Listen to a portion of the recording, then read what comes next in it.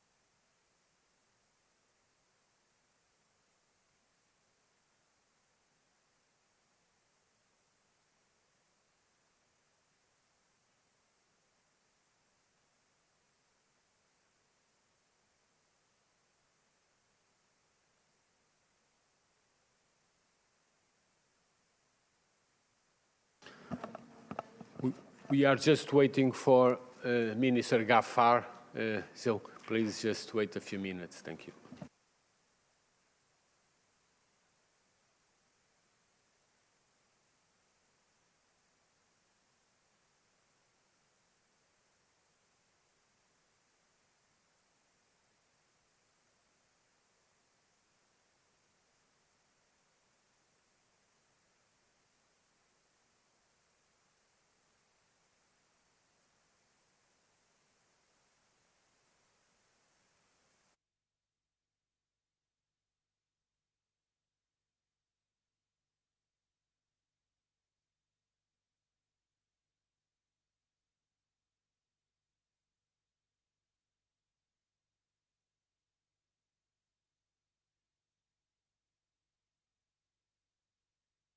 Bonjour à tous. Good morning to everyone.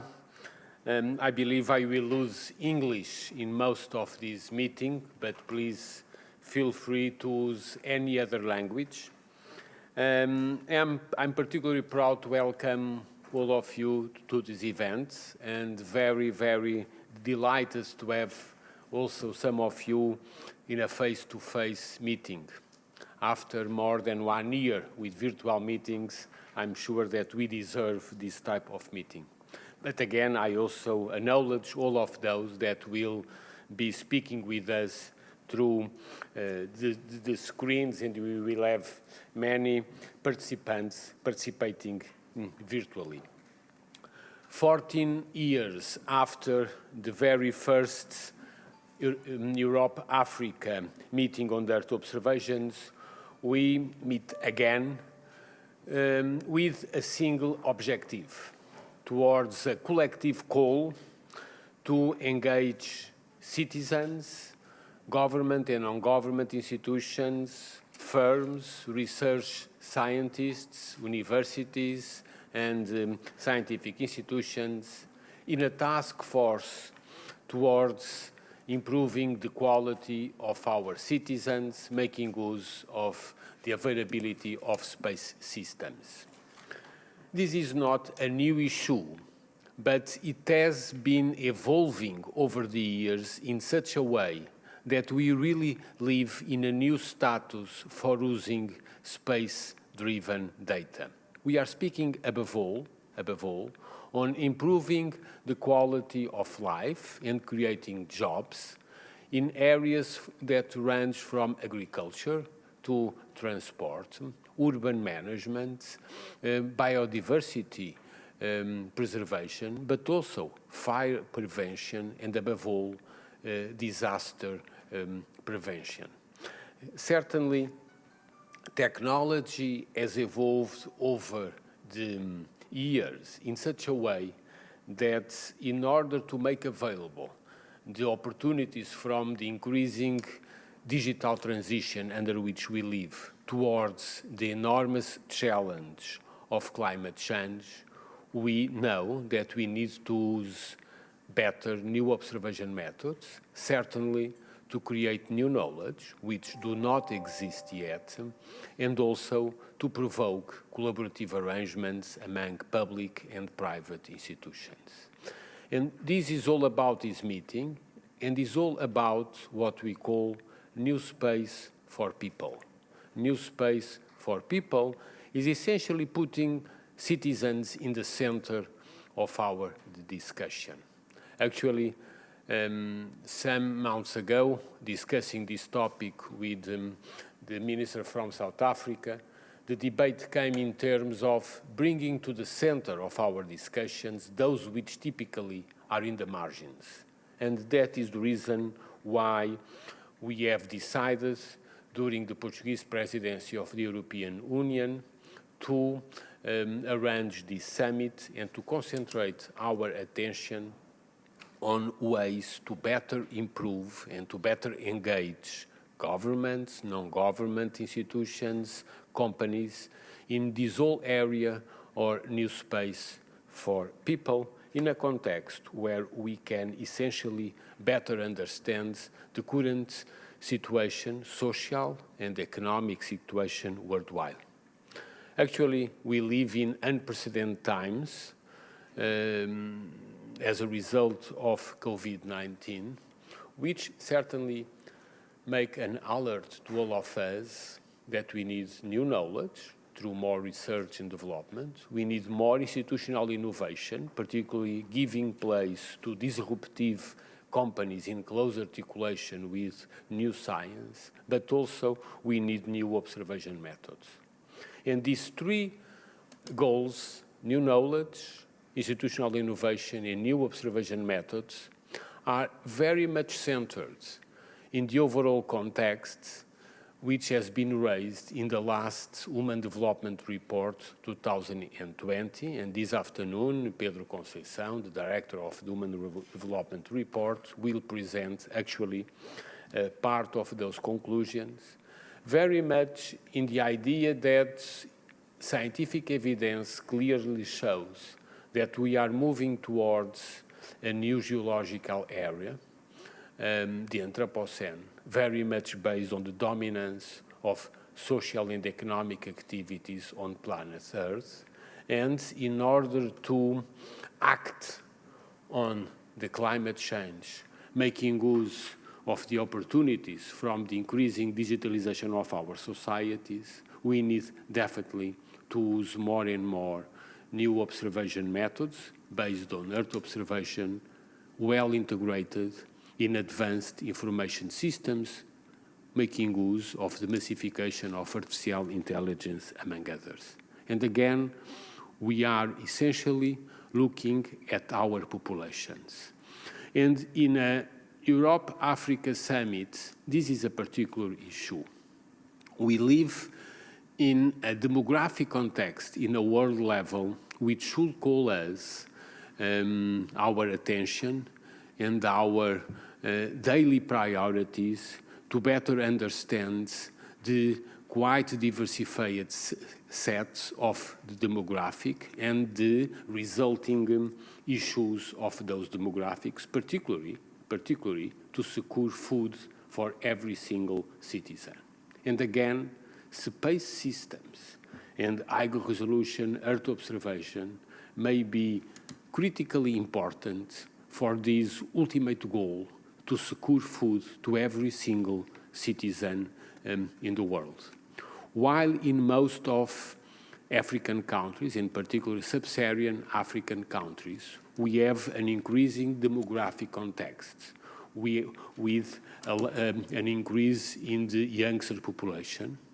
In most European countries, in particular in Southern European countries, we live in an aging society with certainly a demographics which is completely opposite to that observed in sub-Saharan Africa. Again, while in Europe we have a very highly expensive food system and agro-food system, in Africa we have people striving for food.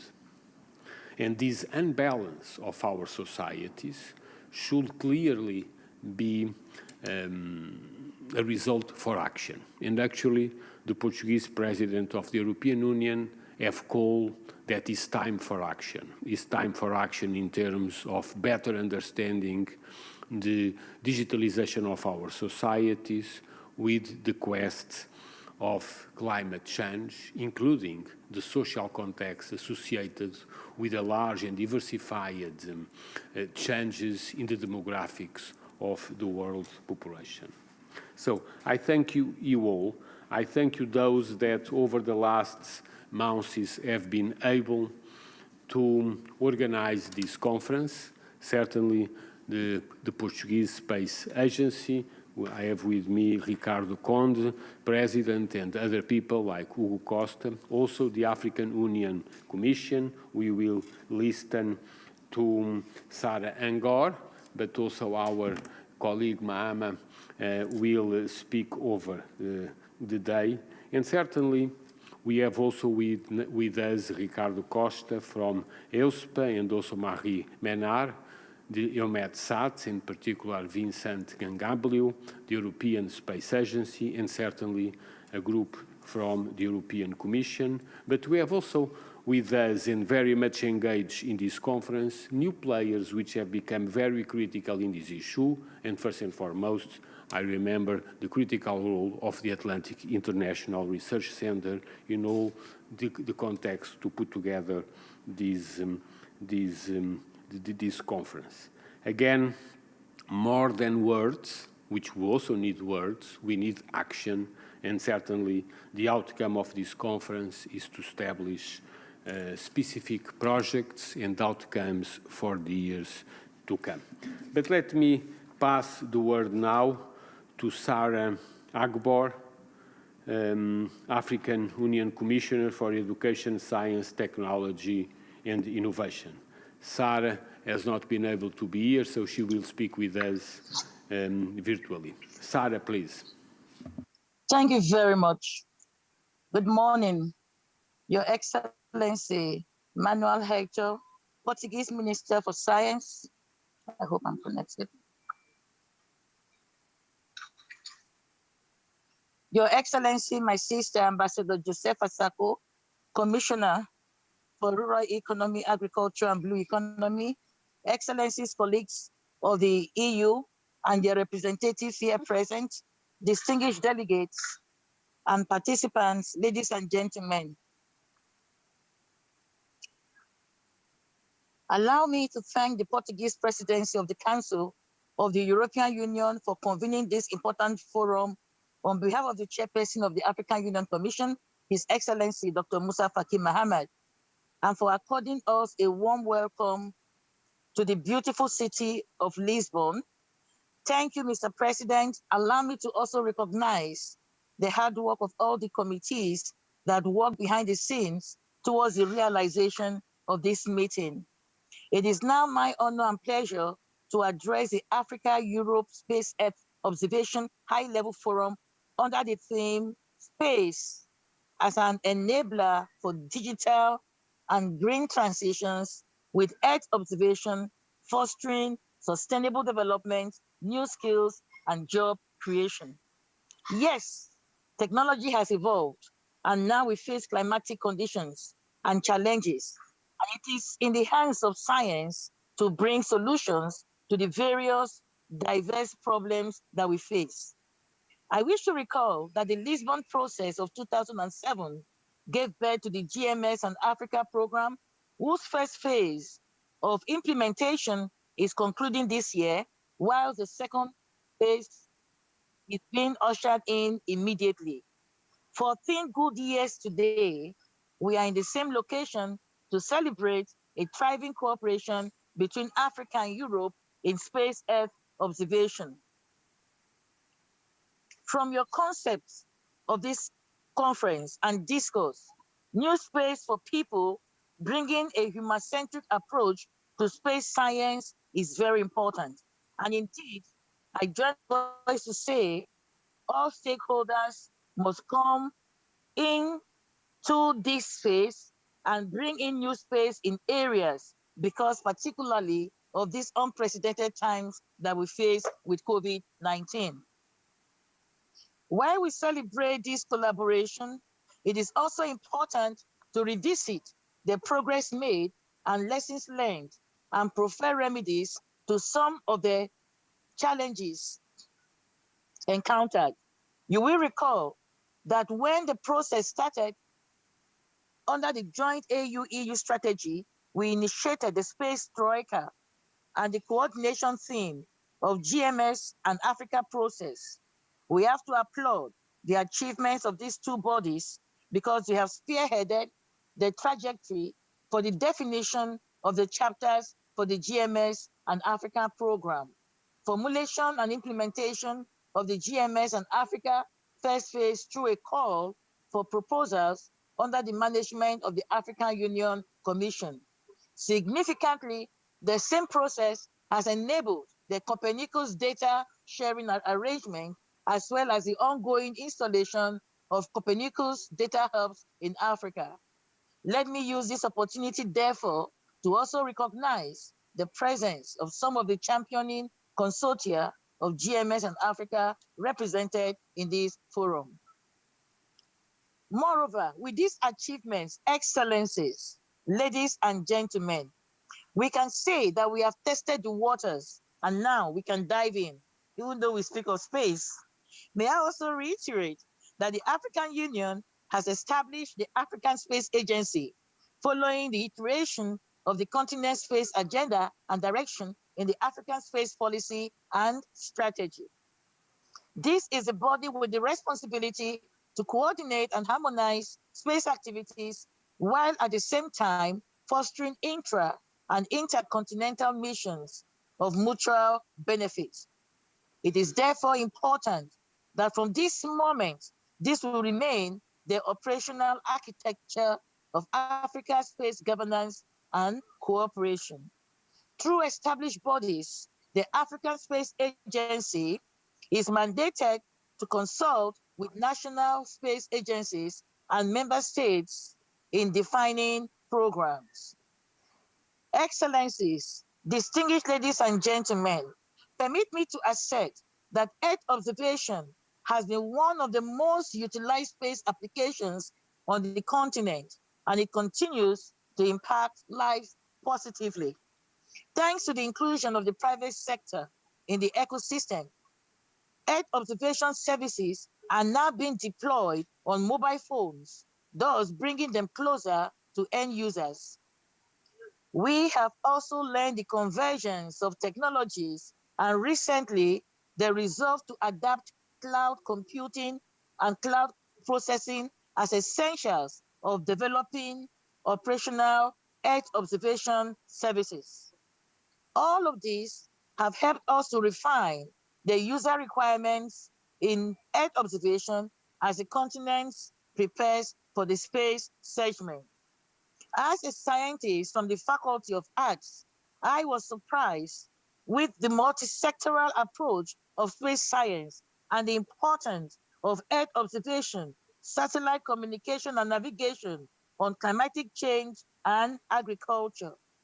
Excellencies, ladies and gentlemen, It is therefore not a mere coincidence that this conference is holding under the theme Space as an enabler for digital and green transitions with Earth observation, fostering sustainable development, new skills, and job creation.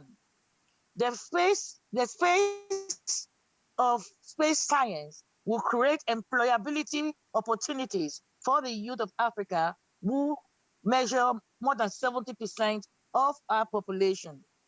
I believe that these digital and green transitions with Earth observation can actually foster sustainable development, particularly in the vision of the African Union Agenda 2063, where we talk about an integrated, prosperous, and peaceful Africa driven by its own competent and skilled citizens able to play in the global arena. The need is obvious for us to take EO and space services in general from the silos of scientific communities and make them available to the general public. In order to realize the sustainable development aspects, we need to make room for the private sector to innovate and simplify all the technical algorithms to generate user-friendly services. That is why we speak about a human-centric approach to space science. I am waiting to learn how many spin-offs will be generated through GMS and Africa's first phase as an affirmation of this statement. I am also excited that one of the objectives here is to foster public and private sector involvement, promoting an Africa-Europe approach to new space for people and engaging non-traditional space sectors. In addition, capacity development, let me hasten to say, is also an important pillar in any EO project because the workforce is dynamic and so is technology. Ultimately, there is always need to update skills with prevailing market requirements. The Africa Agenda 2063 calls for skills revolution in science, technology, and innovation, while the African Space Policy and the African Space Program reiterate the imperative for a critical mass of scientists to drive the African Space Program. Therefore, our capacity development approach must evolve to reflect the futuristic requirements of technology. As we define the next steps, ladies and gentlemen, excellencies, let us not lean towards the traditional ways of capacity building as we have known them. Rather, let us look at the realities and the new norms imposed by the COVID-19 situation. I envision that the private sector will expand and create more jobs and absorb the capacities.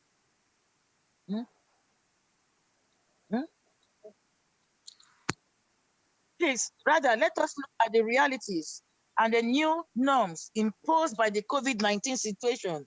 I envision capacities that are being developed.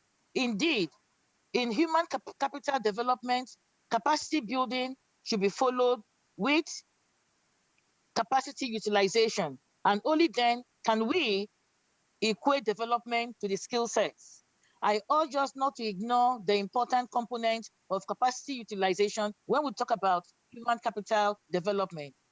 Excellencies, ladies and gentlemen, I am very optimistic that this two-day forum will stimulate very useful discussions amongst our fraternity as we revitalize their conversation on space and its utility for the common good.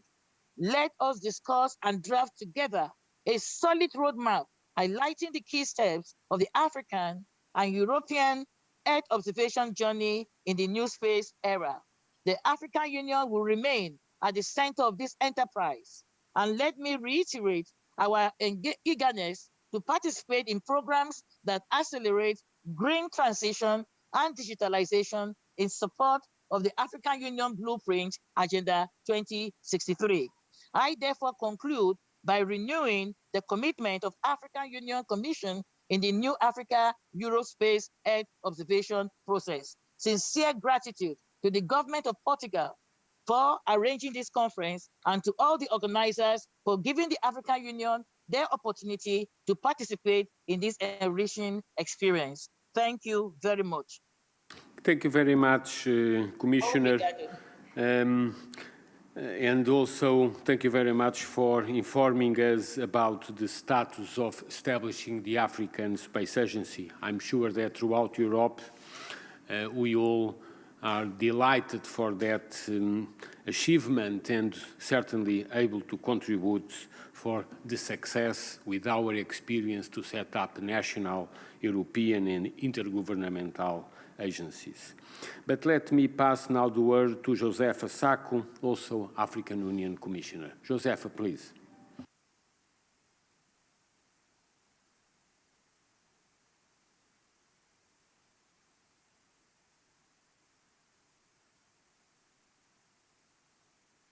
I'm trying to connect myself. Hello. Good. Yes, please, go ahead. Thank you. Thank you, Excellency, Minister, for giving me the floor.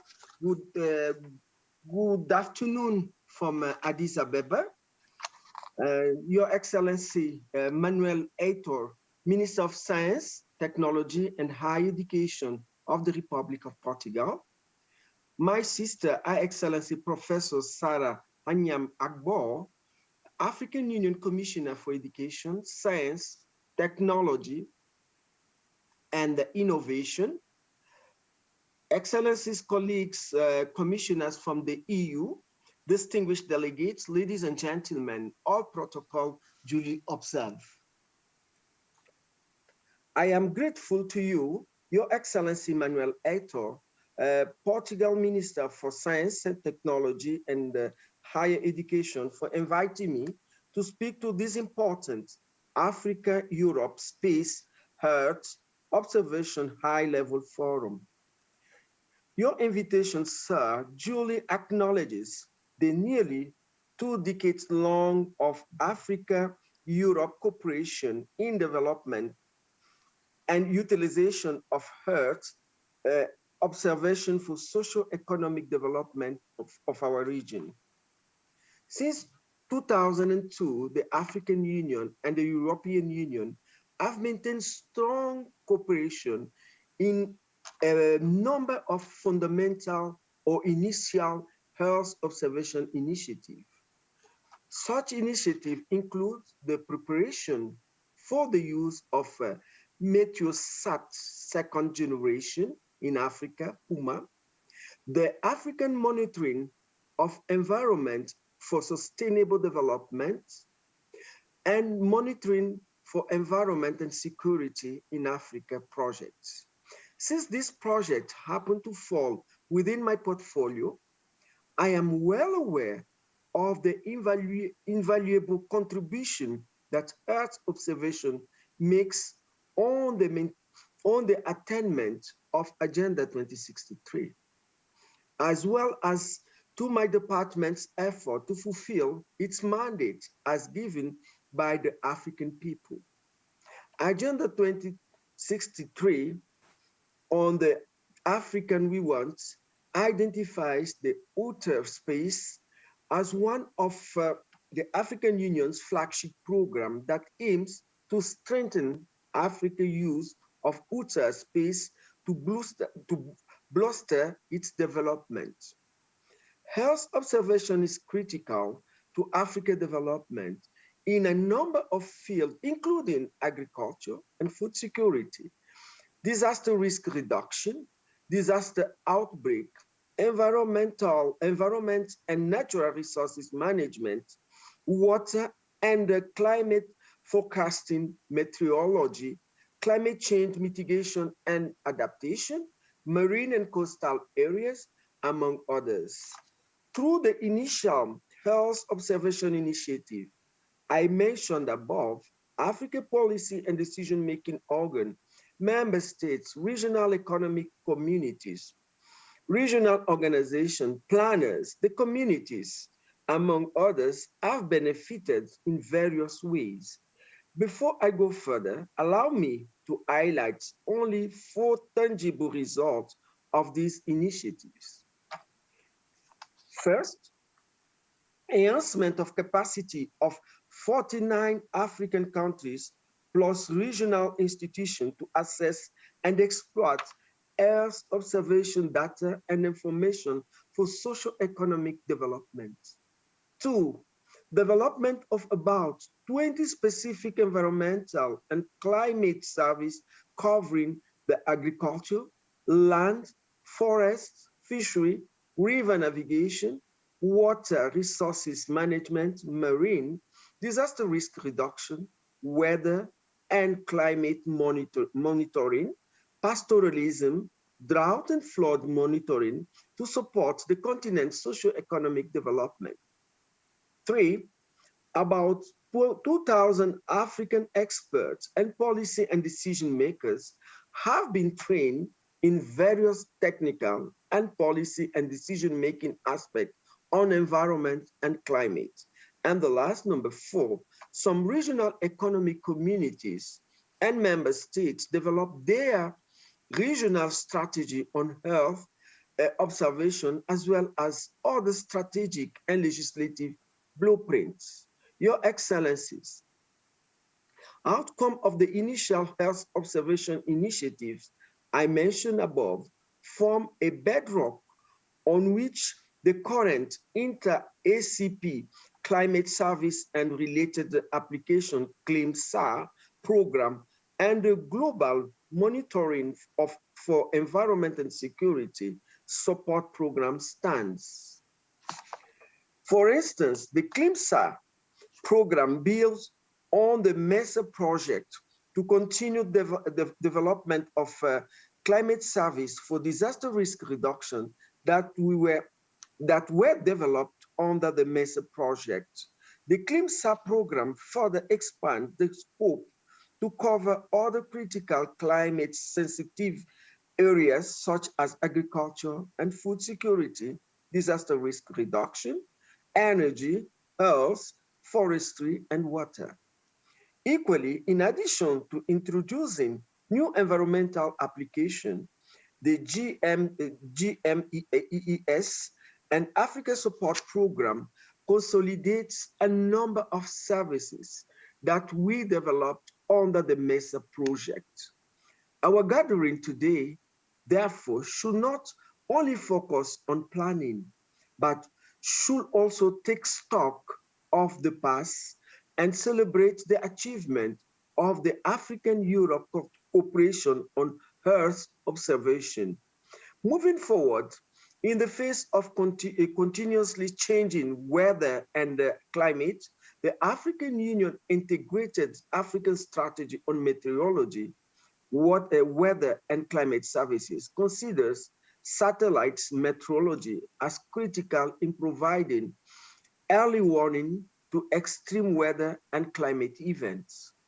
Improving observational networks, data access and processing constitutes one of the 5 strategic pillars of the integrated African strategy on meteorology, weather and climate services. Hence, the Meteosat 3rd generation products are critical to successful implementation of the strategy.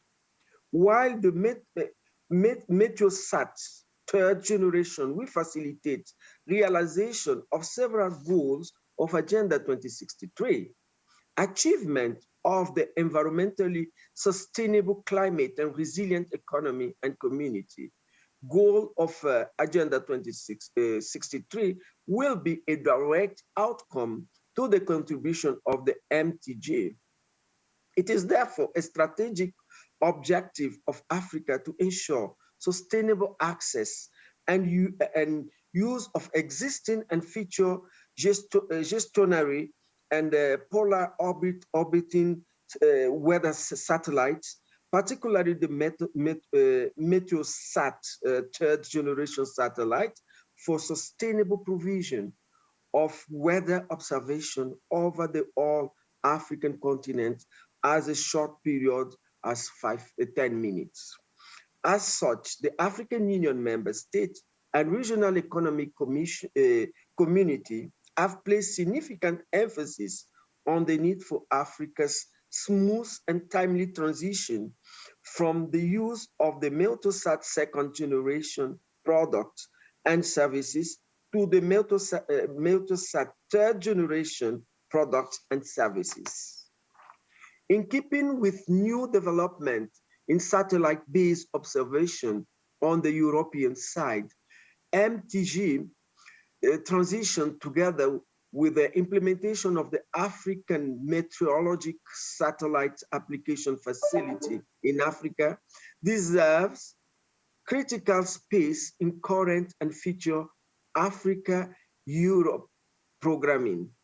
It is my hope that the African-Europe Space Earth Observation High-Level Forum will thoroughly deliberate and consider these critical elements.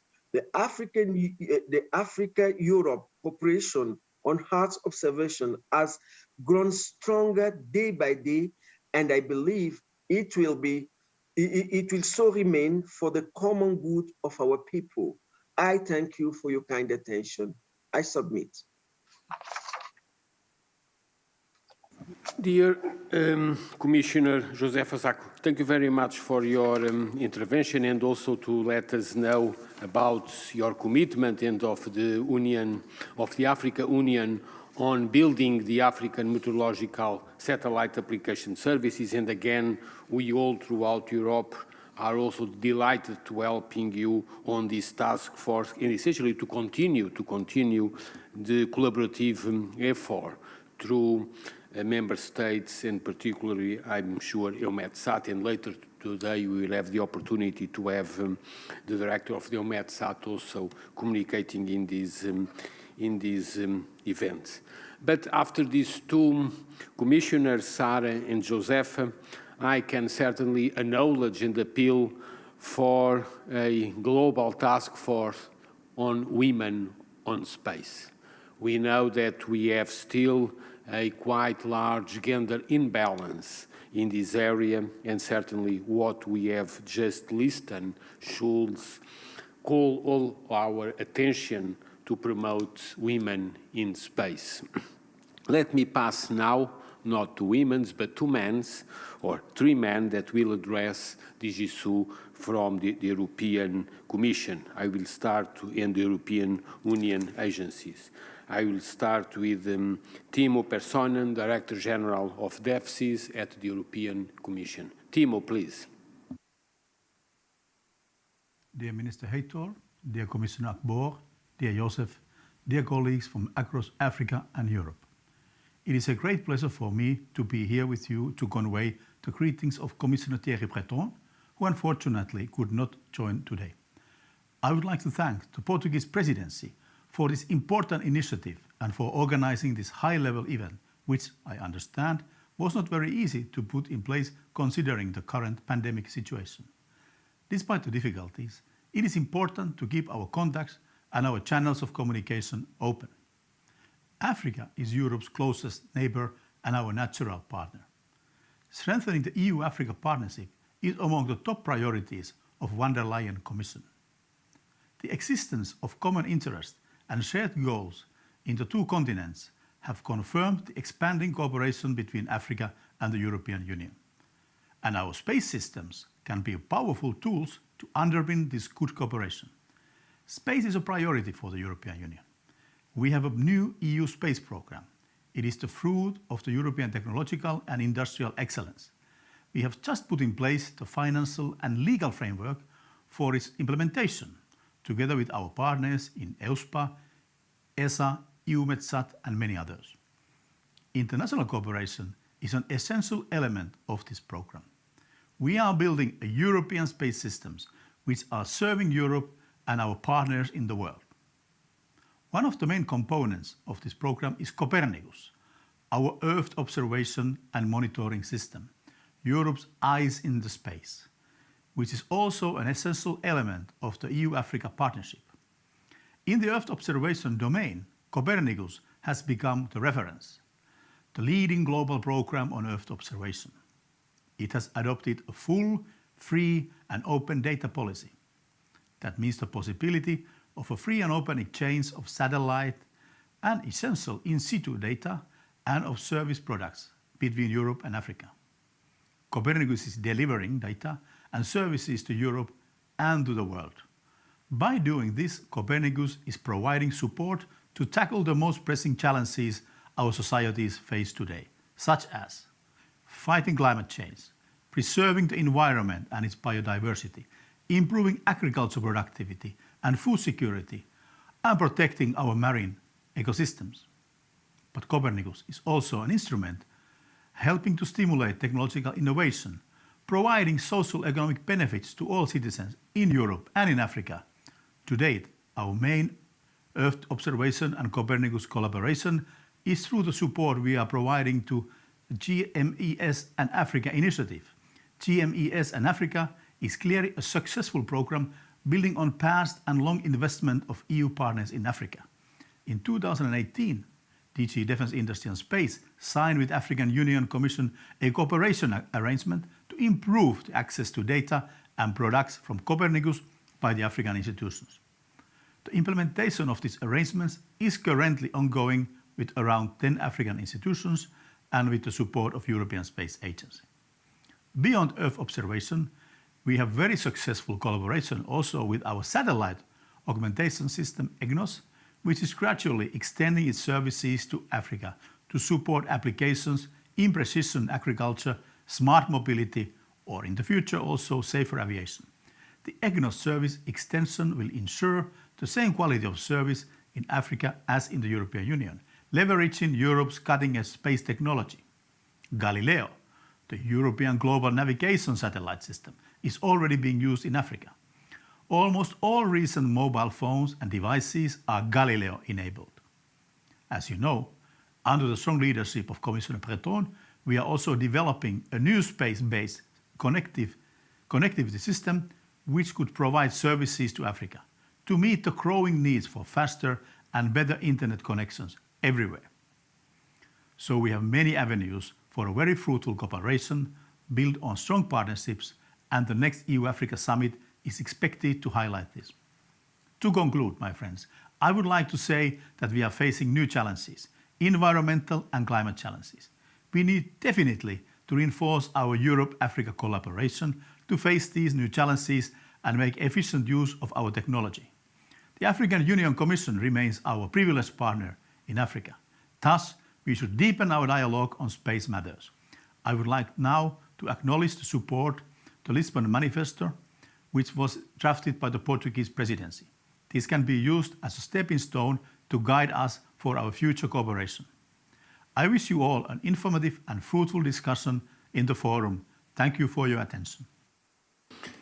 Timo, thank you very much, and also for making us aware again of the unique capacity through Copernicus and Galileo systems, but also to acknowledge the work that was not only ours, but a collective work on building the so-called Lisbon Manifesto on Europe-Africa Earth observation systems.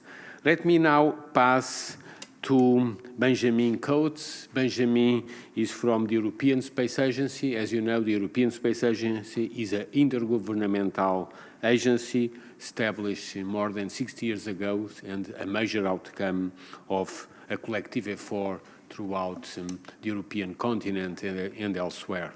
Benjamin, please.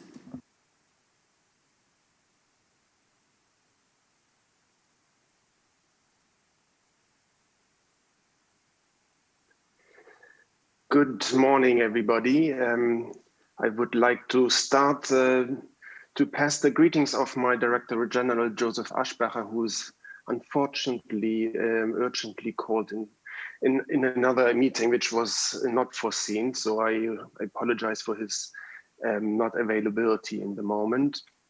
I am trying to cover for him and present our contribution to the Earth observation cooperation with Africa here from the ESA side. My greetings to all excellencies and ministers, the commissioners from the African Union Commission and the European Commission. I hope to look forward to collaborate in the future with you as we have done before. Just a second, I need to.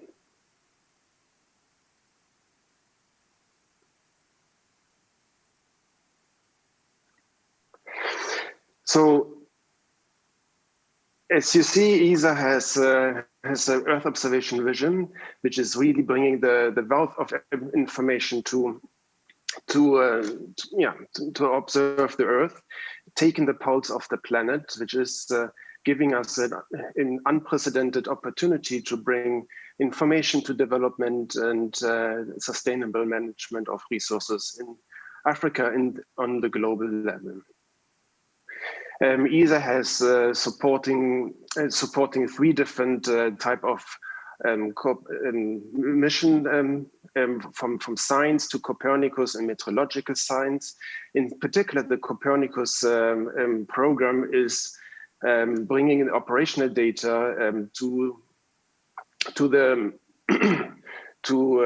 community and bringing information from on a data rate of 250 terabytes daily. We are in particular proud also to bring this information to 6 of the African institutions as part of the Copernicus Data Agreement access in coordination with the African Union Commission. Here you see one example of how Copernicus benefits Africa. You see a continental land cover map constructed from 180,000 Sentinel-2 images at 20-meter resolution. And this has already caused opportunities to, for example, to monitor burned areas, also making decisions on the climate change adaptation part. ESA has a long-term standing cooperation with Africa, starting with the Tiger Initiative in 2002, looking at research cooperation on water resource management. But now that has been, we're starting a new initiative called EU Africa, Earth Observation for African Research, Innovation, Community and Application, which is focusing beyond water resource management, but also into food security, working together with African and European scientists. Finally, we started space and support for international development assistance, which is cooperating with international financial institutions like the World Bank to make sure that this information goes from research to pre-operational products. One more. One example here is how to use Sentinel data sets on the regional level, is to develop irrigation and potential maps. This is supporting a World Bank initiative on the regional level to design and plan the investment on irrigation infrastructure across the Sahel region. Sentinels are already existing. It's already running on a continuous and operational basis. But ESA is already starting to cooperate with the European Commission together to develop further the next generation of Copernicus, bringing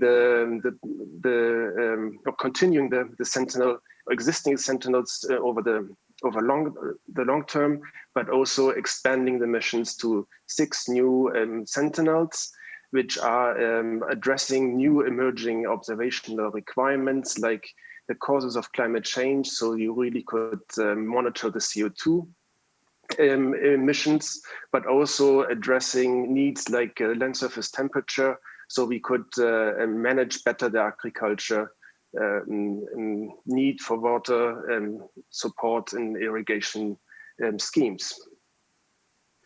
Finally, ESA stands for partnerships. We strongly believe in the power of these partnerships, together with the European Commission, with the African Union Commission, and supporting the GMS in Africa initiative. We fully are committed to support these initiatives. You see here a workshop we have organized together with the African Union Commission in Morocco to bring the power of cloud computing to the continent. We did that together with EUMETSAT and JRC. So this is really about working together hand in hand. And with that, I would like to close and say thanks to all our partners, and we would fully support also the manifesto which will be presented later by Mr. Haytor. Thank you. Benjamin, thank you very much, and also for acknowledge the large, long between the European Space Agency and many African national agencies, but also the continuing collaboration also with the African Union. Certainly, we all are very pleased about this continuous effort through the European Space Agency. We have with us Rodrigo Costa, the director of the new European Agency for the Space Program, and I'm pleased to ask Rodrigo also to address the audience. Rodrigo, please. Thank you very much, and good morning, Minister Manuel Heitor. Good morning, Commissioner Sarah Angborg. Good morning, Commissioner Josefa Sacco. Good morning, ladies and gentlemen. Let me just say very briefly that this event comes absolutely at the right time when we are speaking about the importance of Earth observation, and by the way, of space-based data in general, for the future of our society, of our economy, and of our safety and security, and of course, for the future in the relations between Africa and the European Union. Less than a month ago, the EU Space Program regulation was published. This was already mentioned by Mr. Timo Pesonen. This ambitious regulation brings under one roof the space activities of the European Union and includes Galileo and EGNOS, the EU satellite navigation programs, Copernicus, the European Union Earth Observation Program, and GovSatcom for governmental communications, among others. This regulation created as well our agency, the European Union Agency for the Space Program, building upon the legacy of our predecessor. EUSPA is one of the main implementing actors of the EU space regulation. We are responsible for performant and secured services, but also we have a strong mandate to support innovation, entrepreneurship, and business development for Galileo and EGNOS, of course, but also now for Copernicus and GovSatcom. EU space enables the creation of synergies that multiply benefits in various sectors, such as precision farming or urban planning. Just to give an example, Copernicus can provide soil moist and fertility information. With the accuracy provided by Galileo, farmers can see precisely where the soil is ready, and that results in efficiency and sustainability. At EUSPA, we are a user-driven agency linking space to user needs. And for this, we are working together with the European Union member states, with the European Commission, and with our partners to turn the EU space ambitions into a reality. Thank you. Rodrigo, thank you very much also for calling our attention for the major task force you are engaged in putting together EUSPA. Now we move to the second part of this inaugural session, and actually and I don't disfavor no one, but is probably the most important part of this inaugural session, to give the floor to the youngsters. And essentially, we all know throughout the world that we live in times of change, also in the space domain, particularly by what throughout the world we have been called new space. Essentially is in association with a change in main actors.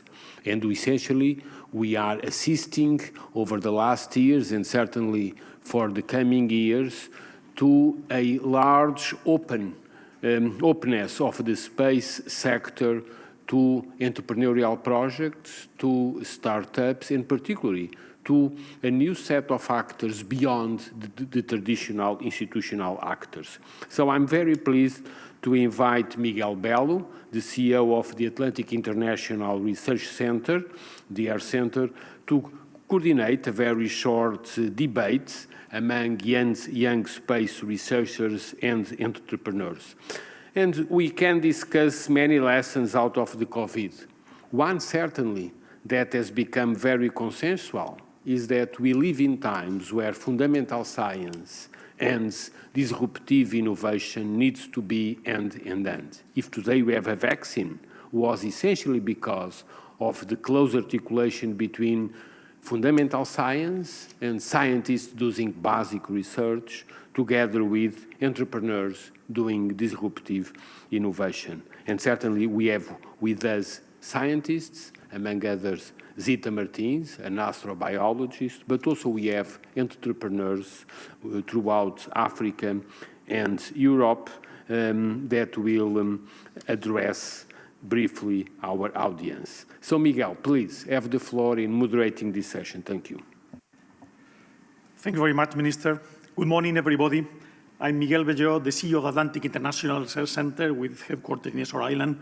And I'm pleased to moderate this session with the young, talented professionals from Europe and Africa, scientists, entrepreneurs, engineers, at this opening session of the Africa-Europe Forum. The debate will have some questions and answers. First of all, I would like to emphasize that from the Earth Center, international organization to develop scientific and technological application in the Atlantic regions to deal with issues like sustainability or climate change, this event is very important because we have countries in Europe and Africa, and because Earth observation from space is the most important tool to understand ocean-space interactions, which are fundamental to deal with all issues like ocean pollution or acidification. But let's go to the debate. Our first panelist is Rania Toukebri. He's from Tunisia. Rania is a space engineer, specialized in spacecraft design and a space strategy consultant. Worked for several ESA projects for Earth observation, space exploration, and planetary defense. She's UNOSA Space for Women mentor and regional coordinator for Africa in the Space Generation Advisory Committee. She's CTO and co-founder of the African company ONA Space. She's also a platform engineer and entrepreneur and work with the European Commission as external expert. Rania, I have two questions for you. What concrete steps do you think are the more reliable in terms of the Europe-Africa cooperation for the development of Earth observation programs, and how the binomial space industry and academy in international cooperation has been established in Africa, and what is the role of the youth on this? Please, Rania. Thank you so much. And I would like to thank you for the invitation to this forum.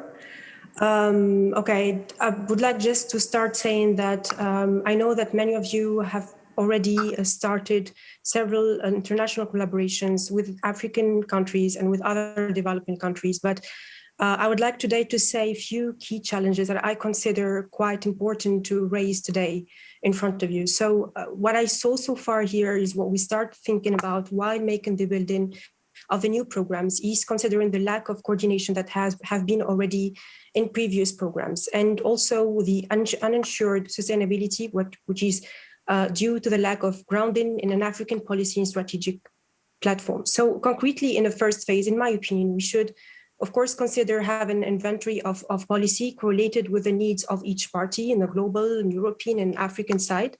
So over here, maybe I'm going to concentrate a little bit more on the African side. So we do need probably to make more action plans, more concrete action plans, and having a better focus on the priority areas. So of course, here I have heard a lot today talking about the food security, the environmental challenges, the sustainable development goals, the water initiatives, and the conflict prevention, and so on. Again, still for on the needs. So we all talk in the African Commission, we on African countries as well, we all talk about the lack of governance in Africa.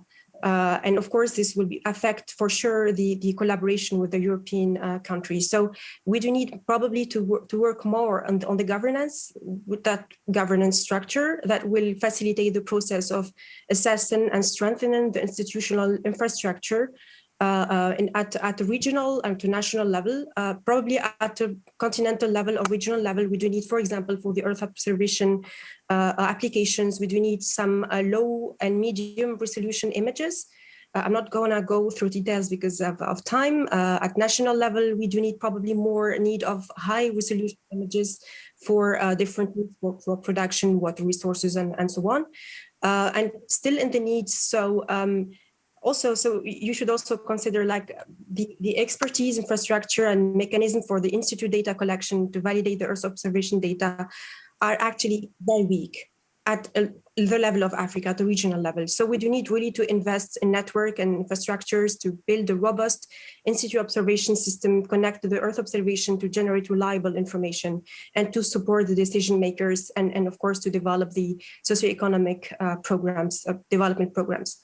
I'm just try to say quickly what should be the next steps. In my opinion, we should of course define the communities that should take benefit from these programs. We should of course define the different gaps between the European culture, European programs, and the African programs, and this should be actually through the agreements with relevant data providers. And operational and sustainable provision access to the information, which is a very critical side.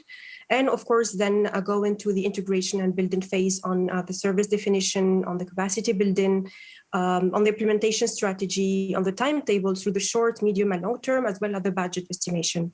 So that should be, in my opinion, the most important part for the building of the cooperation between Europe and Africa. The role of industry academia. So again, here I'm going to raise an important challenge, an important problem. So in my opinion, several international collaboration programs have not been well exploited for the benefits of African countries. Here I'm going to talk about my country, Tunisia. So there has been a lot of universities research in general, not only for space, and human capacities that are kind of transferred to the European countries, thanks to the collaboration that we already have together. And here we are just collaborating to build an already mature market, which is the European market. So, and here, for example, we are still in the problem of having still a raw space market. We are not really supporting the African countries as we should do, or at least not enough. So here, of course, we should create a strategic partnership to develop the local ecosystem in the African countries. And of course, here for just supporting this academia industry, we consider a lot the youth, since youth is 60% of the population, and it should take part of these actions. So here, for example, we should encourage the dual university industry teams through the grants and through the internships and so on. And there is a lot of organizations that try to support this. And SJC, Space Generation Advisory Council, is trying to do this role to bring everyone in one table and to try to communicate with the industry and academia and try to provide the network between all these members. And of course, still we should concentrate a lot about the reducing the intellectual barriers between the universities and SMEs, still talking about the industry academia collaboration, and here improving the communication links and generating the resources development. Again, for the 5 next years or 10 next years, we should have a scope of user-driven and long-term vision in terms of facilitating and a collaboration to evolve and innovate the Earth observation applications for with Africans, for Africans to develop the local market, which is actually a big challenge in my opinion right now. And of course here, we do need to focus more on testing experimental techniques and new data resources and so on. So that's, in my opinion, what we should continue doing. Thank you very much, Rania. Thank you very much for remark this need of higher resolution data. Thank you very much also to draft our potential roadmap for the future. Our next speaker is Elias Tenuti. He's here with us presentially. He's from Morocco. Elias is a space system engineer with a degree in aerospace from the University of Manchester and a Master of Science for the International Space University. He currently works as product owner for Lean Space and is regional coordinator for the Space Generation Advisory Council, as well as Africa's ambassador for the International Space University. Elias, the question for you is, what programs could be implemented to involve the African youth diaspora in Europe in the short and long-term space industry capacity building? And how can the African youth help break down the barriers between the illiterate population in the continent and the wish to raise awareness on the benefits of Earth observation on their daily lives? Hello, everyone, and thank you, Miguel, for the 2 questions. So before I jump into which specific programs could be implemented in order to tackle this, I would like to recall the definition of the African Union for what diaspora is, which is any people of African origins who are living outside of the continent and who are willing to contribute to the development of the continent and the African Union. And I think this second part is the one that is very important, and where we should not only invite these people to take part of this development, but also actively encourage them to do so and engage on this activity. And I think this is especially relevant on the space industry because it's a very high-end technology industry, one which requires very long times for developing a skilled workforce for capacity building. And we need any sort of bridges for transfer of technology we need to use any ones that we can. And the diaspora in Europe can play a key role on this. All African countries could shorten their roadmaps towards developing space industry in their countries if they somehow include the European diaspora into their mainstream activities. But we need to create incentives that make it attractive for the diaspora to join academia, public positions, industry positions, and so on. And I believe one such program could be perhaps one where the diaspora in Europe, or the African diaspora living in Europe, is used as a mediator, but also as a catalyst in the relationships between Europe and Africa in the development of the space industry. And perhaps Portugal, the Air Center, and the Portuguese Space Agency could take the lead on this from the European side, which I guess they have done kind of today by inviting us. Also, other sorts of programs where I would love to see the youth diaspora being involved are the Pan-African University Initiative, also the virtual one, in fact, more the second than the first one, given the constraints of traveling in Africa. A third thing that I would really like to see is programs that bring together the youth, the diaspora youth in Europe with the youth living within the continent.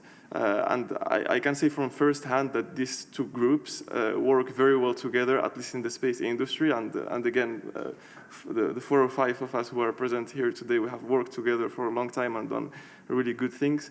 And I believe if we have institutional support, we could take some of the activities that we're doing to the next level. And in general, I believe that the space is sort of both a seed and the catalyst to take the full potential of the youth in Africa, and it's quite key to make sure that the African youth, which also again represents most of the population, works together from the very beginning so in a way to strengthen the bonds of solidarity between all Africans and do good work in the development of the continent. And regarding the second question, so of course, aside from being a very capital-intensive industry, it's also one which somehow its implications are embedded at all societal levels. So we have to be very inclusive on our way of raising awareness in terms of space, and we cannot leave any communities.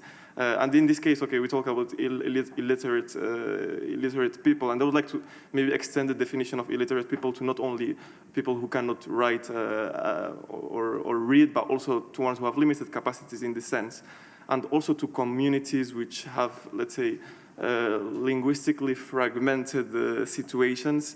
And this is relevant for space because space is let's say, sometimes most of the information is found on just a few languages. So it's important that some work is done on this terrain as well.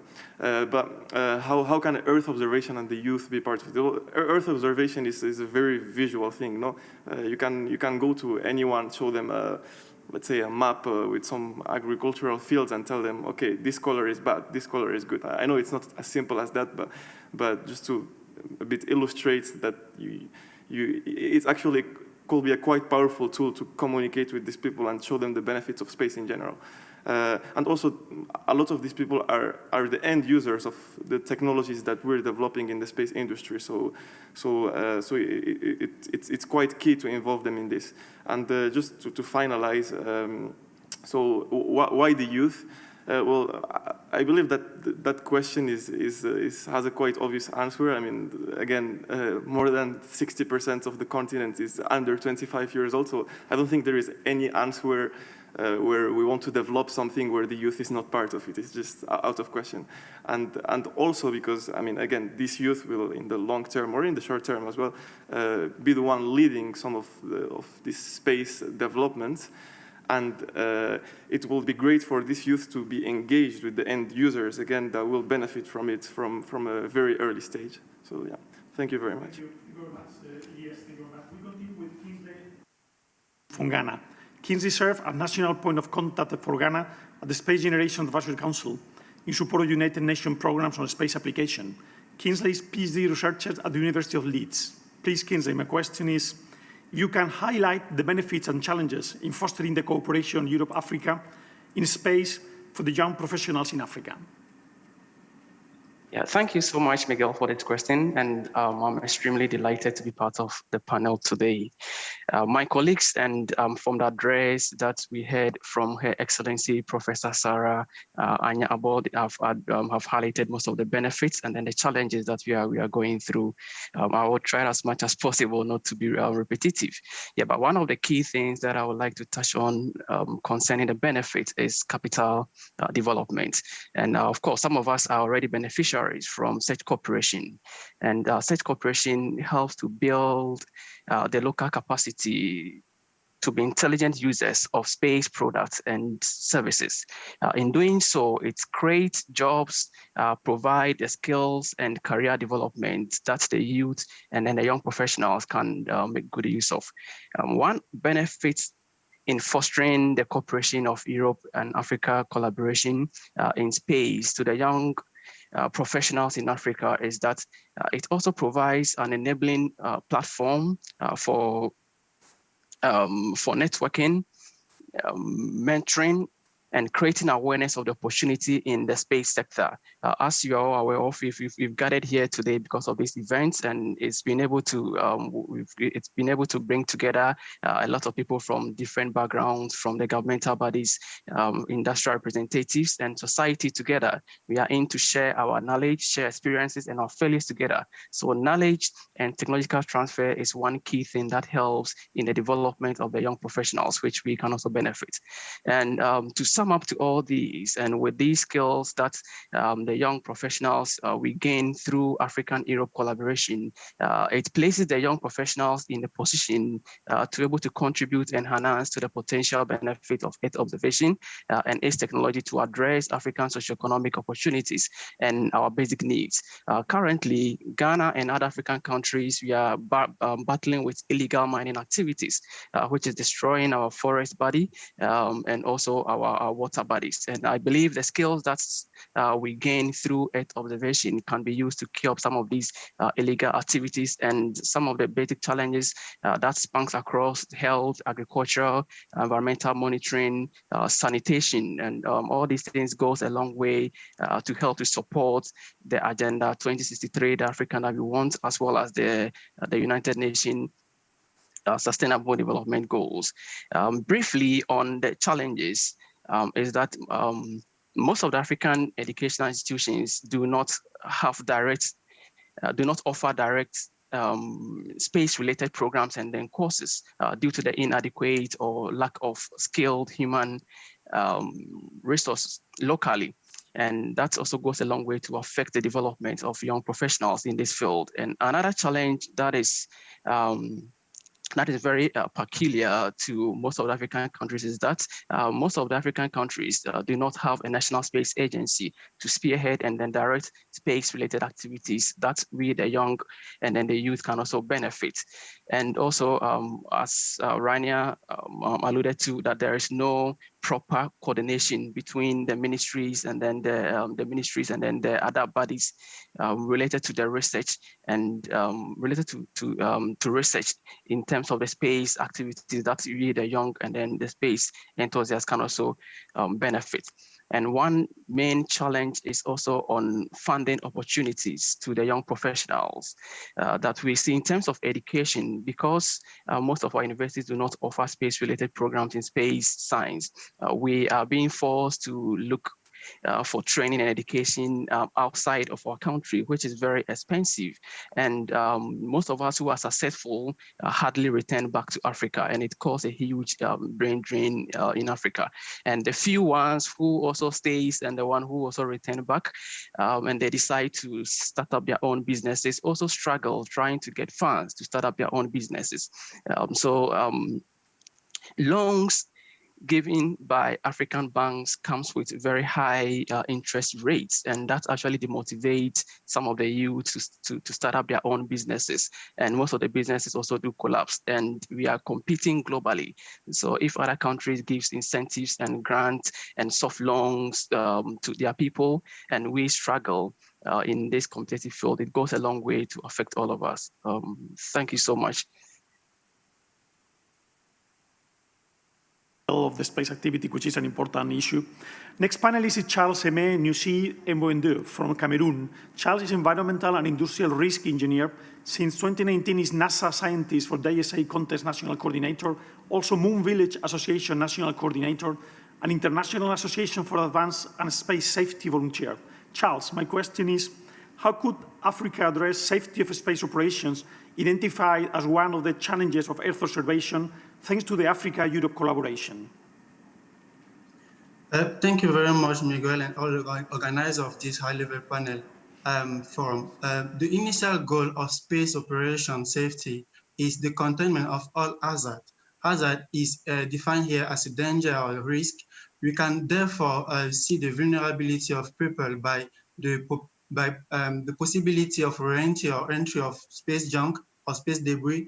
We can also underline failure during local or regional initiatives to launch a spacecraft for Earth observation purpose.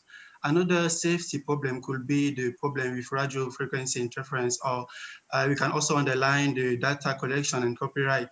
So we know that guidelines address safety of space operation and recommend to improve accuracy of orbital data.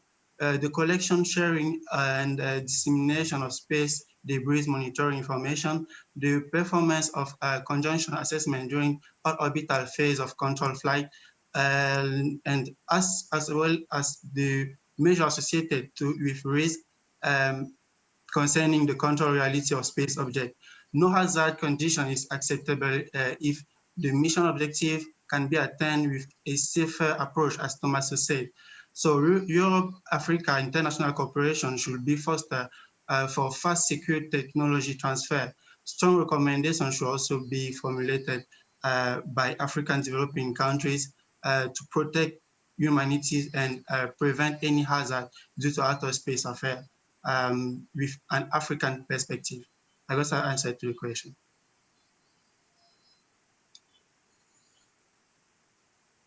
Helen Ebruka from Nigeria. Nelly was listed as one of the top 10 under 30 young innovators contributing to growth of the African space industry. She is the West African coordinator of the Moon Village Association and national point of contact of the Space Generation Advisory Council to Nigeria. Nelly, my question is, what are the strategies that should be adopted to ensure sustainable youth involvement in participation in the Europe-Africa collaboration on space?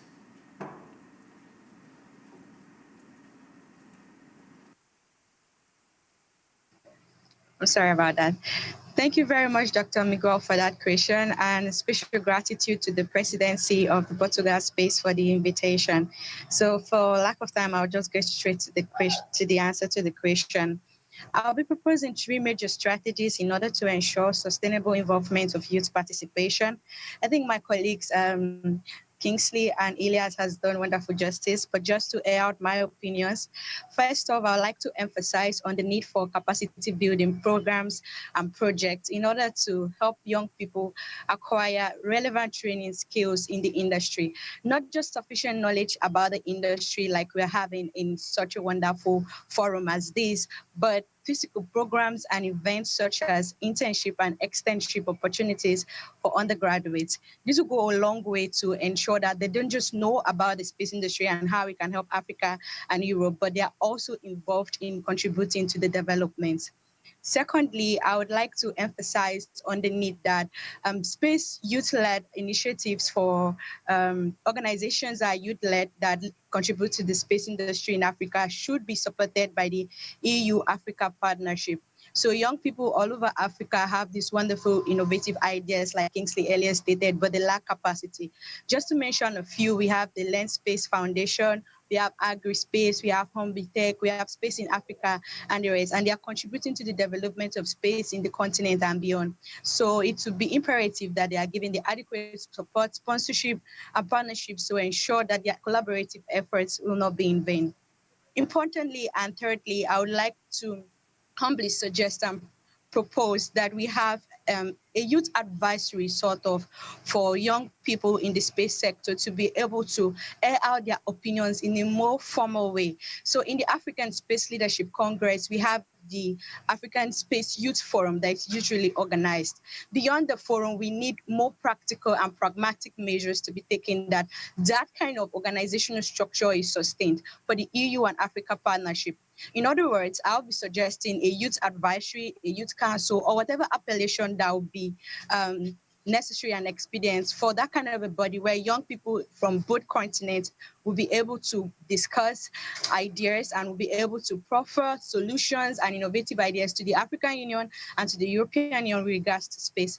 This way, they would not just be involved in contributing technically, but also politically, legally, socially, and in other different ways. And finally, I would be proposing that no young women should be encouraged in the space sector. This cannot be overemphasized. So in Africa, we have a dearth of young women that are really active in the space industry. So as we carry young people along, we should pay particular focus and attention to young women in the space sector and also support them. Finally, and I want to just appreciate you again for the wonderful session. I hope that my contributions are worth it. Thank you. This mention to the potential advisory body, and also to mention this presence of women in space, which was already addressed by the Minister Manuel Heitor. Next speaker is from Portugal, it's Cita Martins. Cita is a very prestigious astrobiologist, co-director of MIT Portugal collaboration program with US, and professor and researcher at Instituto Superior Técnico. Cita, as prominent scientist, how can we foster the collaboration between African and European research centers in space and in Earth observation in particular? Thank you, Miguel, for the question. I think the scientific community is already doing that in a non-official way. It's very easy for scientists to establish research collaborations. So science diplomacy is already playing a major role in knowledge transfer between Europe and Africa.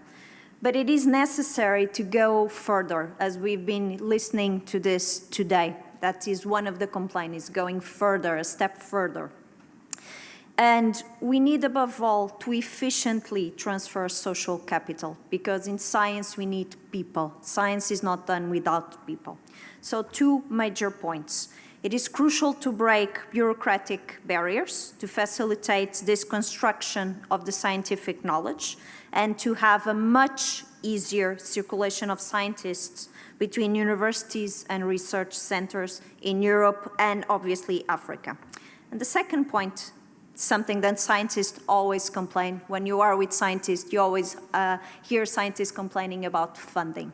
So to start with, seed funding is fundamental, But then, obviously, we need funding for much bigger projects involving universities, research centers, and let's not forget industry.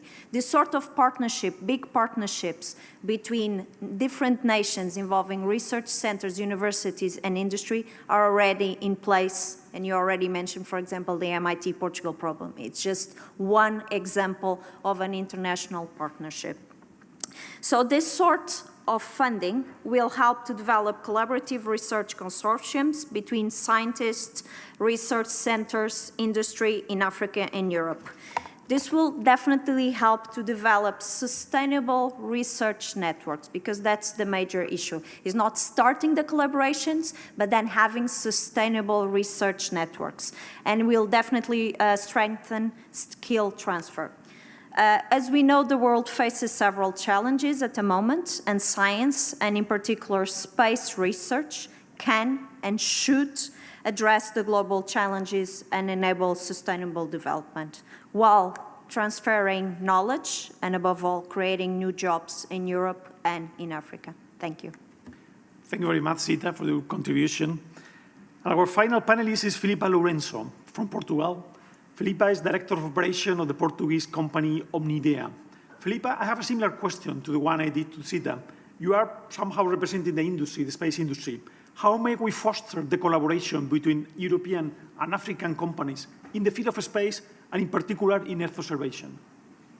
Thank you, Miguel. Thank you for the invitation to be here today.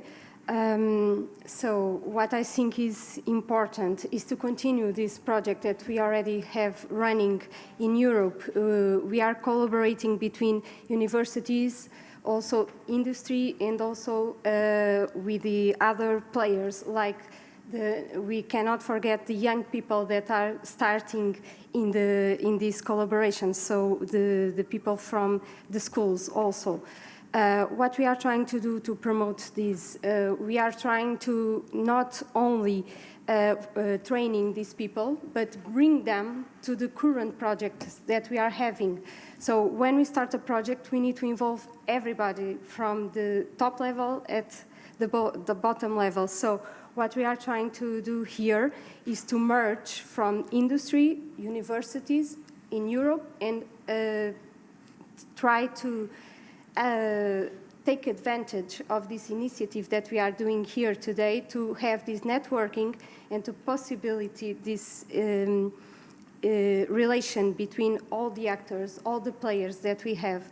So it's important for us to have this networking and to understand what are the capabilities that we have apart from Europe, what we can bring to these initiatives, how many people we can join, and how many people we can have with us implementing this new vision, not only for Earth observation, but for all the space sectors that we are aimed to deal with. So from this point of view, I think it's important to give you the idea that in Portugal, we are having now these strong collaborations, and we are aiming to have these possibilities to bring new players and joining us for these new initiatives like the Atlantic satellite initiatives that we are having here today. So thank you, Miguel, for this opportunity. Well, thank you, Filipa, for providing the view of the space industry in this debate. The time is over for this debate. I would like to thank very much for the future of the collaboration Africa-Europe in Earth observation. Thank you very much for your brilliant exposition. Thanks. Miguel, thank you very much for sharing this and for arranging such a high level of young entrepreneurs and scientists to address our audience, particularly pleased to listen to them all over Africa and Europe, and essentially to better understand how need we to give floor to all these people. We are late in time, as most of the times in this meeting, so I will ask those reporting on the last days to do that in the afternoon, just before the closing session. So I will ask Eumetsat, Gemez, and the Portugal Space Agency, Carolina Sal, Meshach, and Mimi to speak in the afternoon, and we move straight forward to to our session 2. And before listening to our institutional leaders, I will ask Martina Iriama, the State Secretary for Education Research in Switzerland, and then Minister Ghaffar from Egypt to address the audience, and then we move back to the institutional leaders. Martina, the floor is yours. Thank you very much. Minister Hayter, dear Manuel, Ministers, Excellencies, ladies and gentlemen. It is a distinct pleasure to be here today and join you during this discussion. Our common challenges are manifold and include, amongst others, such questions as climate change, land use, food security, or water resources. We fully recognize and underline the value Earth observation systems bring to address these challenges and to support the sustainable development of our societies. The initiatives of the European Space Agency, of EUMETSAT, and of the European Union, as well as of their respective member states in the domain of Earth observation, provide us all with powerful tools. Switzerland has contributed to these achievements and continues to do so through its investments in the respective ESA and EUMETSAT Earth observation programs. But how can we go beyond solving challenges and accelerate opportunity creation? How can we enable governments, entrepreneurs, as well as universities and researchers to transform local challenges into global opportunities? Today's state-of-the-art Earth observation systems deliver a vast amount of data on various aspects globally and on a regular basis. At the same time, innovative technologies to analyze such big data are available and continuously being developed further. The question thus arises, how can we reduce entry barriers for potential users by making data and knowledge easily and widely available?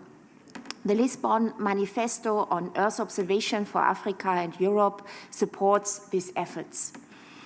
A first enabling pillar is a continuous, full and open access to Earth observation data. The Group on Earth Observation, Mexico City Ministerial Declaration of 2015, has been a milestone towards a stable, long-term access to data. A second enabling pillar is to make results of scientific research readily available by continuing to work towards open access to scientific publications.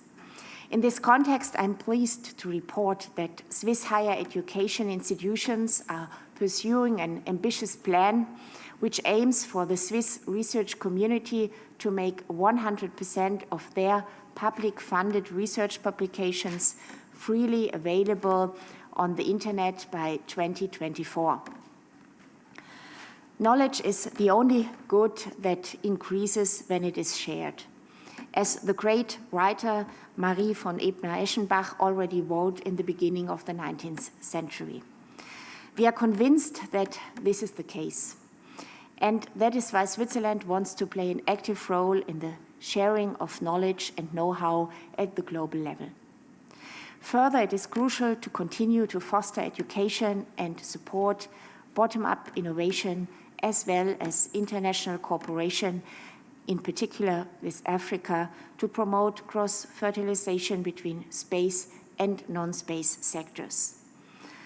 I'm grateful for today's debate, look forward to listen to your enabling pillars, which will help me to obtain further insight into where the challenges and opportunities lie.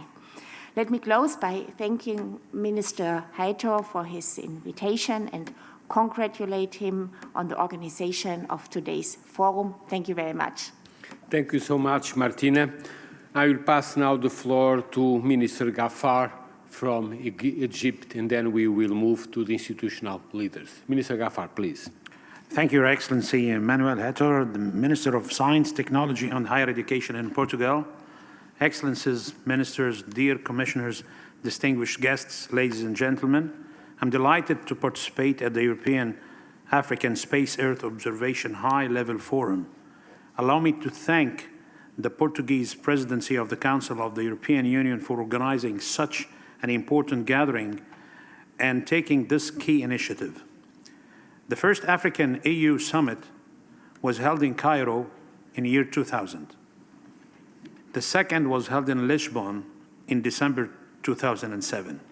And here we are again in the beautiful city of Lisbon, the Queen of the Sea and the City of the Seven Hills. After 21 years, we only met for 3 times. We need to energize our African cooperation and certainly our African-European relationship in space technology.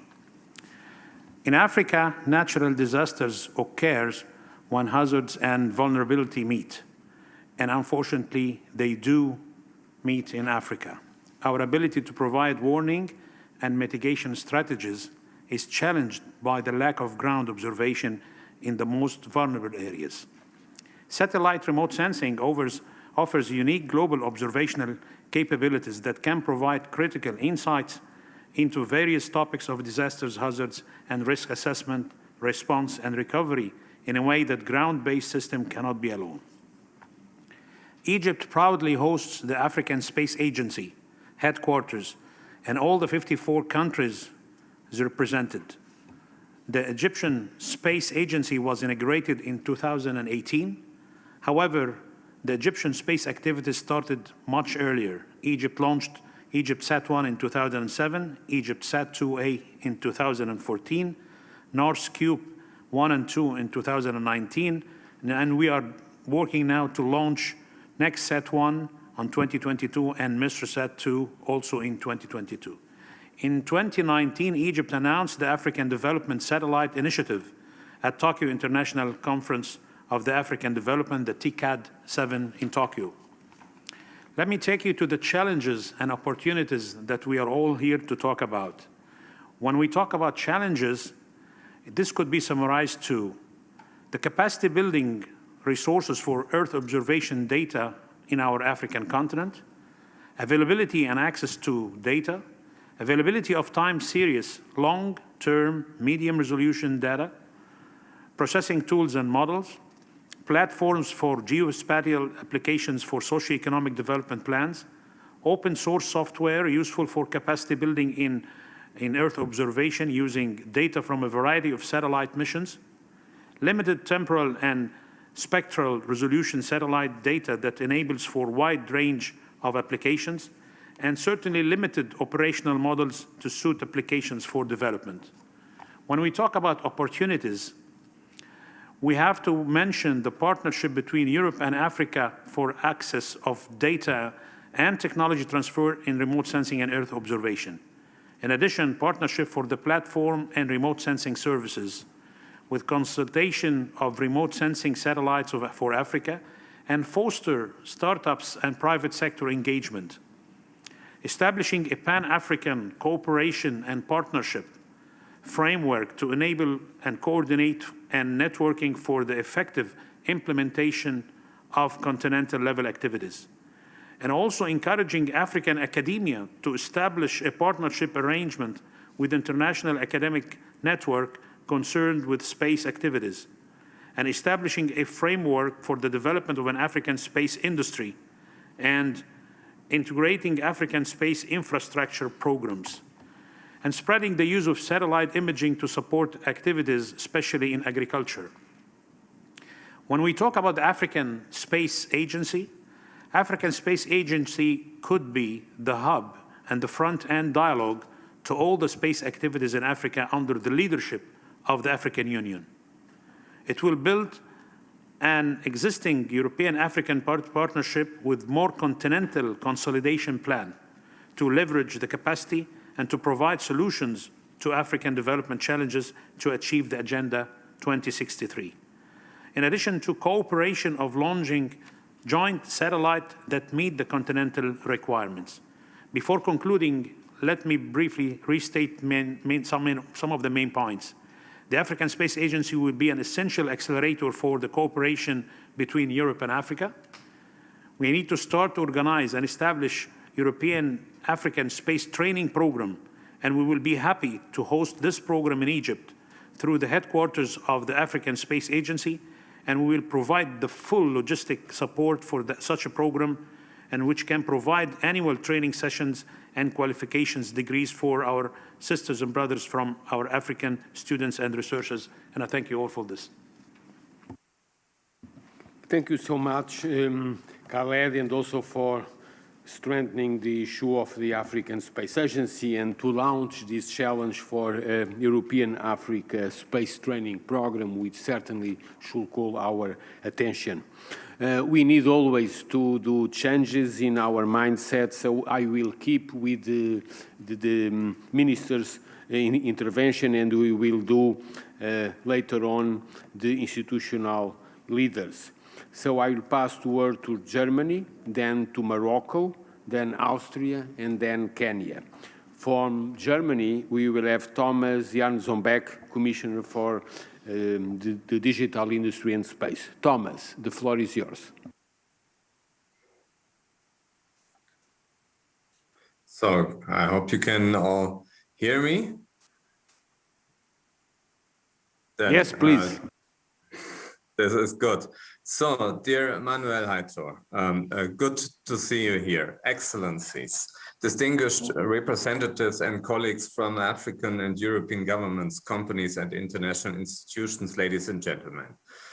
It's a huge pleasure for me to discuss here today with you about the African-European cooperation in space, and more specifically in Earth observation. And whenever I'm being asked in my home country, what is the use of space? I always tell them, look, Earth observation is a key technology. We would not understand anything about climate change without having all these satellites bringing us information. And it helps us in disaster recovery and for resilience. And therefore, Earth observation is a very focused topic of the German space policy now for decades. Our Earth observation activities are implemented in our national program for space and innovation through ESA, EUMETSAT, the EU space program, and I want to stress here Copernicus as I believe a very good system with an open data policy, which makes it possible to use all the data from Copernicus all over the world. And we have international cooperation on that. I would like to start by presenting a very practical and recent example of such collaboration. A few weeks ago, we were approached by the Rwandan government to collaborate in the framework of the establishment of the new Rwanda Space Agency. Our space agency at the DLR and the Rwanda Space Agency held first workshops with a focus on Earth observation. But then the eruption of the volcano Nyiragongo on the 23rd of May, very close to the border of Rwanda, urgently required attention. Together, we could establish Rwanda's immediate access to satellite imagery provided by the International Charter of Space and Major Disasters. This now enables the Rwanda Space Agency to deliver rapid mapping products to support emergency operations in the country. Just one good example of the importance of and good cooperation in Earth observation. The GMES and Africa program is a central program of European-African cooperation in Earth observation. In my view, we should also work more closely with the private sector in Europe and Africa, e.g. through European-African B2B training programs. Also, the ESA Global Development Assistance Program is a promising approach that involves partnerships with international development banks such as the World Bank. I would also like to mention the UN SPIDER program, whose mandate is to introduce space-based information to support disaster management, as I already described before by example. UN SPIDER, in particular via its office in Bonn, also has a specific focus on Africa. To summarize, I would like to end with 3 key points. The first point is, close and deep cooperation in Earth observation with Africa is in our vital interest and we should deepen it. The second point is more engagement of the private sector in Europe and Africa is needed. And the third point, Earth observation needs to be a part of sustainable development programs of the technical and financial cooperation agencies. Thank you very much for your attention. Thank you very much, Thomas, and also to review ongoing activities. So I will move to Morocco, then Austria, and then Kenya. And from Morocco, I'm very pleased to introduce Sadia Mazizi, Minister for the National Education, Professional Training and Scientific Research. Said, please. Merci. Merci, Monsieur le Ministre, cher Manuel Heitor, pour l'invitation à ce forum. Excellences, Mesdames et Messieurs les ministres, honorable assistance. C'est pour moi un réel plaisir de prendre part à ce forum Afrique-Europe pour échanger et débattre de cet important sujet qu'est l'observation de la Terre depuis l'espace et qui met la recherche et l'innovation au service du développement durable. Je profite de cette occasion pour souligner l'importance centrale que revêt la coopération entre l'Afrique et l'Europe dans de nombreux domaines de la recherche et de l'innovation, tous basés sur nos valeurs partagées, sur nos intérêts communs et sur nos impératifs politiques. Je tiens également à saluer le rôle essentiel de ce dialogue de haut niveau entre l'Afrique et l'Europe en tant que plateforme d'échange sur notre politique commune pour faire face aux défis tant environnementaux que socio-économiques qui se posent à nos deux continents. Le forum d'aujourd'hui constitue en fait pour nous tous une belle opportunité pour faire un point sur les progrès réalisés depuis la déclaration de Lisbonne adoptée lors du sommet de l'Union européenne-Afrique en 2007 et pour s'accorder sur de nouvelles actions à entreprendre en réponse à nos besoins communs. Pour pouvoir atteindre les objectifs de développement en Afrique, en parfaite concordance avec les aspirations de l'agenda Afrique 2063, il est plus que nécessaire aujourd'hui de faire appel à des modèles de développement où les décisions sont conduites par des données massives provenant du terrain et portant aussi bien sur les ressources naturelles que sur leur dynamique d'évolution, que sur l'analyse des changements climatiques et leur impact.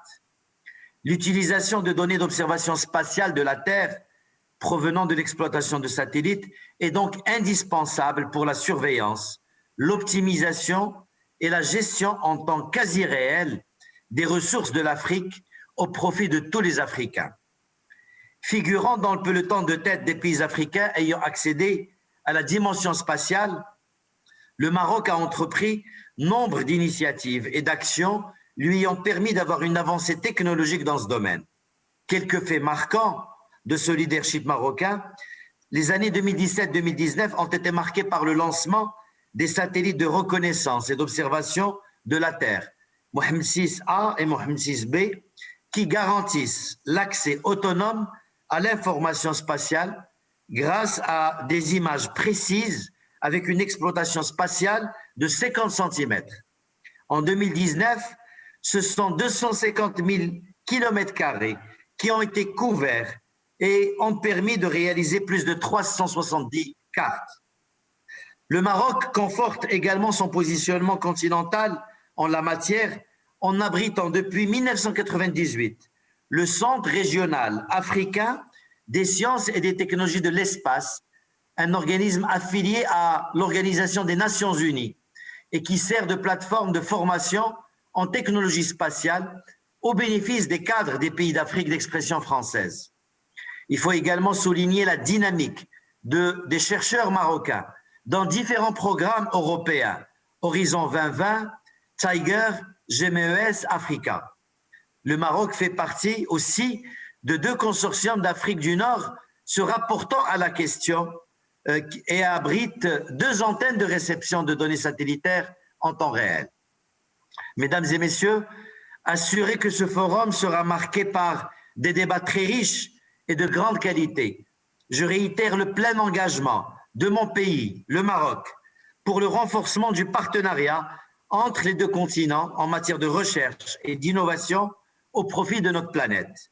L'accent devrait ainsi être mis sur la capitalisation de l'ensemble des acquis enregistrés à ce titre, la pérennisation des expériences positives afin que nous puissions ensemble relever des défis de développement de nos continents.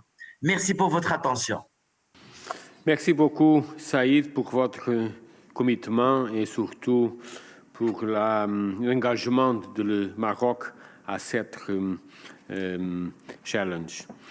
I will pass again to English, and now we move to the debate with institutional leaders, and I will pass the moderation to Ricardo Conde, President of the Portuguese Space Agency, to introduce the 5 speakers. Ricardo, please.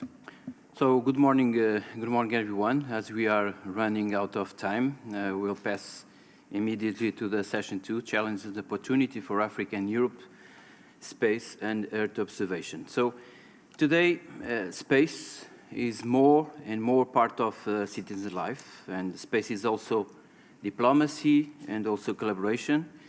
Europe and Africa have a long history of collaboration, and we share the story, borders, and we share oceans, and we also share concerns. And the big concern that we are facing in front of us, which is the climate change and also the global warming. And this is exactly one of the challenges and opportunities that we must concentrate our efforts. New Earth observation sensors from space to get global Earth observation data is for sure one opportunity to work together in a common goal, and we need to implement long-term frame collaborations, linking together policies, research institutions, companies, and governments.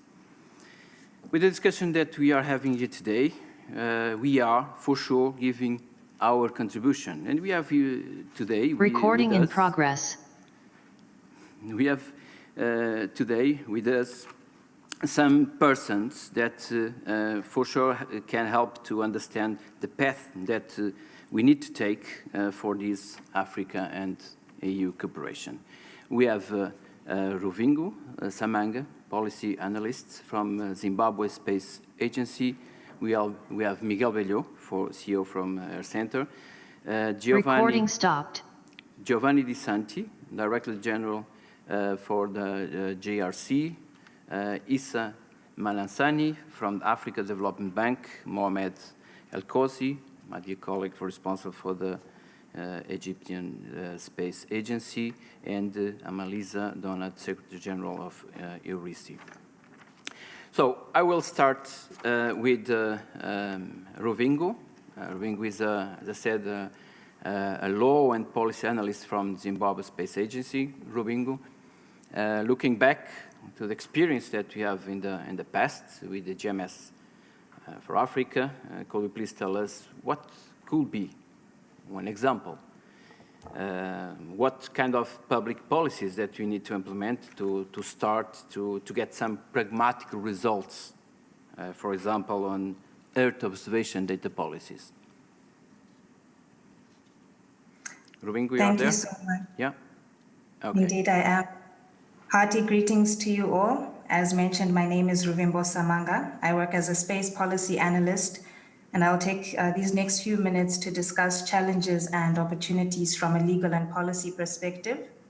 The title of my presentation is Embedding Earth Observation Through Data Services in Africa and Through Policy. Very good. I will ask to the panelists to have, let's say, a short presentation, 2-3 minutes, because we are running out of time, please. Of course. The development of a uniform Earth observation space and space data policy in Africa is meant to contribute towards the sustainable development of African societies through space products and services by raising the level of scientific research, improving the global competitiveness, ensuring sound relations between institutions, and as well promoting the adoption by the private sector of products and services developed. According to the African Space Policy and Strategy, we recognize the need to develop a coherent policy and strategy for utilizing space technology for development. But there is a need to move from policies and strategies towards implementation and action in realizing these benefits. And it's been noted that current hindrances to African nations' realization of full EO service potential is yet linked to the lack of coherent policy. So what are some of the opportunities then? The solutions and opportunities would rest on our ability to advise and adopt appropriate data management and sharing policies, to develop a continental EO data policy, to define a financing strategy, to establish continental priorities, partnerships, and incentives for policy advocation, innovation, and knowledge, as well to improve program planning, monitoring, evaluation, and reporting systems. Europe has a space policy to surmount the challenges surrounding the global dynamics, especially of climate change. So I will now end on a more positive note by discussing the opportunities and drawing meaningful insights from ESA's program, which we all know is based on Copernicus data, which is a framework for space missions, as well as business research and governmental sector. And the key premise of this program is open data and access to open data platforms. So core functions which Africa should emulate would include the management component, the space component, the services component, as well as the infrastructure component. At the end of the day, we will create synergies through knowledge sharing to the extent that EO data is freely available to businesses, academia, government, and students. So what are some of our expectations, especially in partnership with Europe? I propose that we would have free and restrained Earth observation data, which can be used not only for young entrepreneurs, but also to foster growth, new jobs, and put young minds to work. I'm happy that there is an agreement with the African Union Commission to facilitate this. We also need to discuss opportunities for joint ventures, development as well, like hardcore satellite production and applications. And we need to discuss where we can see mutual benefit of cooperation and collaboration. There also needs to be a discussion where we can see the trends of democratization as well as the concept of new space. And finally, and most importantly, I believe the joint creation of knowledge stemming from EO is important. I hope that from this presentation, the main issues to be tackled can be seen as a lack of technical, legal, and educational capacity to promote the use and implementation of Earth observation infrastructure and data in Africa. Some final recommendations would be engaging the various EO stakeholders in the region at large, defining and analyzing the state of the art for EO policy, incorporating best practices and infrastructure, delivering a detailed analysis of the sector to be used to inform policy and decision makers, to make proposals to tackle the gaps of the SDG indices in Africa, and finally, recommend policy solutions to solve the identified problems of sustainable financing within the region. The next practical steps, I believe, should be conducting a research survey on the integration of EO data in national space programs, as well as assessing the relative importance and need for EO data according to regional blocks.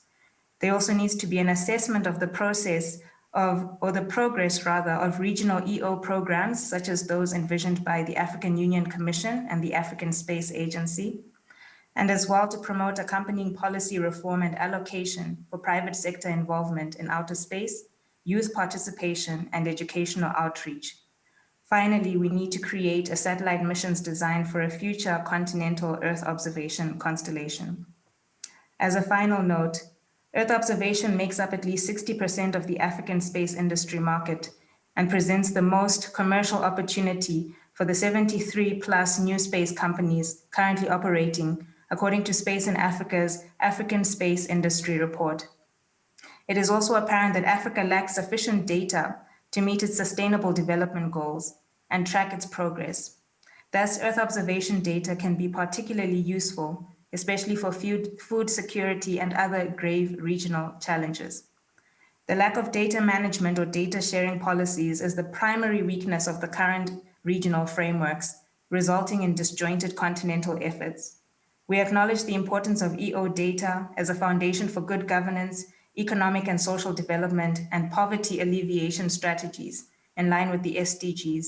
So we need to discuss in detail the regulatory and policy challenges hindering the proliferation of data services on the continent, as well as the policy recommendations to support national spatial data infrastructures as a necessary step towards implementing what is termed as responsible innovation in agriculture, climate resilience, water, and natural resource management.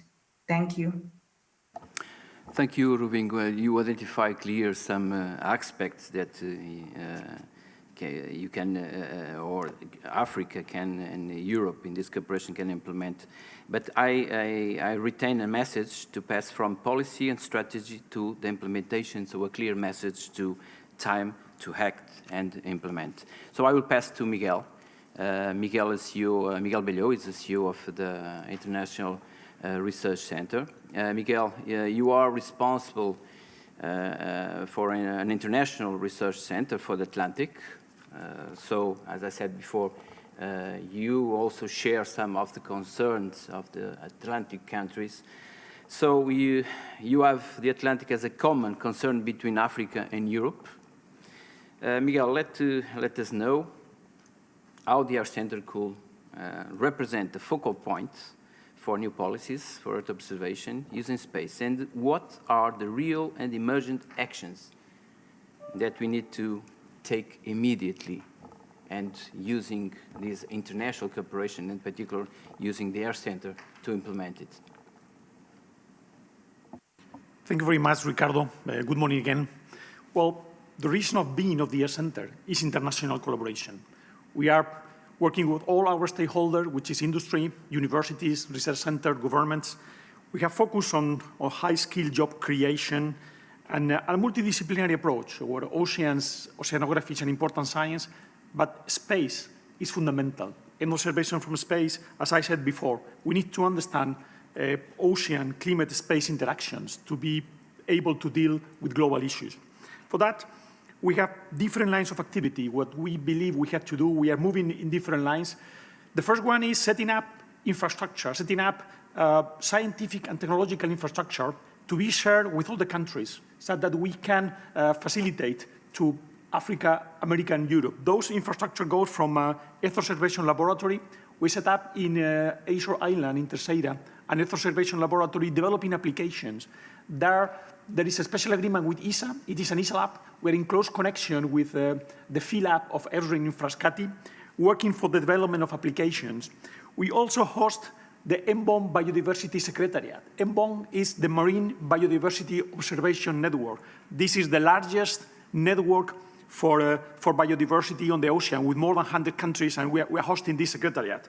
In addition, we are setting up an antennas infrastructure using also the Santa Maria space infrastructure for Portugal, which is we're using to receive data from many satellites. We use obviously the Sentinels and EUMETSAT as an important source of data, but we can also directly receive data from NASA, from NOAA, and also from other satellites, private satellites. There are 2 new Portuguese satellites, GeoSat-1, GeoSat-2. That means GeoSat-2 is very high resolution, 75 centimeter resolution. That means we have set up an infrastructure that we can use all type of data for many applications, from the very high resolution up to the free data from the Copernicus. Really, we want to make this data repository to be available for the countries of the Earth Center in Africa and Europe and America, so that we can also combine space data with in situ. In situ is very important. I mean, space gives a valuable data, but it has to be combined with sea surface, with water column. For that, we are setting up an alliance for marine robotics, which has companies in US, in Africa, and in Europe. Second line of activity is projects. We are running many R&D projects, which go from desalination by using renewable energy, which is in the Macaronesia region, which already has African partners, and the island on the Atlantic, Madeira, Azores, and Canary Island. We are running projects for aquaculture. We are running projects for ports of the future with zero emissions, more than 20 Earth observation projects.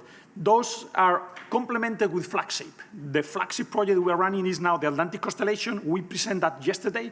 I'm not going to go in detail, but you know it is a constellation for high-frequency data with a 2-3 hour revisit to complement the existing high-quality Copernicus and EUMETSAT data. And the last line of activity is to get connected. We get connected, the countries on Africa and Europe and America by first cross-fertilization. We have a program for scholarships, more than 60 in the next 3 years, to exchange PhD students between African research centers, European and American. And Also events. We did weekly the Networking Fridays. There are thousands of people from more than 100 countries connected every week, so that especially during the pandemic, we can get all that connected. All those lines of activity allows to put the Air Center as a candidate to be, as you said, Ricardo, a focal point for coordination of international policies in the future. To finalize, I like to recall the words from Henry Ford. Henry Ford said, "Coming together is a beginning, keeping together is progress, working together is success." Thank you. Thank you, Miguel, and for this wonderful finish of your intervention. I retain that the air centers to connect Europe, Africa, and use the Atlantic for that. Thank you, Miguel, and I will pass to Giovanni De Santi from JRC, Director for Sustainable Resources. Giovanni, sustainability is the key word nowadays. The same question for you, Giovanni. How can we really improve and accelerate the policies to accelerate the ties that links Europe to Africa? And if you have some pragmatic examples how to go forward. Yes, good morning. So I bring the speech of my director, Giovanni De Santi, Director for Sustainable Resources at the Joint Research Center at the European Commission. He sends his apologies as he had a last-minute emergency this morning. My name is Ivan Kulish, Head of Unit Knowledge for Sustainable Development and Food Security. Welcome. Excellencies, Minister Heitor, Ministers, ladies and gentlemen. I'm delighted to be here with you today for this important discussion to further strengthening African-European collaboration on space, and particularly on Earth observation. I am a true believer in the value of EO data and products and see it as a game changer in providing objective evidence base for designing and implementing a broad range of policies. At the JRC, we have realized this opportunity now for some time. Working with our colleagues in the Policy Director General of the European Commission, we have taken a number of specific actions to make sure this can become a reality. The first new initiative I would like to bring to your attention is the recently established European Commission Knowledge Center on Earth Observation. The Knowledge Center intends to provide an efficient internal coordination mechanism to maximize the uptake of products and information from Copernicus and Earth observation in general to support EU policies. In this regard, it will play an important role in supporting the EU development policy as well and its strategic partnership, the EU-Africa partnership. It will also be a space to harvest good practices of supporting policies with the Earth observation. The second initiative I would like briefly to mention is that JRC is creating an entry point to existing wealth of JRC data and knowledge on Africa in different domains, the Africa Knowledge Platform, which was briefly presented yesterday. The platform aims at supporting evidence-based decision-making in a very wide range of thematic areas and goes in the direction of making Earth observation data easily accessible, understandable, exploitable, and used. And I'm sure it will be possible to join our efforts in further enhancing this work to better address the challenges of Africa Agenda 2063. But we are here today because Earth observation is a formidable tool to guide and support our policies. Our planet, space, and Earth are globally shared resources. Earth observation enables us to increase our knowledge and to improve our responses to today's and future challenges. We already have joint, long-standing and successful experience in the use of EO in support of policies, in particular with projects such as PUMA, AMEST, MESA, GMES in Africa, BioPAMA, and most recently CLIMSA, just to mention a few of them. Building on these successes, we have the opportunity to better address the last mile, ensuring better impact on decision-making, policy relevance, and coherence. We are also, in our two continents, in the key moment of opportunity. Earth observation demonstrates the strong linkages between our green and digital priorities. The Green Deal needs green data and an infrastructure that is fit for both Europe and Africa in the digital age. This event, with the participation of key players and decision makers in Africa and in Europe, is an extraordinary opportunity to reinforce a mutual commitment and to take stock in view of a more intense collaboration in light of the new context of evolving technologies and political frameworks and the new societal and development challenges. It is an opportunity to design an ambitious joint Africa-European way ahead.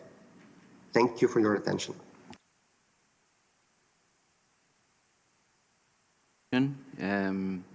Then I will pass to, I think we don't have Isa online, so we go to the Egyptian Space Agency, dear Mohamed El Kosi. As a space agency, you have the responsibility to implement a space strategy for Egypt, and of course, frame it also together with other countries to help these common efforts to have a strong African space agency, like the minister already mentioned. You have already strong competence in Earth observations by satellite. Mr. Mohamed, what are the next steps in your national programs, in particular for satellite Earth observation capacity, and how do you see a common effort to improve the collaborations between other space agencies, in particular with Portugal, and some Earth observation common missions, for example? So I would like to thank His Excellency Dr. Manuel Hetero for these successful meetings with well-organization in spite of the COVID-19 situation. I will answer your questions here through 5 minutes presentation. So next slide, please.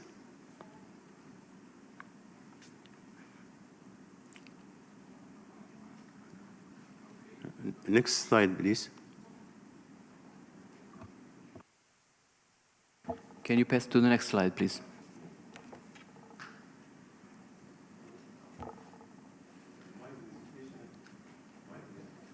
My presentation will be related to the request of His Excellency Dr. Khalid when he raised a request for establishing a European African space program in Egypt. So I will give 2 examples demonstrating how the Egyptian Space Agency is working to strengthen and to make relations with African countries, with African space agencies in the field of space technology. The first example is the African Development Satellite, which was announced by His Excellency Dr. Khalid in TCAD 7. Then we started to activate this request through development of what is called African Development Satellite, with mission mainly to monitor climate changes in some of the African companies. We spoke today many speeches about the effect of climate changes, how this effect and how climate change should have big attention as it is reflected to the life of the African people. Our cooperation is mainly focusing on capacity building, on sustainable collaboration in space technologies. This project is targeting the main objectives either for the African Union or Sustainable Development Goals of the United Nations or the Sustainable Development Program for Egypt. The project main features is to build a satellite segment and ground station. The ground station will be installed in each of the participating countries. The satellite itself will be of 40 kilogram weight and with payloads for imaging and with LEO orbit. We already invited 5 African space agencies to Cairo in November 2019, and we issued what's called the Cairo Declaration for the start of the project. And then we agreed with these 5 countries to conduct training for 3 candidates from each country, and this training will start in next July. We already invited the participants, and 18 participants will be attended this training. The whole program of the African Development Satellite will last till the beginning of year 2023. The training of the African candidates will be conducted mainly using what is called educational platform, which was developed in the Egyptian Space Agency. This model was completed. You see there is a levitation mechanism to give the applicant the way to control the satellite with lamp simulating the solar insolation, and with a small receiving and controlling station, and the software operating the station is shown also in the picture. This education satellite will enable the applicant to go through about 7 or 8 courses and to conduct more than 40 experiments. The satellite will be delivered, and also to train for image interpretation and remote sensing. This satellite will be delivered initially for the first phase to 5 African countries. As this is the first phase, we will deal with Ghana, Rwanda, Sudan, Kenya. Already we contacted the space agencies in these countries, so asking them to identify where they want this satellite to be delivered, or which entity at each country will be responsible to build what's called the satellite lab, including this training unit. This is, as His Excellency Dr. Khalid said, Cairo is hosting the African Space Agency. We have here the artist impression of the building. We already started the building in last September. In parallel, this is an artist impression of the conference hall, and this is the residence of the president of the agency. In parallel, we finished the preparation of temporary location, which is ready to be used now, and is ready to accommodate about 25 persons once the African Space Agency is activated. Thank you. Thank you, Mr. Mohamed. It was really impressive to see this anchor project, and the Egyptian Space Agency is giving a big contribution to get more space sensors and developing their own Earth observation satellite as a national program, and also an anchor for the African Space Agency. For sure, you can count with Europe, and particularly in Portugal, for this big challenge. And I will pass to the next panelists.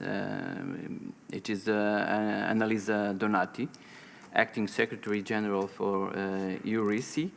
For those they don't know about EURISI, I have my notes here. Is a non-profit association of European Space Agencies, government office, and an international organization in charge of space affairs.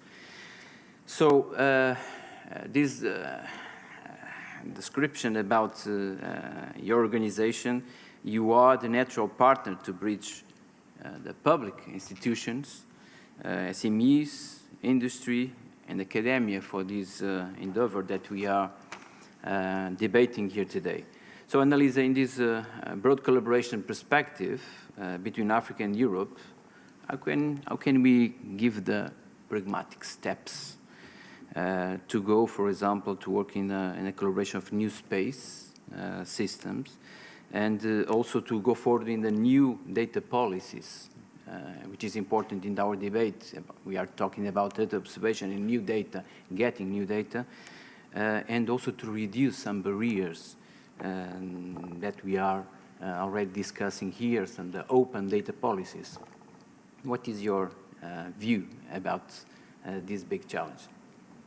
So thank you very much, Mr. President, ministers, and good morning to all the distinguished participants to this event. I would like to first echo the previous speakers in thanking the Portuguese presidency of the Council of the European Union and the Portuguese Space Agency, as well as all the other partners, including the African Union Commission, for the organization of this very timely and insightful meeting. So, of course, I'm very delighted to participate and to have the opportunity to actually express a little bit the view of our association. So I will be very short because I do understand I'm the last speaker before the coffee break, so I will try to provide just with a couple of hints. So as rightfully the President mentioned, EURISI is an association of space agencies, not only European ones. We do have already members from the other shore of the Mediterranean. So African partners are also African, space agencies and research centers are already part of our organization. EURISI has been working for more than 30 years in raising awareness on the benefit of space for society, especially by involving the users, which have been mentioned several times yesterday, and they are key right now in the process of co-design of satellite applications. We do champion the needs and the point of view, and we facilitate the dialogue between them and the space stakeholders in a way that we like to say it's going beyond the beaten tracks of the space outreach. These days, we're all facing, all Europeans and Africans facing common global challenges, including those posed by climate change, like drought, desertification, the rise of the level of seas, and more frequent extreme weather events, with tremendous impacts on our economies and our societies, and threatening the sustainable development of our continents. We are confronted by a constant movement of people from rural areas to city, as well as a general growth of the population, threatening again food security and the agricultural production. We all know that satellite application represents a crucial tool to tackle all those challenges, providing unique information, not only to monitor, but also to prepare and to prevent when possible, as well as to develop, indeed, adaptation and mitigation strategies. However, notwithstanding the possibilities offered today by operational satellite solutions, we still observe several obstacles on a wide uptake of those solutions. And users still perceive the satellite-enabled solution as too technical and complex for non-experts. It is therefore still relevant to stress for a cooperation based on the engagement of local partners, stimulating and supporting collaboration between public institutions, SMEs, industry and academia from the space sector, and especially from the non-space sector. We do need to advance the diffusion of space-derived innovation across society, especially by creating platforms to exchange on good practices stemming from the actual experiences of early adopters of satellite-based application. This process, in our opinion, provides decision makers with bottom-up feedback on the barriers and the obstacles of the integration path, and that are necessary to define new policies and strategies. This is all. Thank you very much.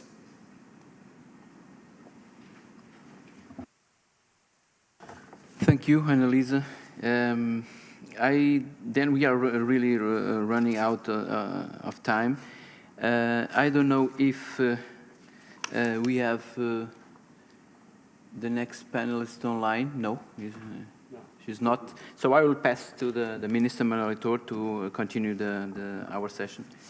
Thank you very much, Ricardo. We have the intervention of one country. Kenny did not manage to be connected, so I'll pass the word straight forward to Austria.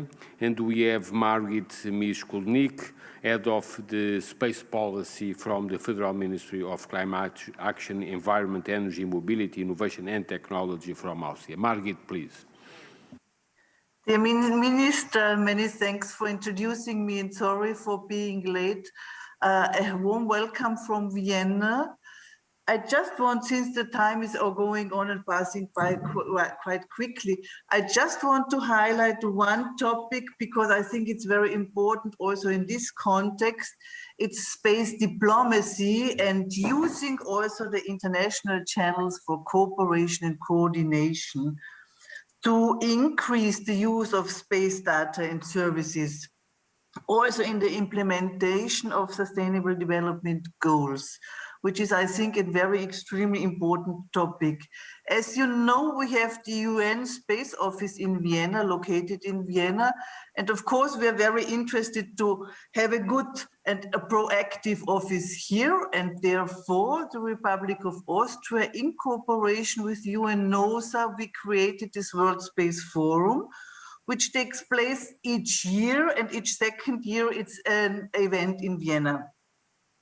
And the aim of this Space Forum is, I think, extremely important because what we are doing, we are opening the UN door, because I think it's very important that not only the diplomats talk about and politicians talk about space policy and how to use data in tackling our economic and especially our environmental challenges, but also using this international door and open it and bring together diplomats, space agencies, but also NGOs, the civil society, entrepreneurs, and young people, because they are the next generation and they have to cope. And I just want to highlight one action which we are planning to do, or which we would like to launch in the next coming months, is a Space for Climate Action initiative, which we also would like, and we are searching for member states who cooperate and support this initiative. And we will do it in Vienna and ask all diplomats and give a presentation here to see how we can cooperate and increase our common activities on in this area.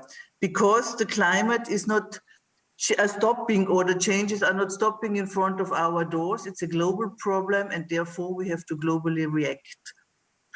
And I think we have, with our Earth observation data and the services we have extremely useful tools in our hand, and these tools should be used much more, much often, and therefore we have to create awareness and increase our forces to do it. Thanks a lot. Thank you very much, Margit, and also to invite all of us to Vienna for the important United Nations program. We are 20 minutes late, so we move straight forward to session 3. Certainly those that are attending virtually can take a coffee, I'm sure, but those that are here in the room can also, please feel free to go outside and have coffee or tea, which is outside. But we will move to the debate with entrepreneurs and business leaders, which will be moderated by Rodrigo Costa, and then we will conclude with the ministerial debate. This session should be closed by 1 p.m. with no delay, so I will ask particularly Rodrigo to moderate the debate with entrepreneurs, asking for keeping time so that we may start at 12:40 the ministerial debate. So, Rodrigo, the floor is yours to coordinate this debate with entrepreneurs and business leaders. Thank you. Thank you very much. And again, good morning. Indeed, not only a very timely event, but also a very timely workshop about with entrepreneurs and business leaders. So I'm pleased to welcome 9 entrepreneurs and business leaders from Europe and from Africa.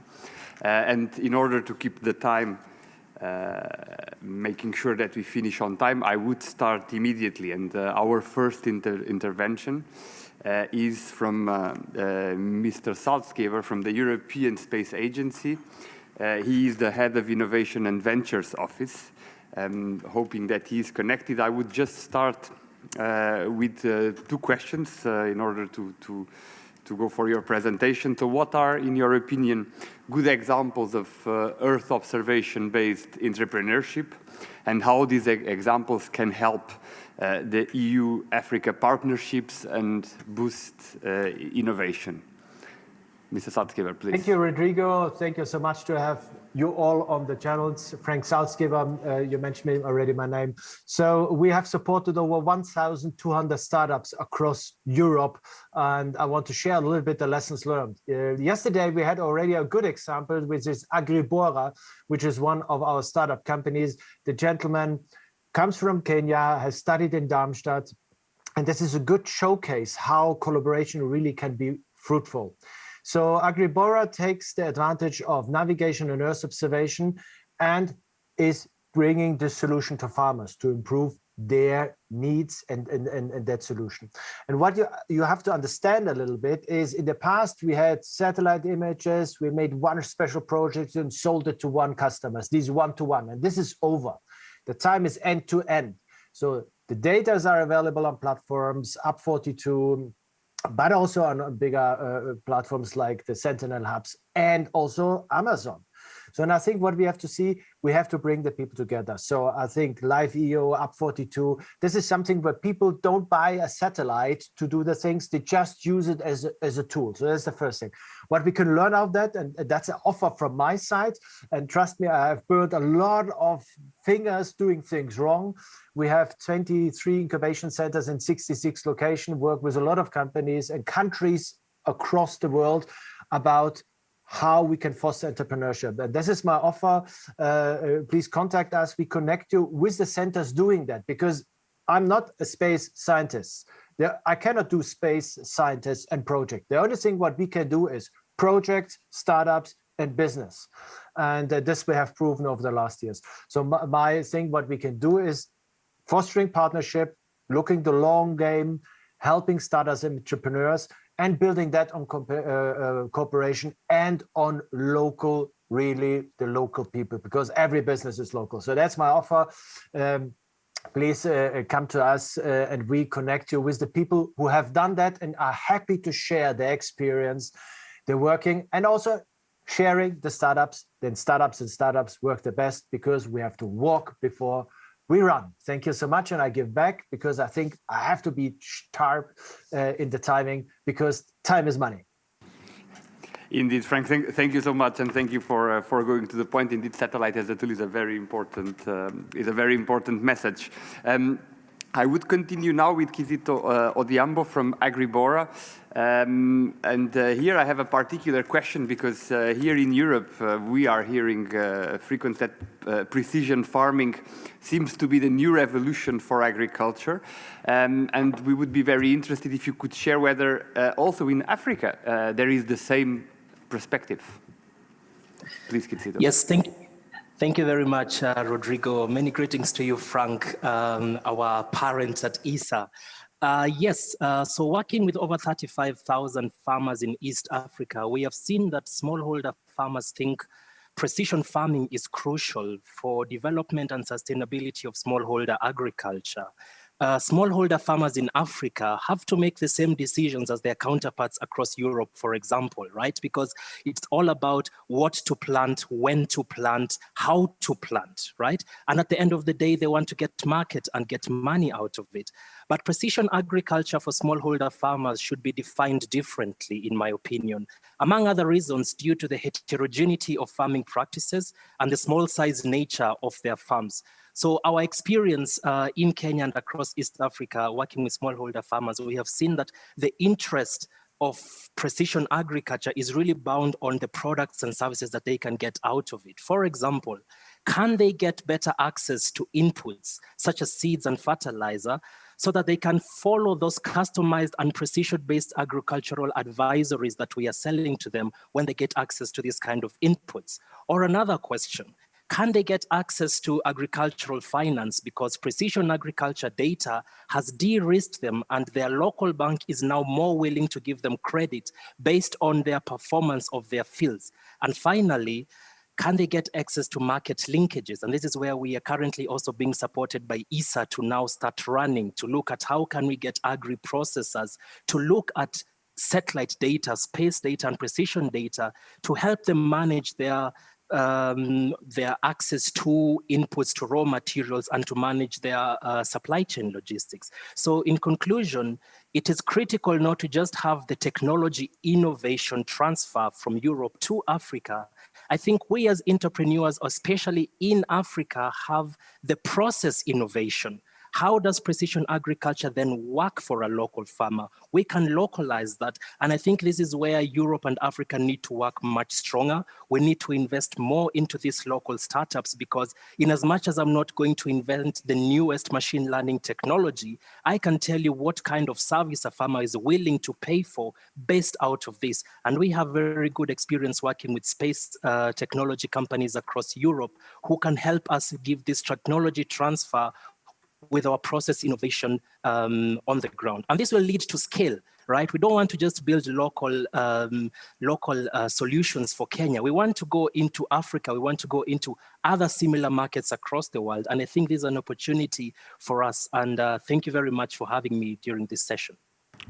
Kitito, thank you very much for bringing your insights and indeed for showing us that there are no regional challenges, in particular in this area. They are all global challenges, and we have the same challenges in Europe and in Africa when it comes to a sustainable and efficient agriculture. I would then continue with Rafael. Rafael Jorda Siqueira is the CEO of Open Cosmos. And here I would ask how private and public can actually work together to fully develop an Earth observation market. Rafael, please. Right. Thank you, Rodrigo. It's a pleasure to be here today with all of you. I think that collaboration and international collaboration, particularly among public and private entities, it's a must in the Earth observation sector. Why? Because first, you have anchor deals, anchor capability that allows on the back of those deals to grow an industry, to grow the infrastructure, and to give the companies that are to provide that infrastructure the path and the sustainability time to be able to raise more money and to be able to fund those big projects. I think it's also really important that that public-private partnerships or collaboration does not only happen at a national level, but also in an international context of collaboration. And that's another very relevant point where the business-to-business collaboration among different countries is equally important. In our case, for instance, at Open Cosmos, we have several partners from Africa that are providing some of the key components to the infrastructure that we are to deploy. We also really like the collaboration with entrepreneurs, particularly in Africa, where we have run together with some of the people from the SGAC workshops and partnership developments in Cameroon and in multiple regions. I had a few slides about how do we do this at Open Cosmos. We try to help and design the manufacture and operate the satellites to help provide some of the data that will help solve some of the biggest global challenges. And the purpose is to address exactly this. The biggest challenges are identified as the Sustainable Development Goals. We can only improve what we can truly measure, and a number of these challenges can only be properly measured if we have this kind of infrastructure developed. We need to collaborate and to partner in order to be able to do this. And humbly from Open Cosmos, what we try to do is to truly democratize the access to this technology. We help, we design, we manufacture, and we take care of the entire mission development cycle to, together with our partners, actually be able to deploy these satellites in orbit. And this is not something in the future. This is something that we have already done. So several years ago already we launched our first satellite working in this way. It was extremely fast to orbit, so one of the characteristics of new space particularly is being able to deploy this infrastructure really quickly. And now we are in a repetitive mode for these kind of projects. An example of it is some of the satellites that we launched for Internet of Things to customers a couple of months ago, and the diverse range of sensors that we are together with the European Space Agency and other partners, both from the private and public landscape deploying. So it's a real honor to be here. I'm really looking forward actually to have multiple conversations, particularly with those that have come from Africa, to see how we can collaborate at deploying this Earth observation infrastructure globally. Thank you. Thank you very much. Thank you, Rafael, for your words. We would then continue with Francisco Cunha. Francisco is the CEO of Geosat, and I think we've heard already this morning about Geosat in a previous intervention. For you, Francisco, I would have the question: how do you see the evolution of international cooperation in the scope of current, but also in the scope of future constellations? Okay, thank you very much, Rodrigo. It's in fact a pleasure to be here.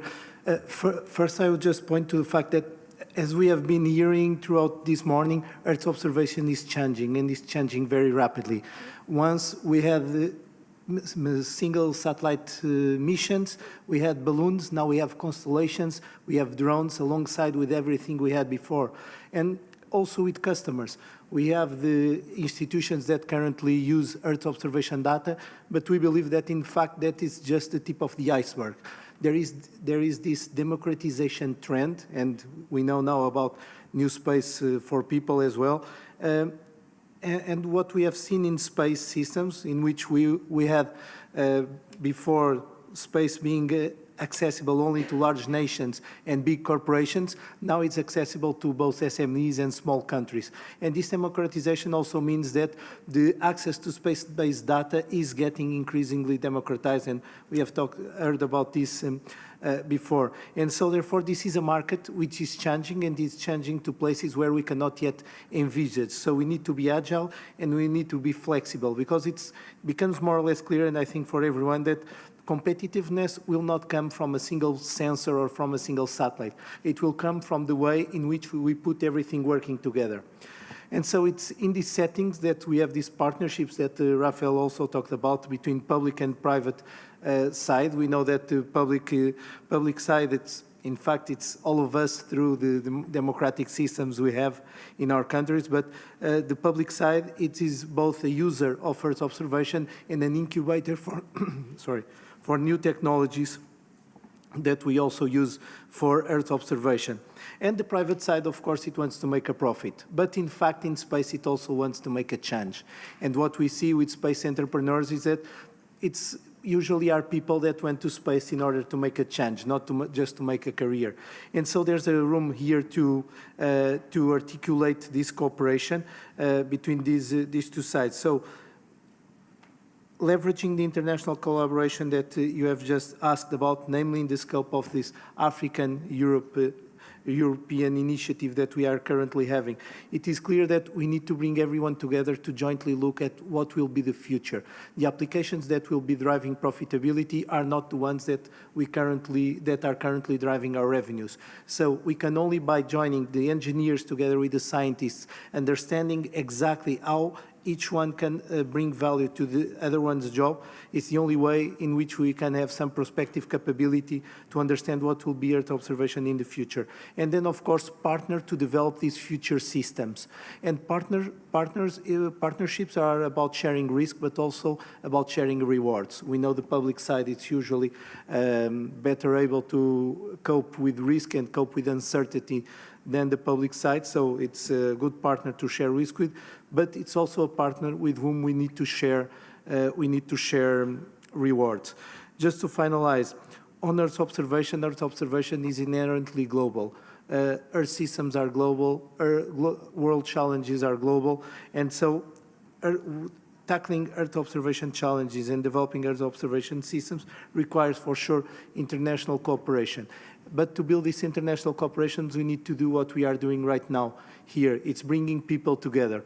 Because from experience, and I think it's common to everyone, we know that the best ideas come after we bring people together, not before we bring them together. And this is what we would like to do with our European and African partners through GeoSat.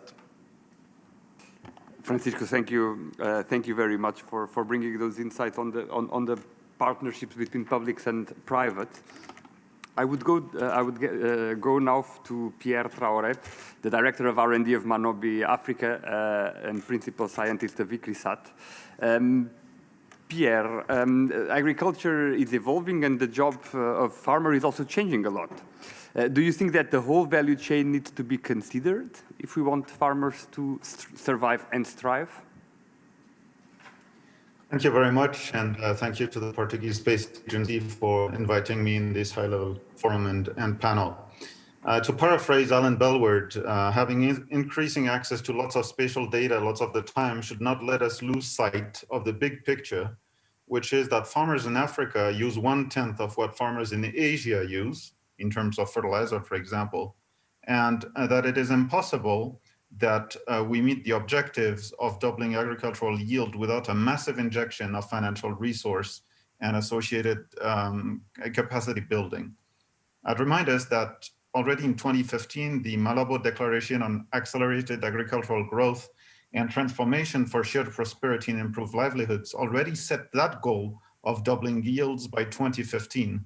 And by all evidence, it's already clear we will miss it. I further propose that by 2050, subsistence agriculture will be a thing of the past, largely. Farmers will buy and they will sell food rather than produce it for their own household consumption.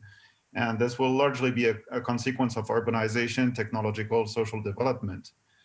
The agricultural sector in Africa is professionalizing, and farming as a default activity by lack of other opportunities will be on the decrease. So in that context, it's really essential that value chains be accepted as the main vehicles for transformative change, and that to structure efficient value chain operations, you require some kind of orchestration capability. I should add, by the way, that building nimble and granular digital data infrastructure and efficient local value chains is not sufficient if it remains easier for a commercial bank to issue a letter of credit to a food trader to import food from overseas and recoup their investment with a comfortable profit margin within a month of shipment delivery.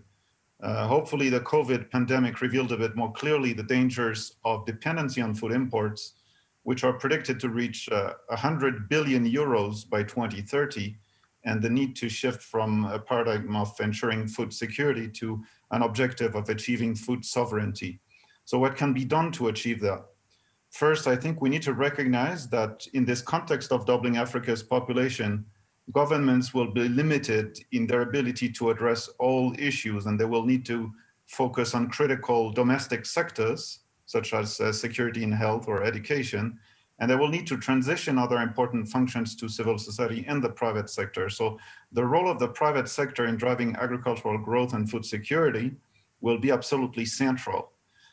So developing financing mechanisms that are geared towards the African SME ecosystem, which I think the VP of Agriculture for African Development Bank calls the empty middle, quote, quote, is essential. We cannot rely only on multinational companies on the one hand, and on the startup ecosystem on the other side. There must be safeguards to curtail the risk of future sectorial monopolies by leading global or regional operators who can best afford digital investments today. So support to African SMEs could help address a lot of requirements that pertain to operations, standardization, interoperability, maintainability, reliability, scalability, security, privacy, portability.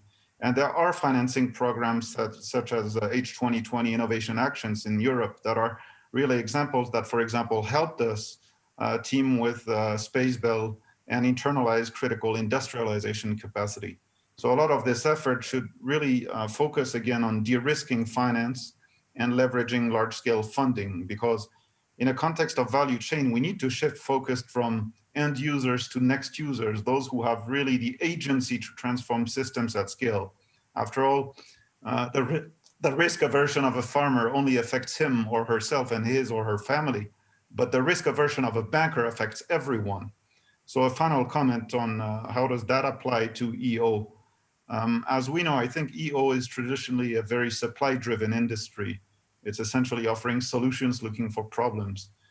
If we ambition to achieve more downstream impact, we need to shift to a more demand-driven paradigm and enlist business acumen as the ultimate filter for EO services to ensure they are fit for purpose, that they are market ready, and they provide value for money. So the issue today is that demand for EO services is not mature, it's latent, requires a lot of nurturing before it can be turned into a profitable business.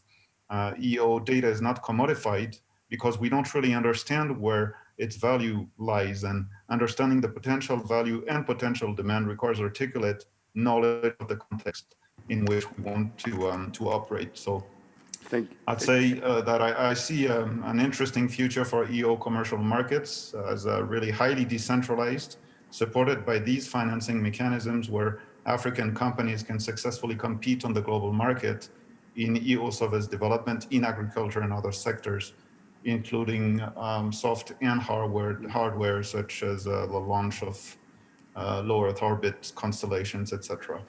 Thank you very much.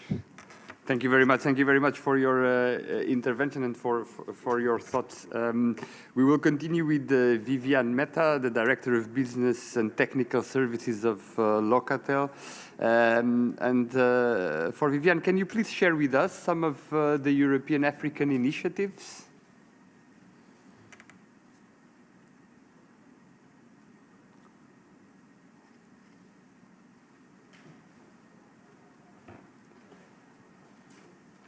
Viviane may not be connected, so we will continue. We'll come back in a moment. Hello? Ah, yes. No, yes. Okay. And first and foremost, 2-3 minutes. Okay, all right. Thank you. First and foremost, please allow me to relay my gratitude to the Portuguese presidency for the invitation to participate in this forum. My name is Viviane Mehta, and of course, I bring you greetings from Locate IT based in Nairobi, Kenya. So we have, to answer your question, of course, and due to the time limitation, I'll only focus your attention to just some of the initiatives that we have been implementing as part of the Europe and Africa collaborations. And we'll start off with basically showing you Africulture's project, which is a program focused on developing a decision support tool that enhances food security in African agricultural systems with the support of remote sensing, and also that with the support of remote sensing. So Africulture is an EU Horizon 2020 project with 17 implementing partners from Africa and Europe, 8 being from Africa and 9 from Europe, led by GMV. Within Africulture, we have various services focused on climate, crop, drought, land, livestock, weather, and water. And all these are integrated into a single platform that is envisioned to improve decision-making for food security in Africa. So we also have, as part of this, secondly, we have the Kilimo project, which is a multi-scale technology approach project that addresses provision of digital services by government agricultural authorities to smallholder farmers. This project is funded by the French government through the Ministry of Finance and Economy and is being implemented by 3 French companies, that is Airbus, ITK, and GE Data, and ourselves Located Limited. And we are piloting it in Western Kenya for the county government of Vihiga. So basically what Kilimo does is to combine geospatial and modeling technology to come up with satellite-derived maps, geostatistics, crop monitoring, soil and crop knowledge to support agricultural authorities in their design and implementation of policies for effective and sustainable farming. All this is integrated into a digital ecosystem to generate tangible results that support fertilizer subsidy programs by providing farm evidence and input requirements, and also promoting sustainable agriculture by providing the digital support for extension services and contributing to food security through provision of climate-dependent yield prediction and food and commercial production balance. So we also have, in relation to GMES and Africa program, we are supporting the implementation of the Land Degradation Monitoring Service, which is NISLAND, through the OSS, that is the Observatoire du Sahel et du Sahara in Tunisia, covering Northern Africa and co-funded, of course, by the AU and the EU. Under this program, we have developed a web service and QGIS platform that is publicly accessible to support countries in reporting of SDG 15.3.1 on land degradation. By extension, I must note that this is one of our greatest success stories, showcasing Africa for Africa institutional collaboration. Lastly, and we have, again, in relation to GMES and Africa, we work together with RCMRD in their program co-funded by AU and EU to develop wind erosion modeling tools that enable the analysis of the index of land susceptibility to wind erosion in the Eastern Africa region. So in conclusion, and because of time, I will not highlight some of the other progress that we have been part of, but would like to end my submission by emphasizing the fact that in this age of data as a new capital, leveraging on private sector partnerships for innovation will be key to creating the sustainability of joint EU-Africa initiatives. Thank you very much. Thank you. And I would continue with Andiswa Mlisa, Managing Director, Earth Observation from SANSA. And Andiswa, what needs to be done to support local solutions and to grow them into worldwide ones? Thank you very much, Rodrigo. I'll start where Vivian actually ended in terms of how we make sure that we promote entrepreneurship innovation into this space. So I've got three thoughts around this. The first is around us driving for value co-creation. As public entities, especially like ourselves, the South African National Space Agency, our approach is partnering with industry from design to the implementation of the space program. This enables us to take into account the competences of the industry, the drivers that the industry are going after, and also their ambitions in terms of growing their businesses. And we consider this in the design as well as the implementation of the space missions, as well as the downstream segments. This, however, requires that the industry organizes itself, and we've seen strides. Europe has the ERSC Industry Association, and now in South Africa, we've got what we call the ZASpace Inc., which enables us as public entities to engage with industry in terms of how they can be supported. The second example I could give is what the Group on Earth Observation is doing in recognizing that the last mile is something that we as the remote sensing professionals do not necessarily always have access to, but industry has access to this, as shown with the previous examples by the entrepreneurs in their slide. The partnership that the Group on Earth Observation drives is to make sure that the industry can tap into the global products as well as the regional products and bring them to local scale, because that is where the solutions are most needed. But you're doing this within the global partnership in the global network, and therefore it's almost doing an upside down of the question that you have just asked me, from global to local, which also feeds back in terms of improving the global products that are available. The third aspect in terms of how we actually also drive this is through the innovation challenges. The Africa Space Tech is a collaboration with European partners and other international partners aimed at promoting and providing entrepreneurs with an innovative platform that also leads to funding and other business development support. Platforms like Digital Earth Africa, for example, are now driving access to data. So the Sentinel data, as we'd mentioned even yesterday, is now available into this platform for the entrepreneurs to tap into. But they do not only just get the data, they also get algorithms and also processing capability that then can drive their business solutions. So this is around the value co-creation. But another aspect is co-opetition. With co-opetition, we're looking at making sure that as much as we say space is for cooperation, this works for us as public entities, but we must bear in mind that the entrepreneurs are looking for a competitive market. And therefore, we need to look at how do we provide that competitive market for them. From our side, we're looking at government being the first buyer. the South African National Space Agency is in a position to broker this between the user requirements that the rest of government has in order to become a capable state and those of the competences of the industry, because we're sitting in between, and make sure that our government is the first buyer in terms of the product that comes out of South Africa.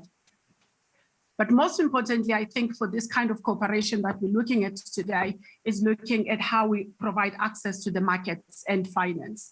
Most often we find that it seems as if Africa is the market, but actually we need to look beyond that. We need to see that Africa also provides an opportunity to provide a service to other markets like the European market. So, and this is throughout the full value chain of space, not only upstream, but also downstream as well. We found that with the new space companies, within the South African space, who have a space heritage locally designed components with space heritage are now starting to do business with European industries, and this is quite welcome. Yes, the ask though from the governments is that the trade agreements needs to start including the full values, the full space value chain in these agreements, so that the market access from both continents could be exploited by the industry.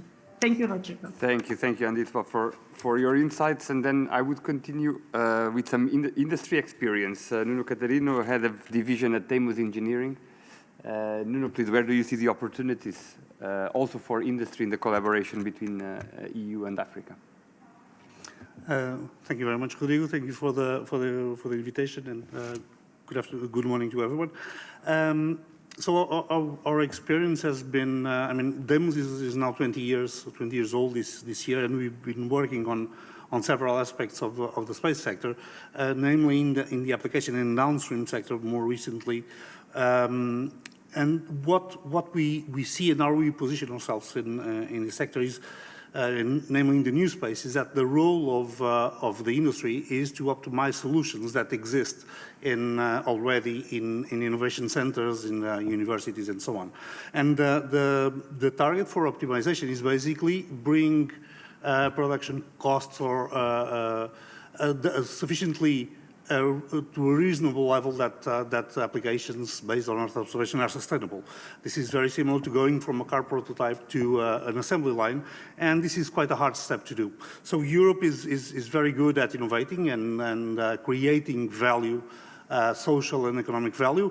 I believe we're not so good at moving this to a monetization stage, which has a lot to be said about it. So on the R&D side, we've been working with ESA and with H20, with the European Union and EUMETSAT on several projects. Namely, we've been working with ESA and World Bank in Botswana on understanding urban sprawl from satellite data, working in Mozambique and Brazil and Portugal on desertification indexes also from satellite.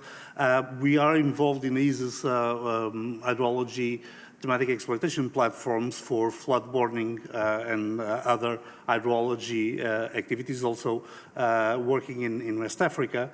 And we also have been working in Uganda, for example, with the World Food Program for tools for agriculture and food security. Beyond that, we've worked with a lot of European partners on making existing solutions and data and tools available. Our flagship activity has been NextGeos, which is an open platform stemming from a European project. It's an open platform for cataloging of data and tools. It is now going in an operational stage under the sponsorship of several entities, including the CoLab Plus Atlantic and SASNet and GI. So this is one part of what we call the sustainability, which is the sponsorship activities. And this is in addition to what are the commercial activities where Earth observation, I believe, cannot be yet fully sustainable on its own. Also, we're working with these on the Atlantic regional initiatives, where we have the Atlantic Cities platform, working now with coastal cities in Africa towards agreements for future usages. So this has been several activities that we've been working on in the past. And as I said, what our goal now is to move from this isolated or localized activities into a production stage, and that's where we started to have what we call our Services for EU strategy, which is to work with a lot of partners to have an open, collaborative ecosystem of interoperable components. So the main challenges that we see for Earth observation, and this is where we're going with this strategy, is the adoption by users. I mean, the adoption by users is still at the very early stages, both institutional and NGO users and private sector. Private sector is still a long way to go to being aware of the capabilities of Earth observation. Then, as I said, the monetization beyond the social and wider scale economic value. So it's clear that food security and disaster risk management can profit a lot from Earth observation. It's not as clear as how a company, a private company, or even an institute can monetize the technologies that exist in space. So we've been working a lot on doing partnerships and agreements with several institutions, public and private, and this is where we're building our Service for You strategy. So we have now an online store that has been sponsored I would ask by you ESA. to reach the conclusion. And we want to have hundreds of micro applications and make it ubiquitous, the use of Earth observation in this in all areas that it can be useful for. So this is where we're heading, and so as I said, we're focusing not only on commercial applications but on also sponsored and institutional-led activities. So, thank you very much. Thank you, Nuno. And our final intervention is from Sergio Barbe, the General Manager of Edisoft. A similar question: where do you see the opportunities for industry in the EU-Africa collaboration? Well, thank you very much, Rodrigo. Thank you for the Portuguese EU presidency for the invitation to be here today.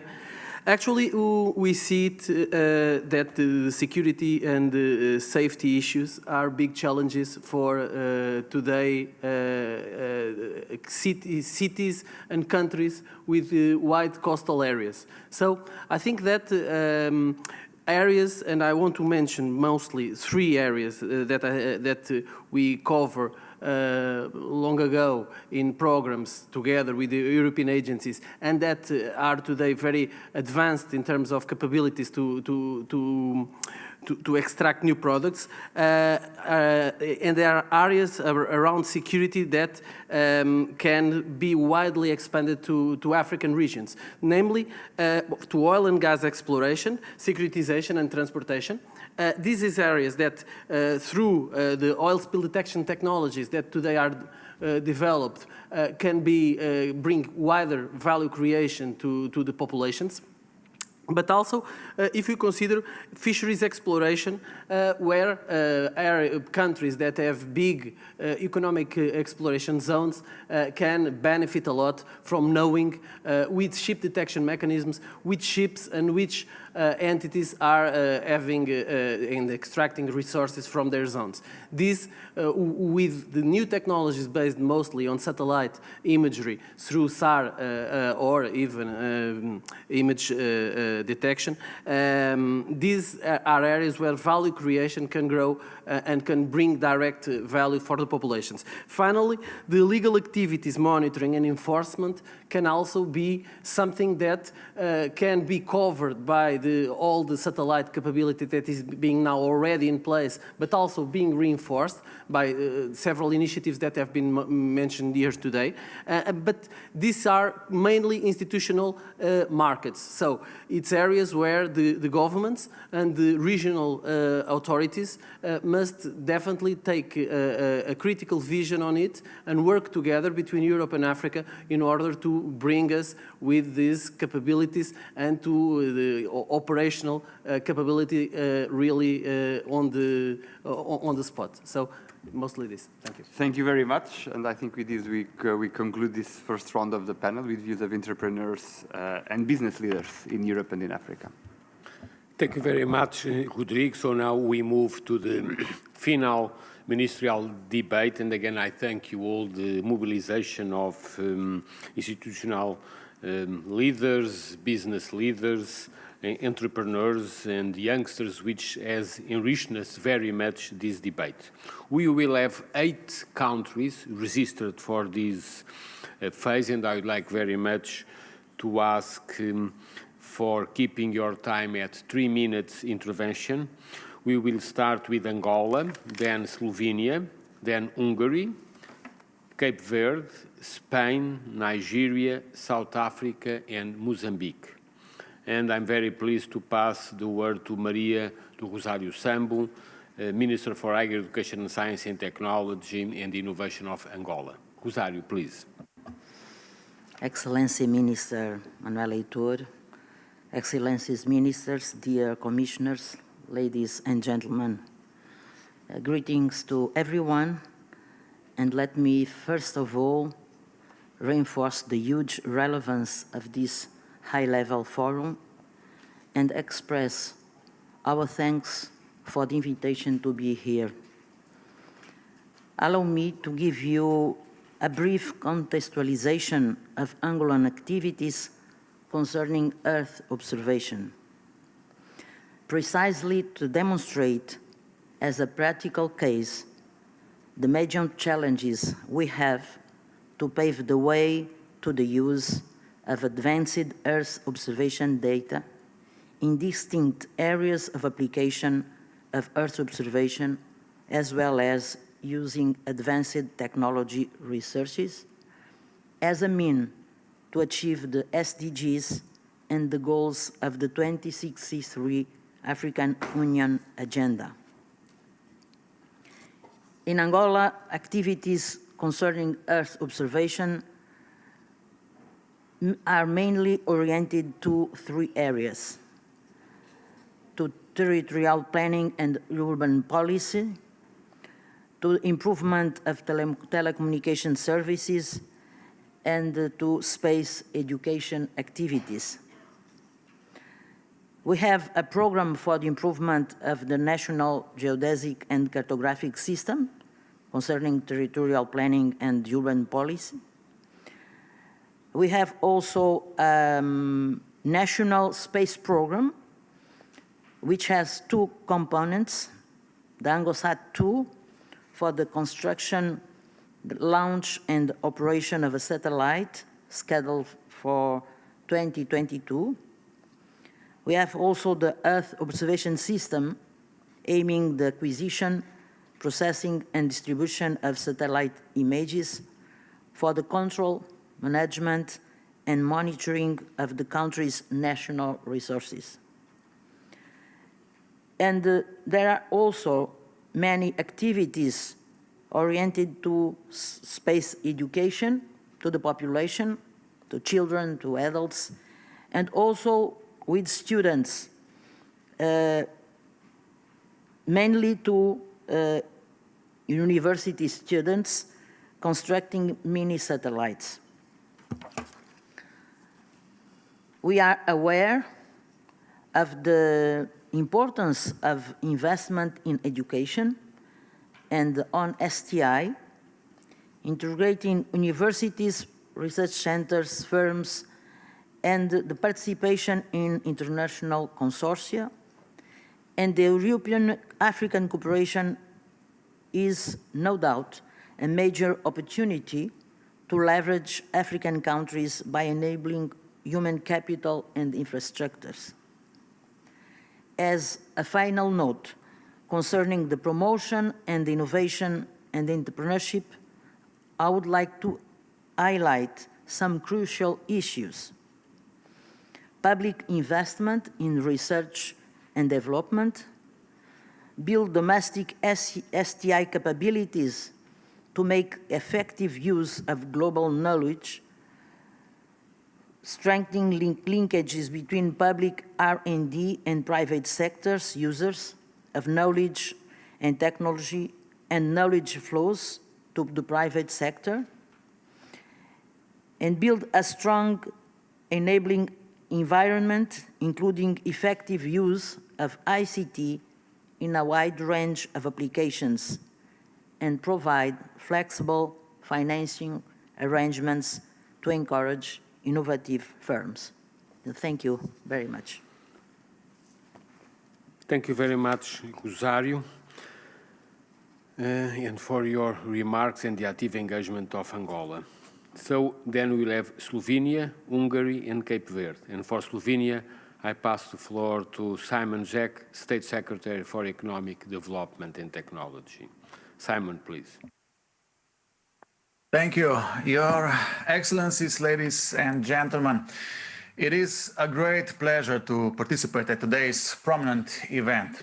At first, I would like to congratulate the Portuguese presidency for bringing together such diverse and renowned participants from Africa and Europe.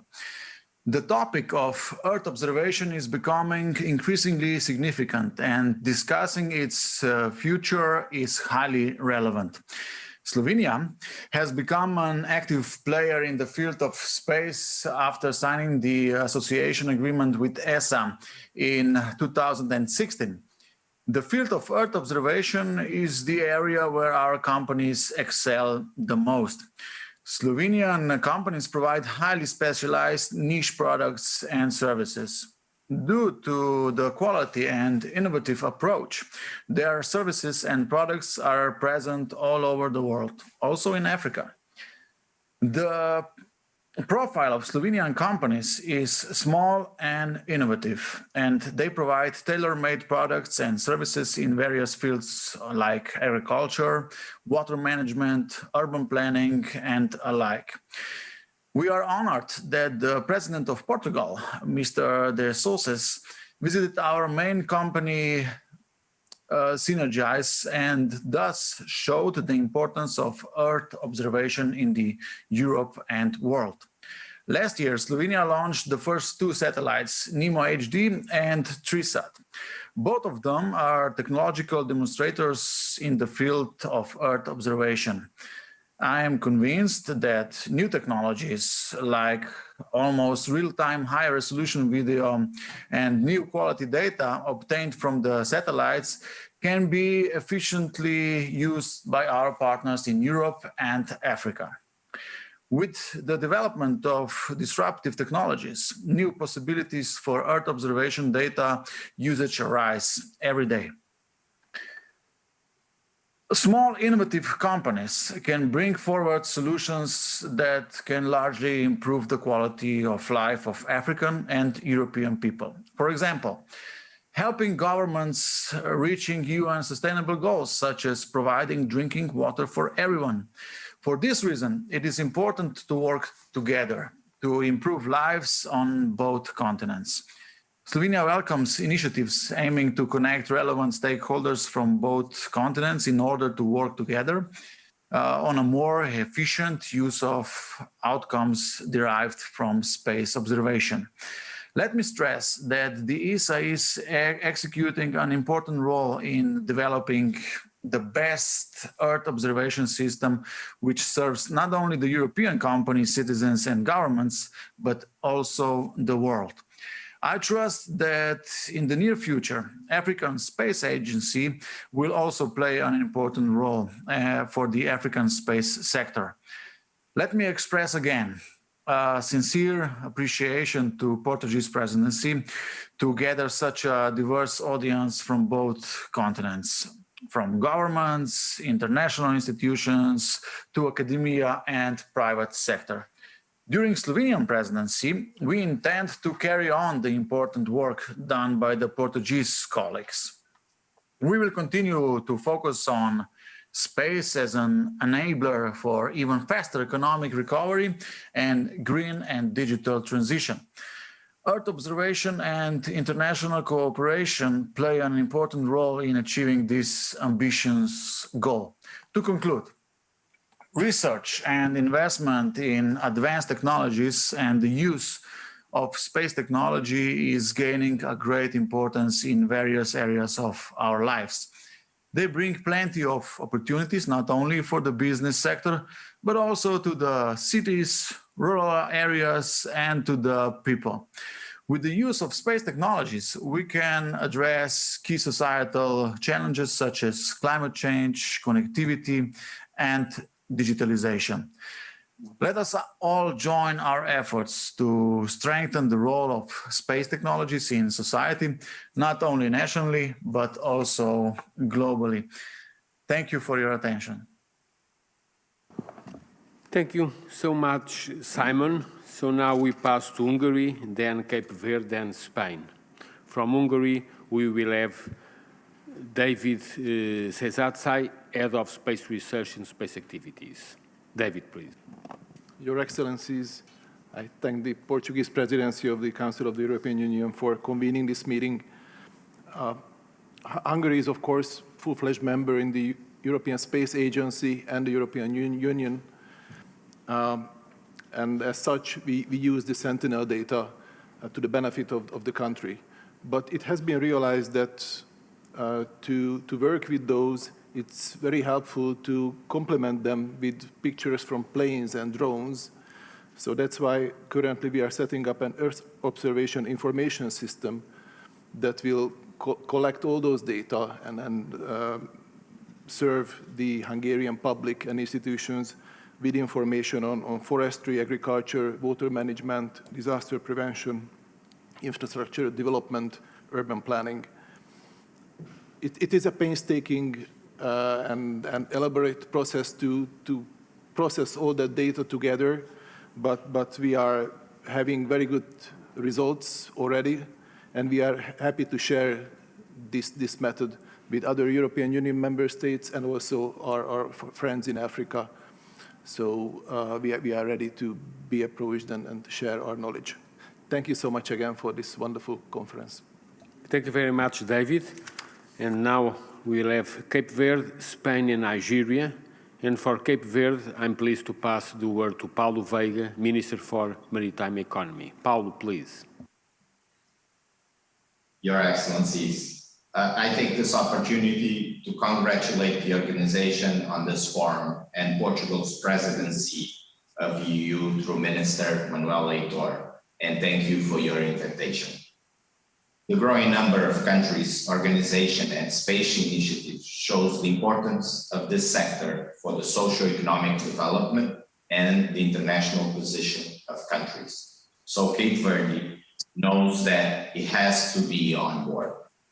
Thus, our government is working on the elaboration of a national space policy strategy, which aim first to map the current situation and the areas that it benefits or contribute, with the view to enabling the government to adapt the political lines of the strategy to the needs and the characteristics of our country in accordance with the international best practice.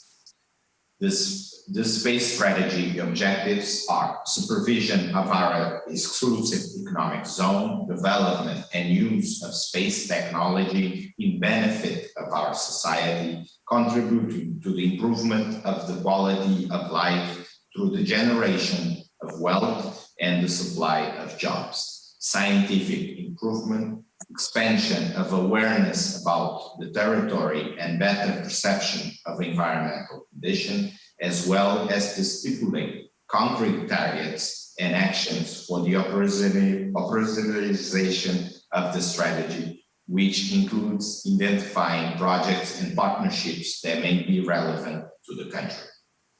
The national strategy aims to make Cape Verde an important ecosystem of space innovation in the Atlantic through the democratization of space, that is, in the integration of data and space technology into society and the economy in an economically and environmentally sustainable way.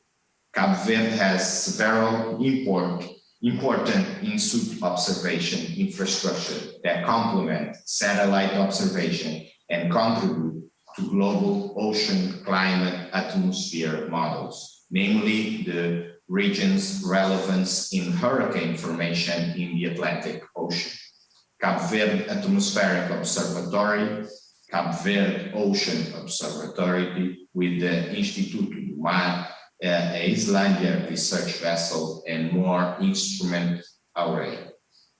The recent inaugurated LLink subsea cable, which connects Europe and Latin America, has landed in Cape Verde in February 2021. The link may support innovative environmental and seismic detection in the near future. Cabo Verde is strategically situated to aid the European Union to tackle illegal, unreported and unregulated fishing, maritime security, illicit migration, and drug trafficking.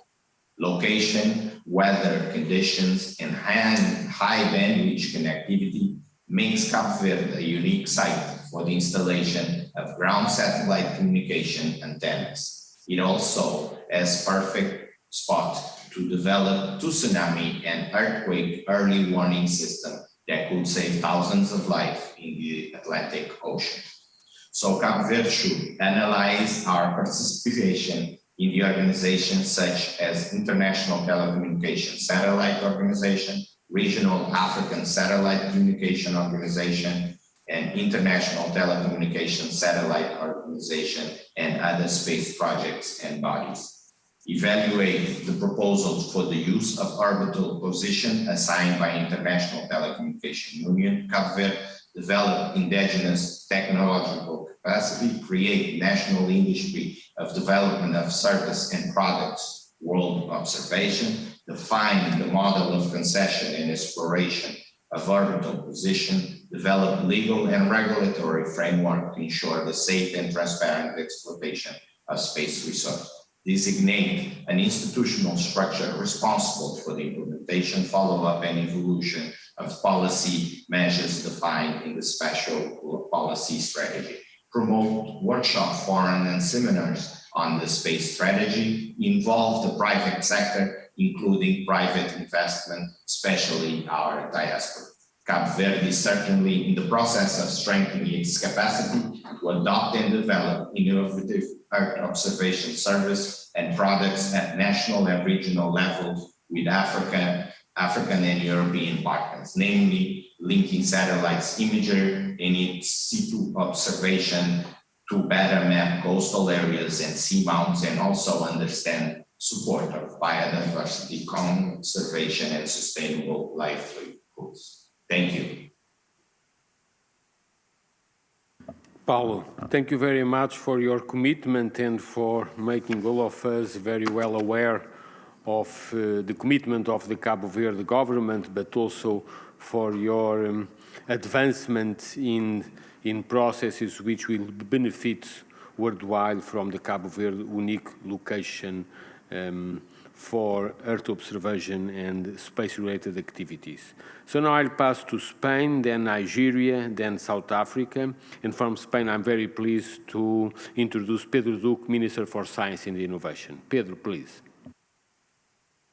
Hello, everyone. I'm delighted to join you virtually for this very important conference on Earth observation. I'm most grateful to Minister Heitor and the Portuguese presidents of the Council of the European Union for the invitation. Space research and innovation is a key priority for Spain. We are one of the leading countries in the European Space Programme and the 5th largest contributor to the European Space Agency. During the last ESA Ministerial Conference held in Seville in 2019, Spain significantly increased its contribution to the European Space Agency's programs, particularly in Earth observation domain. The Spanish aerospace industry is also leading one of the 6 future missions of the European Copernicus program, the Land Surface Temperature Mission. Earth observation provides very useful and precise information that allows us to evaluate the evolution of our planet and to respond to emergencies such as climate change. Earth observation is also an important tool to fulfill the Sustainable Development Goals of the United Nations. In this sense, collaboration between neighboring continents is crucial. Africa is a very important partner for Europe, and in particular for Spain. The strategy towards Africa, launched recently by Prime Minister Sanchez, underscores this commitment. Collaboration in science, technology, and innovation is an essential pillar of this strategy. Spanish-African co-leadership in different forums has shown to be inclusive and effective, and we aim to advance it even further. Due to the limited time, I will only focus on one of these activities. The Partnership for Research and Innovation in the Mediterranean Area, PRIMA, with its office in Barcelona, is the most ambitious joint program in the framework of Euro-Mediterranean cooperation. It brings together European and African countries as well as research and innovation stakeholders. Through PRIMA, our governments are co-funding competitive goals and aligning national R&I programs. During its first stage of work, PRIMA has achieved a combined funding from its participating countries of 274 million euros, as well as of a 120 million euro contribution from the European Union through the Horizon 2020 program. Spain also supports the established Europe-Africa high-level policy dialogue in science, technology and innovation. My final message is for our African partners, especially for the younger researchers and entrepreneurs. I'd like to strongly encourage you to participate in joint research and innovation activities. Earth observation opens the door to many different applications that help us to solve problems at both the global and local levels, while also significantly contributing to job creation. Let's continue to study the possible synergies between our two continents in this important field. Pedro, thank you very much for your commitment. So now we'll have Nigeria, then South Africa, and then Mozambique. And from Nigeria, I'm very pleased to introduce Minister Ogbonnaya Onu, that has been very much committed to space and space systems in Africa. Please, Ogbonnaya.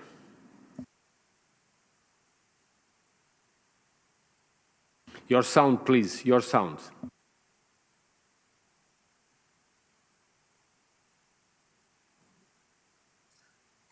Your Excellencies, most distinguished ladies and gentlemen, I would like to especially thank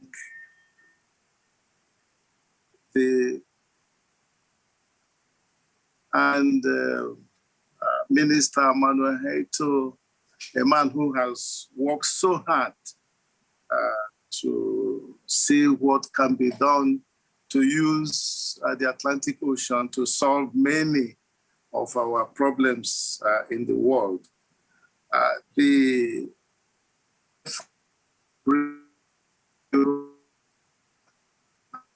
in space science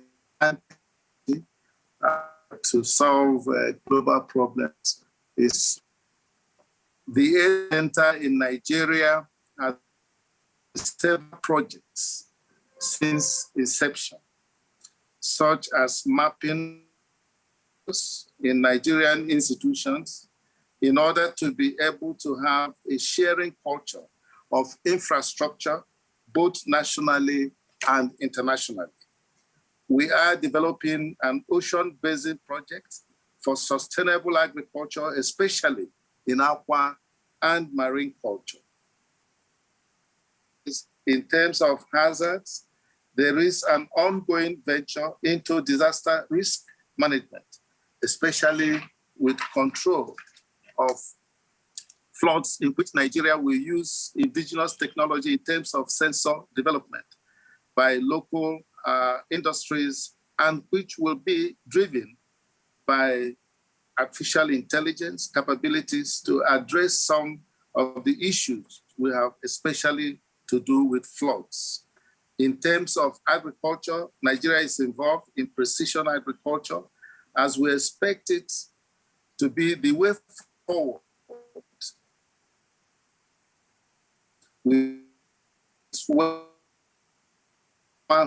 Especially despite some opinions to the contrary.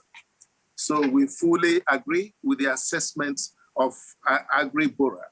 Nigeria is also very interested in the development of the Atlantic constellation, as we have been involved in the DMC, and we have seen the value and benefits of collaboration to build constellation of satellites. Nigeria will be in the forefront of collaboration with the A Center. Thank you so much. Thank you very much, Minister Onu. So now we will have South Africa and then Mozambique, the two last interventions. And from South Africa, I'm very pleased to announce Mobeneni Muofe, Deputy Director General for Technology and Innovation from the Department of Science and Innovation of South Africa. Please. Good afternoon, and firstly, let me thank the European Union Presidency under the government of Portugal for organizing this event. I would really like to appreciate also the various programs of cooperation in space science between Europe and Africa. I especially would like to acknowledge the value add that has been brought through the GMS and Africa program, which has provided significant opportunities for most of the countries in the continent. This is where we are involved, for example, through the Space Agency in the Wellness program, and also dealing with issues of Marco South program with the CSIR. So we are quite pleased that the collaboration that we're having on space sciences through this program have gone on board, but we also want to encourage that when we do this, let us do so in a manner that appreciate the other existing programs so that we can be able to link them up and amplify the impact that the programs, other Earth observation programs are doing in the continent. And this includes, for example, work that is being done around the aspects of GeoGLAM, CBERS, the Mercury Initiative. And I think the tighter alignment generally of the work that we're doing with the goals that have been identified in the SDGs, I think is going to be quite crucial, because all what we want to do through space science and technology is to make sure that we can improve the well-being of the citizens, both in Europe and in Africa. So I'm quite pleased that for that reason, we have established under the Group on Earth Observation an initiative called AfriGeo, which is really designed to provide the coordination and stronger linkages that we think needs to be developed between Europe and African programs around GEO.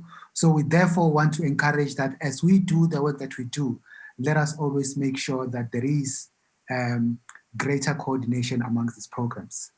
We also want to indicate that we are quite pleased that we have also acknowledged in this program that you have initiated the role of entrepreneurs and the businesses.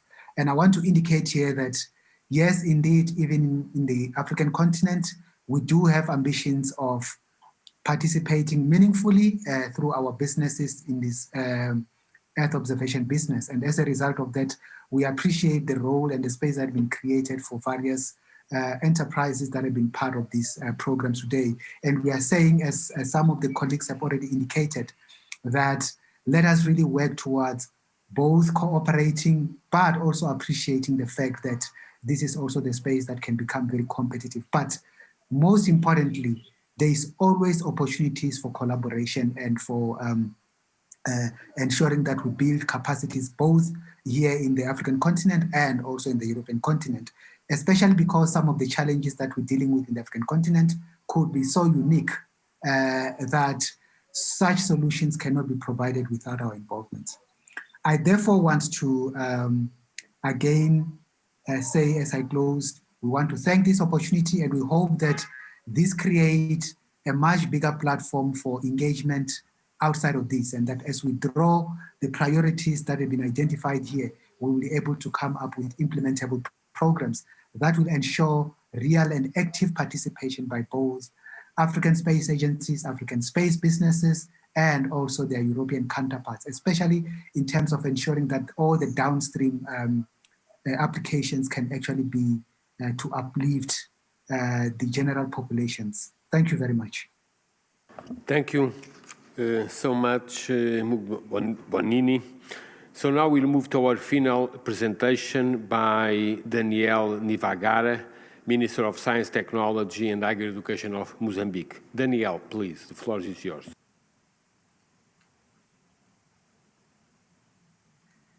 Sim, senhora, muito boa tarde.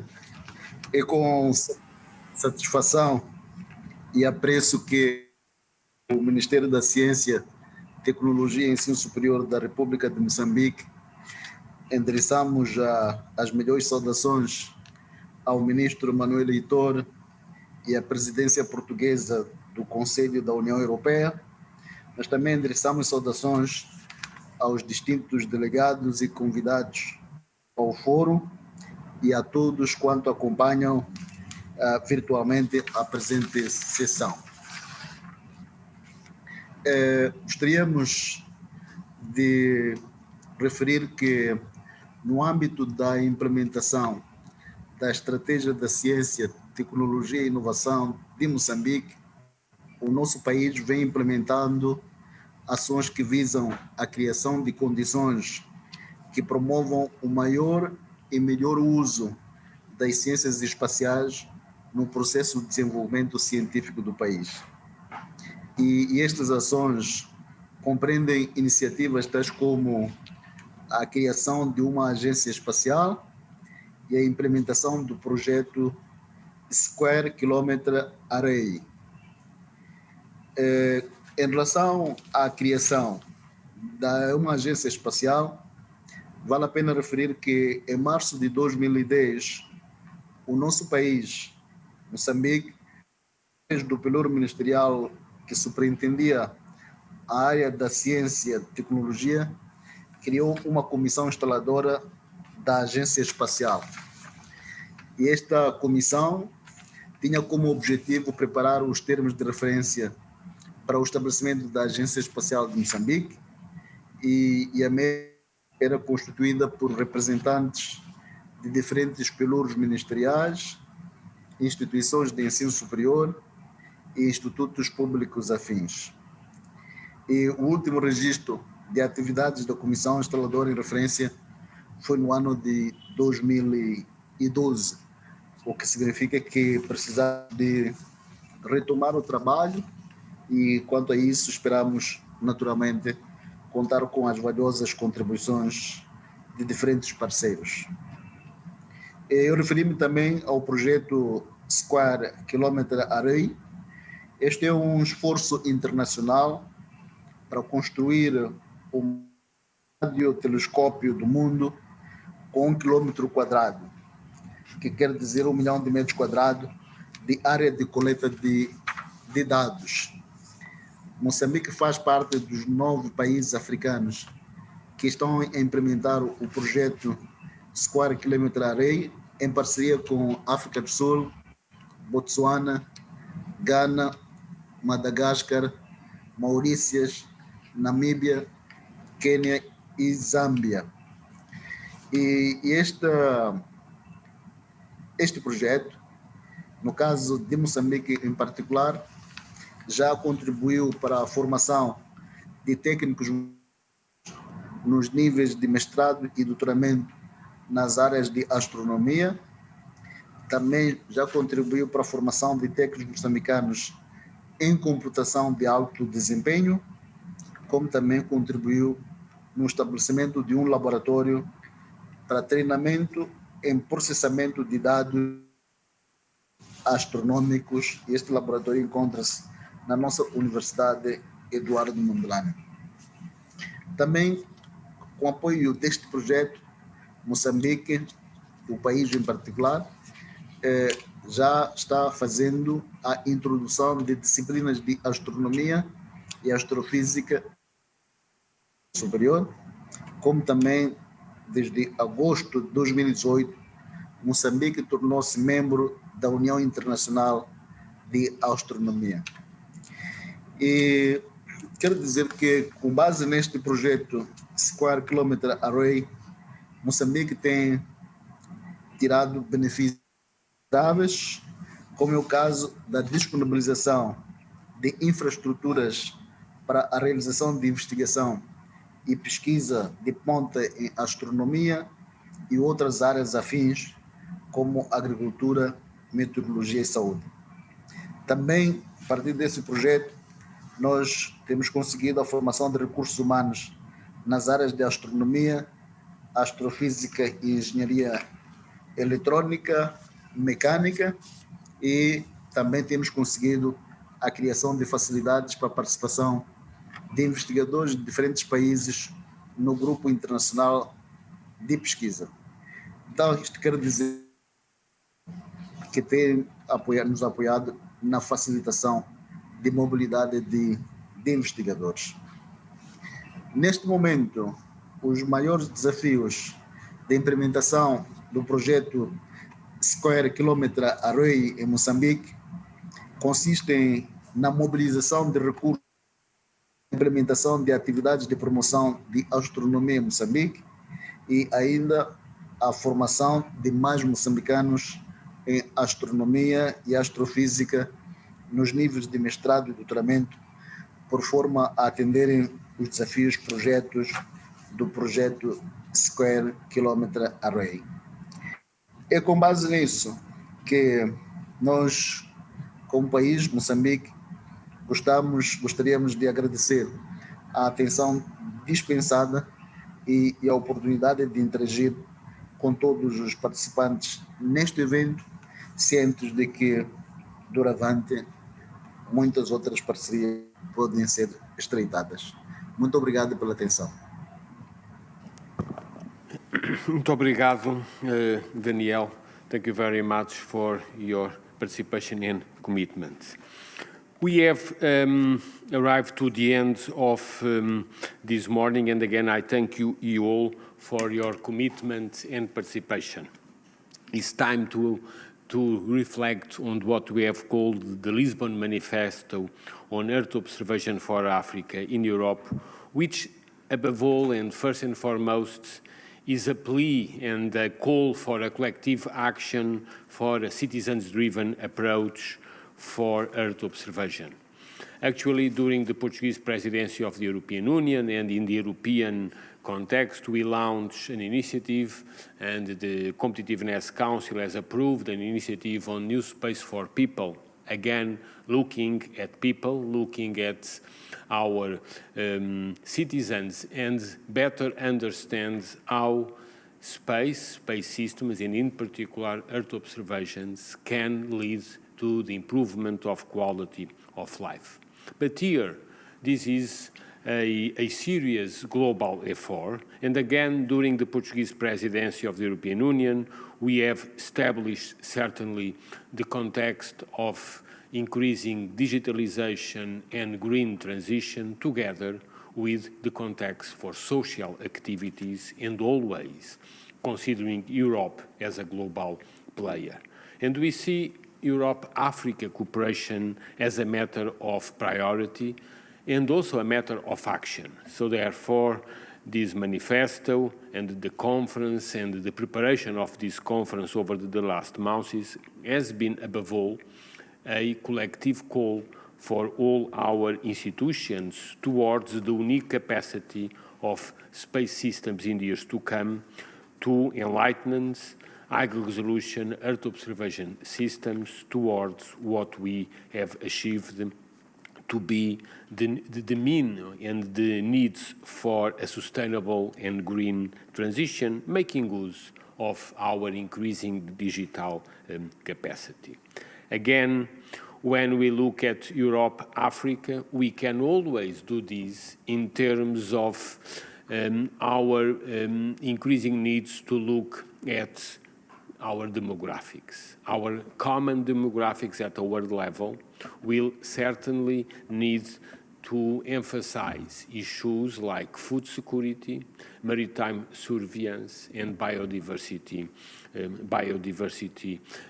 maintenance, but above all, preventing of disaster and facing the risks that all our society, particularly those which are affected by climate change, are facing. Today, we have listened many people from Kenya, from Nigeria, from Ethiopia to address issues of floods and the dramatic flooding which are resulting particularly in tropical and sub-Saharan Africa as a result of climate change. But we also need to address more and more the inequalities which coexist in our continents, particularly in terms of the food systems, and guarantee that the young populations and all our populations have access to secure food. And certainly we are all recognizing the diversity of situations, from quite expensive agro-business systems in Europe, while populations throughout Africa, and particularly in sub-Saharan African are striving for food. Again, space can contribute definitely for a better issue, and throughout this conference we have particularly listened to a number of youngsters from Africa, from Europe, working in many places throughout the world, and the appeal of them has become above all threefold. First, in terms of capacity building, second, on building an operational capacity, and last but not least, engage youngsters. We should remember one of the entrepreneurs from Kenya was very clear in asking for governments and agencies throughout Europe and Africa to engage youngsters everywhere and not leaving no one beyond. And therefore, this Lisbon Manifesto is above all a call for improving our joint capacity systems, to certainly promote our joint operational capacity. And today we have listened very well the commitment of the African Union and many African member states for the building up of the African Space Agency. And we have also listened from leaders in European agencies and governments for the will to support not only the building up of the African Space Agency, but also, and above all, the collaboration in a way that Africa can benefit from the existing capacity in many European agencies and intergovernmental organizations. So the social context of space has become evident in the different interventions, but also in the unique capacity of the Copernicus and Galileo systems, and it was very interesting to understand that from both the European Commission, in particular the director of DEFCIS, or the European Space Agency, or from EUSPAP, the clear commitment in opening up the Copernicus and the Galileo systems to the cooperation with Africa, as well as the commitment we have observed from African leaders in terms of the need to open up the African meteorological system. It is also clear that the overall evolution we have observed throughout the world in the space area, particularly in Europe and Africa, calls for a new institutional context. We have new institutions, and here we have seen, for instance, the Atlantic International Research Center as a major player, particularly for those in Atlantic regions, from south to north to south, but also we have observed two new satellite operators like Geosat, with headquarters in Portugal, but also Cosmos from Spain. And in fact, to give the adequate place to these newcomers to space will be a critical issue, and certainly we don't want to do that against traditional players. We want to play and to open space to everyone so that we look at space as an inclusive sector, having in mind, first and foremost, citizens throughout the world. So in these terms, these manifestos encourages the advancement of Earth observation systems, particularly for high-resolution data, and this we know throughout the world that can only be achieved with a better commitment and compromise with traditional systems like the Copernicus, together with new constellation of satellites devoted and proposed builds for specific applications. Our second appeal is certainly to the link between space and non-space systems, and it was very clear throughout this discussion how important is to bring those doing agriculture, doing fisheries, doing urban management, and many of the African leaders call for a specific attention to disaster management. Again, flooding, among other issues, have become a matter of priority for the action of space systems, and above all for the cooperation between space and non-space systems. And again, strengthening a coherent African-European context for space-non-space interactions is very important, which can only be done through innovative firms and startups. It was particularly interesting to look at a number of African entrepreneurs, young entrepreneurs, from agriculture to fisheries to maritime and weather services, working and willing to work and to build their own firms, and essentially asking for engaging them in this throughout the debate. So it was very clear the commitment of everyone. Now is certainly more and more time to understand what we have done in the last 14 years since the very first summit and declaration of European-Africa Earth observations and move faster in the years to come. It is clear that the engagement of Africa and African leaders in the development of African Space Agency has provided and will provide a new, very important player, which will be critical for the succeed of this declaration. So I thank you again, all of you. Don't forget that now we move down. We'll have a so-called family photography, and I invite all of you to come down with me.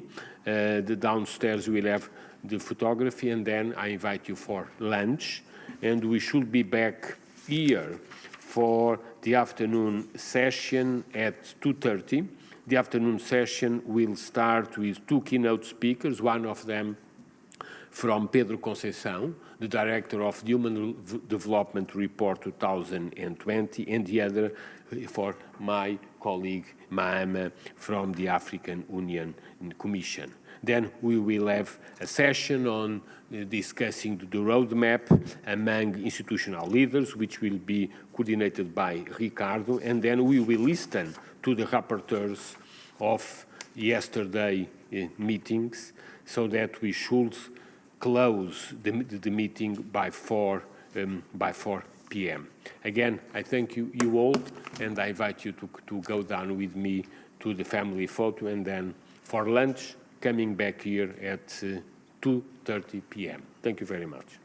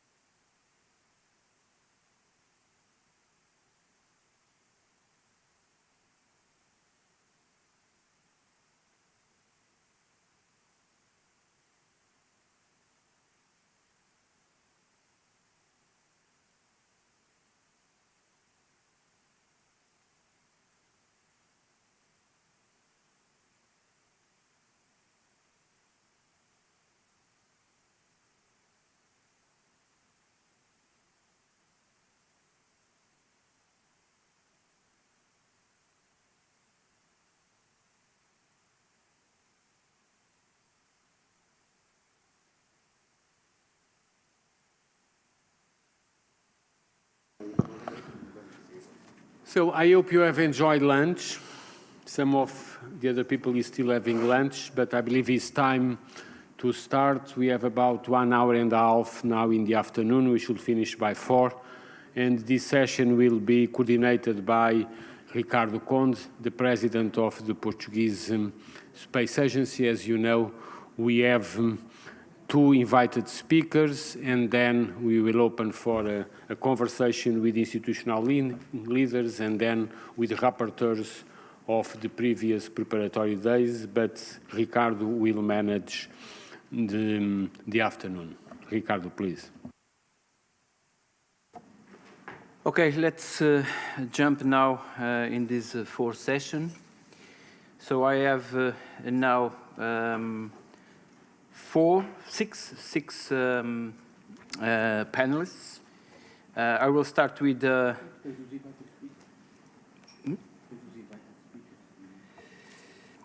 I have the invited speakers. Of course, I have the invited speakers. I forgot, completely forgot, because I just started to the session 4. So I have the invited speakers, and I will start with the director, Dr. Mohammed. Dr. Mohammed, please.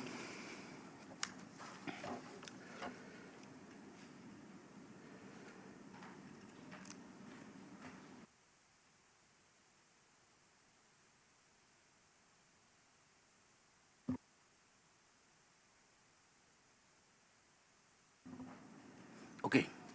Good afternoon, everyone.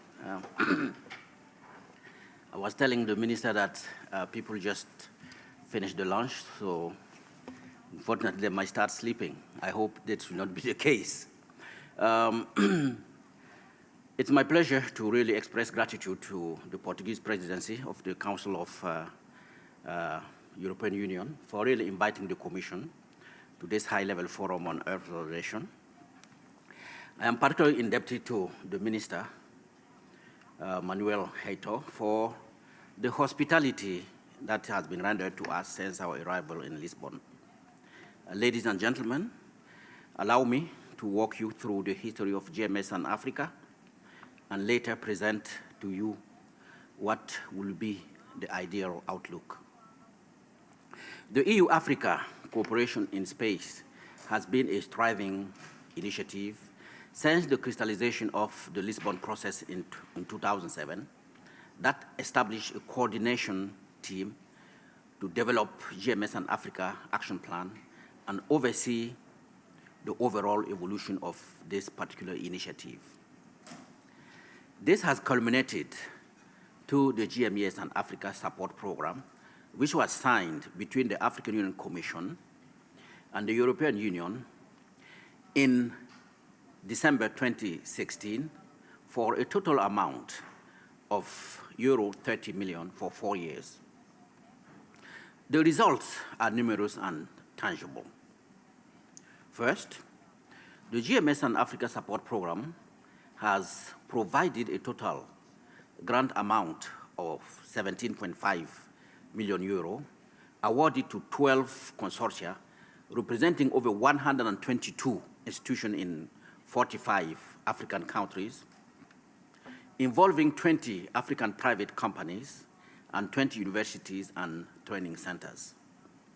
For the first time, North and Sub-Saharan Africa are working together on Earth observation issues in addressing common development challenges, demonstrating that, by this fact, to what extent Earth observation is an efficient integrated tool. As we are here discussing, a total of 12 e-stations, which are ground Earth observation satellite data reception, are being installed in 12 African institutions, and 188 existing e-stations have been identified to be maintained.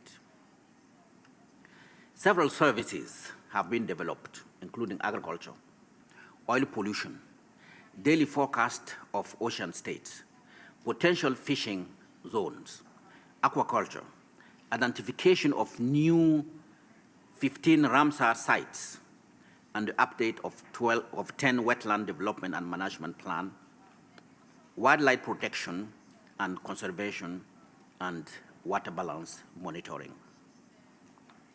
In terms of human capital development, a digital learning platform, which contains currently more than 100 courses have been developed, as well as an operational network of 27 African universities, made up of 15 Francophone and 12 Anglophone universities, has been established.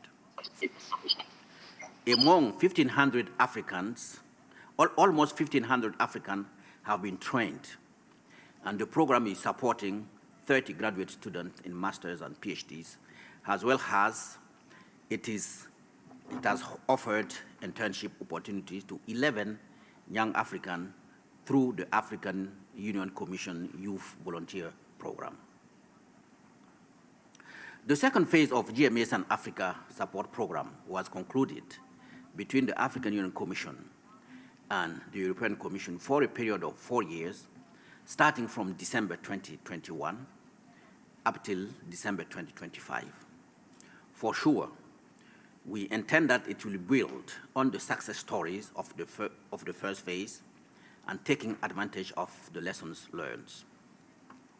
The second phase will continue covering the entire supply chain for services on water and natural resource and marine and coastal area from access to information, generation and provision of services, and engagement and capacity of users to ensure utilization of these services. Better access to information and availability of specific tools in this area will also contribute to improve adaptation to climate change and to reduce disaster risk. Most importantly, the second phase will strengthen the policy and institutional framework, as well as the synergy with similar and complementary initiatives and activities. But the Africa-Europe cooperation on Earth observation should go beyond and consider the new paradigm brought by new space era, where private sector is now changing the dynamics in the Earth observation domain while trying to address a user and citizen-driven market. Indeed, the automation of massive data processing, combined to the increasing need of citizens to access, process, manage, and share information and knowledge, is a very short timeline,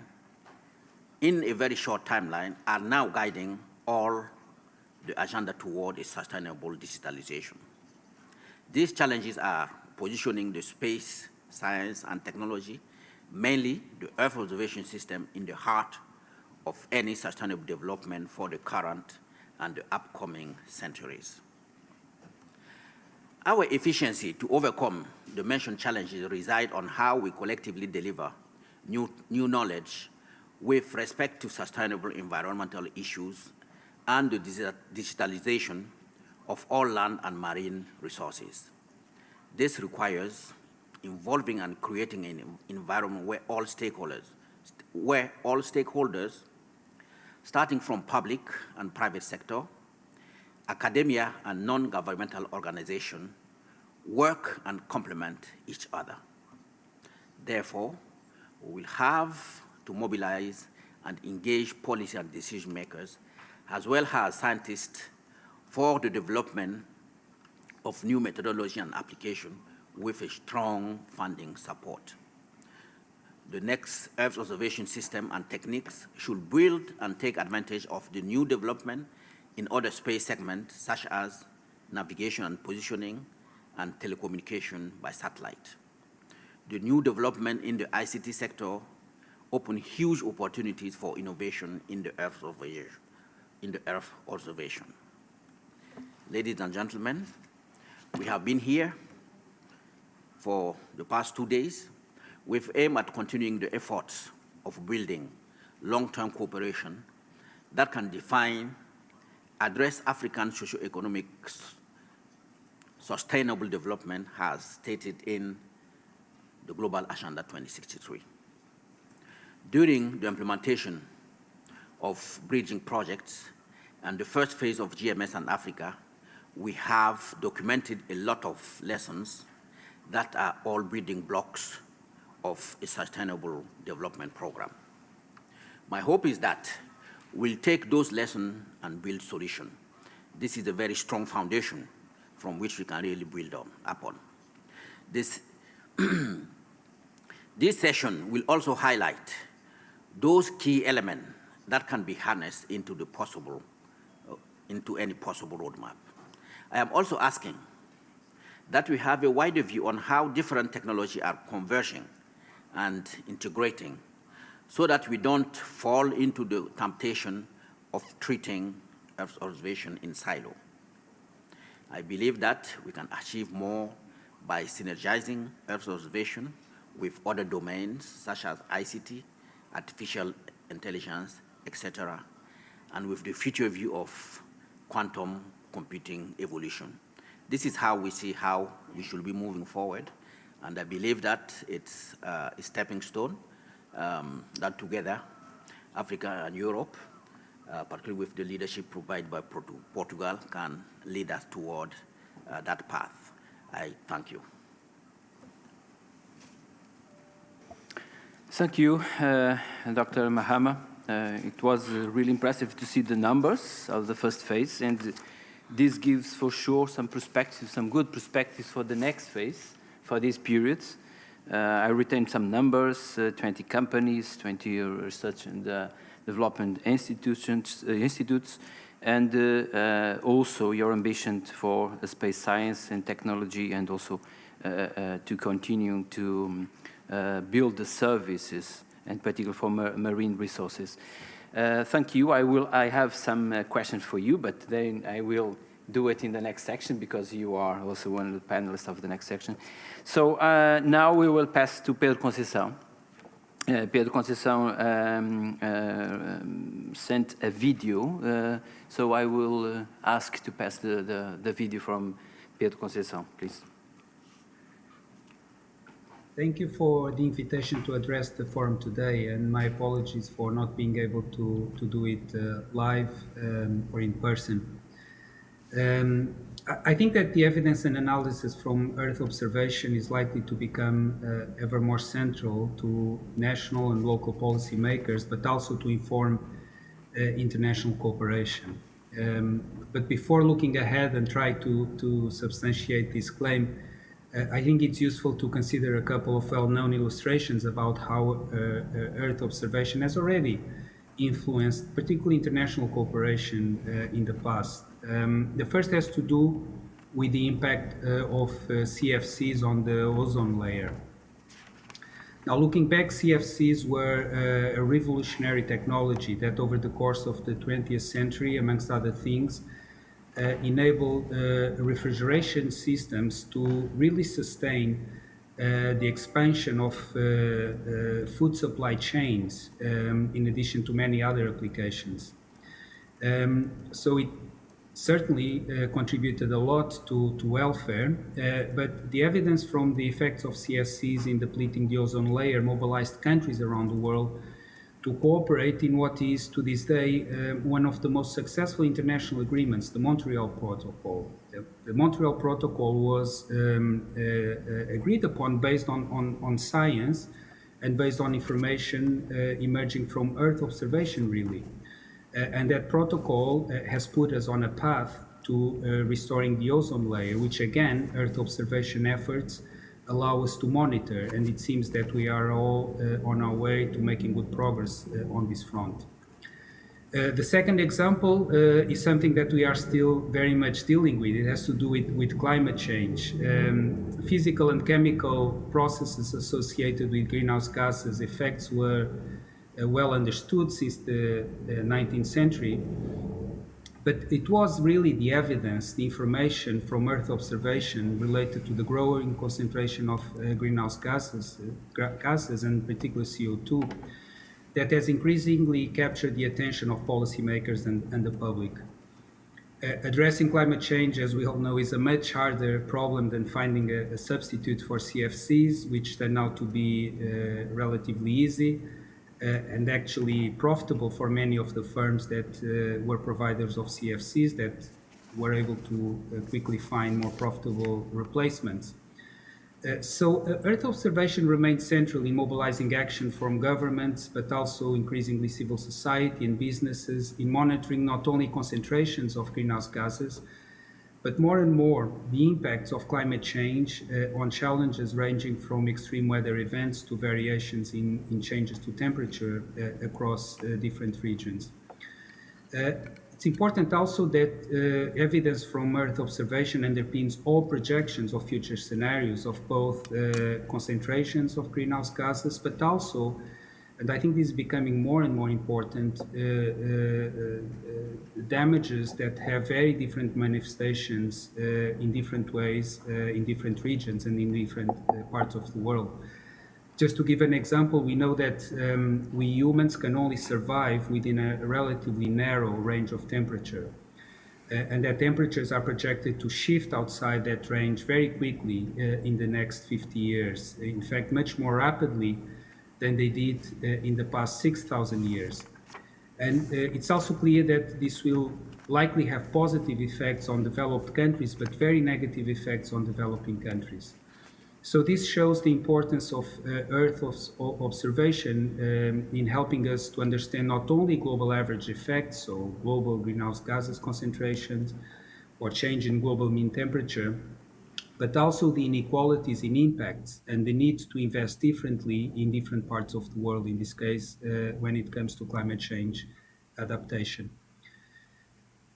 But this will be my concluding point, and it's looking forward. I think that the depletion of ozone layer and climate change fit with the broader process of dangerous planetary change that has been increasingly associated with the term or concept of the Anthropocene. It's still a contested term or concept, but I think it's powerful because it invites society to look at a broader set of evidence of planetary change and the role of our choices, policies in driving this planetary change. In doing so, amongst other things, I think it provides for a greater appreciation of how life and planetary process are deeply intertwined with one another.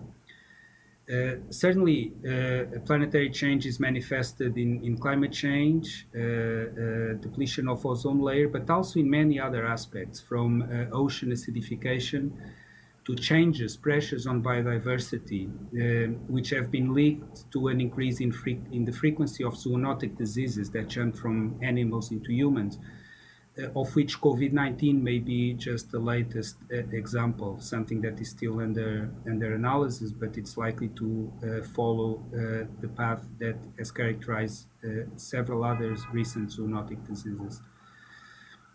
So I don't think it's by chance that the idea of the Anthropocene was proposed and emerged really from what are now called Earth system scientists. Paul Crutzen, who played a central role in the science of the ozone layer, was one of the early proponents of the term.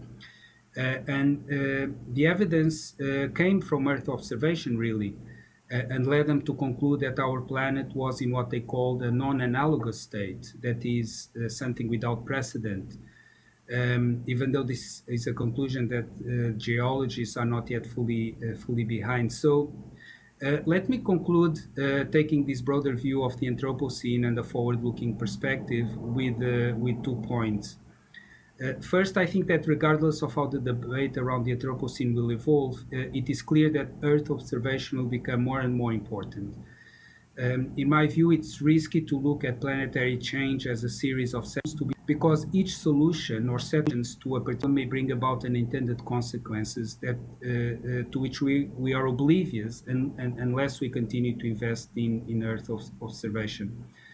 That is certainly the case, or was certainly the case, with both CFCs and fossil fuels, which seemed like wonderful technologies and were, but we realized as a result of Earth observation that they were causing these damages to planetary processes. So I think that without Earth observation, flying blind into the future. And then finally, is that Earth observation not only provides for more and better information about planetary change in the aggregate, but as I emphasized, and perhaps more importantly, about the unequal manifestation of the change for different regions. That's why I think the effort has to be global, and why a strong partnership between countries in Europe and Africa is so crucial. Thank you. Thank you, Pedro. Pedro reminded us about the emergency that we are living today and the importance to implement global policies to tackle the emergency of the climate challenges, the global warming and oceans acidification. Let's move now to the session 4 that will have here some panelists, 6 panelists. Dr. Mahama will also be one of the panelists. Also, Phil Heaven from the EUMETSAT, the Director General of EUMETSAT. Also the Director General of ENTPA, Cohen. Patrick Child, Deputy Director General of RTD. Rodrigo da Costa, Executive Director of EUSPA, and Augusto Gonzalez, Advisor for the Director General of DEFIS. The debate with these institutional leaders, for that we have these panelists. I will start with Dr. Mahama.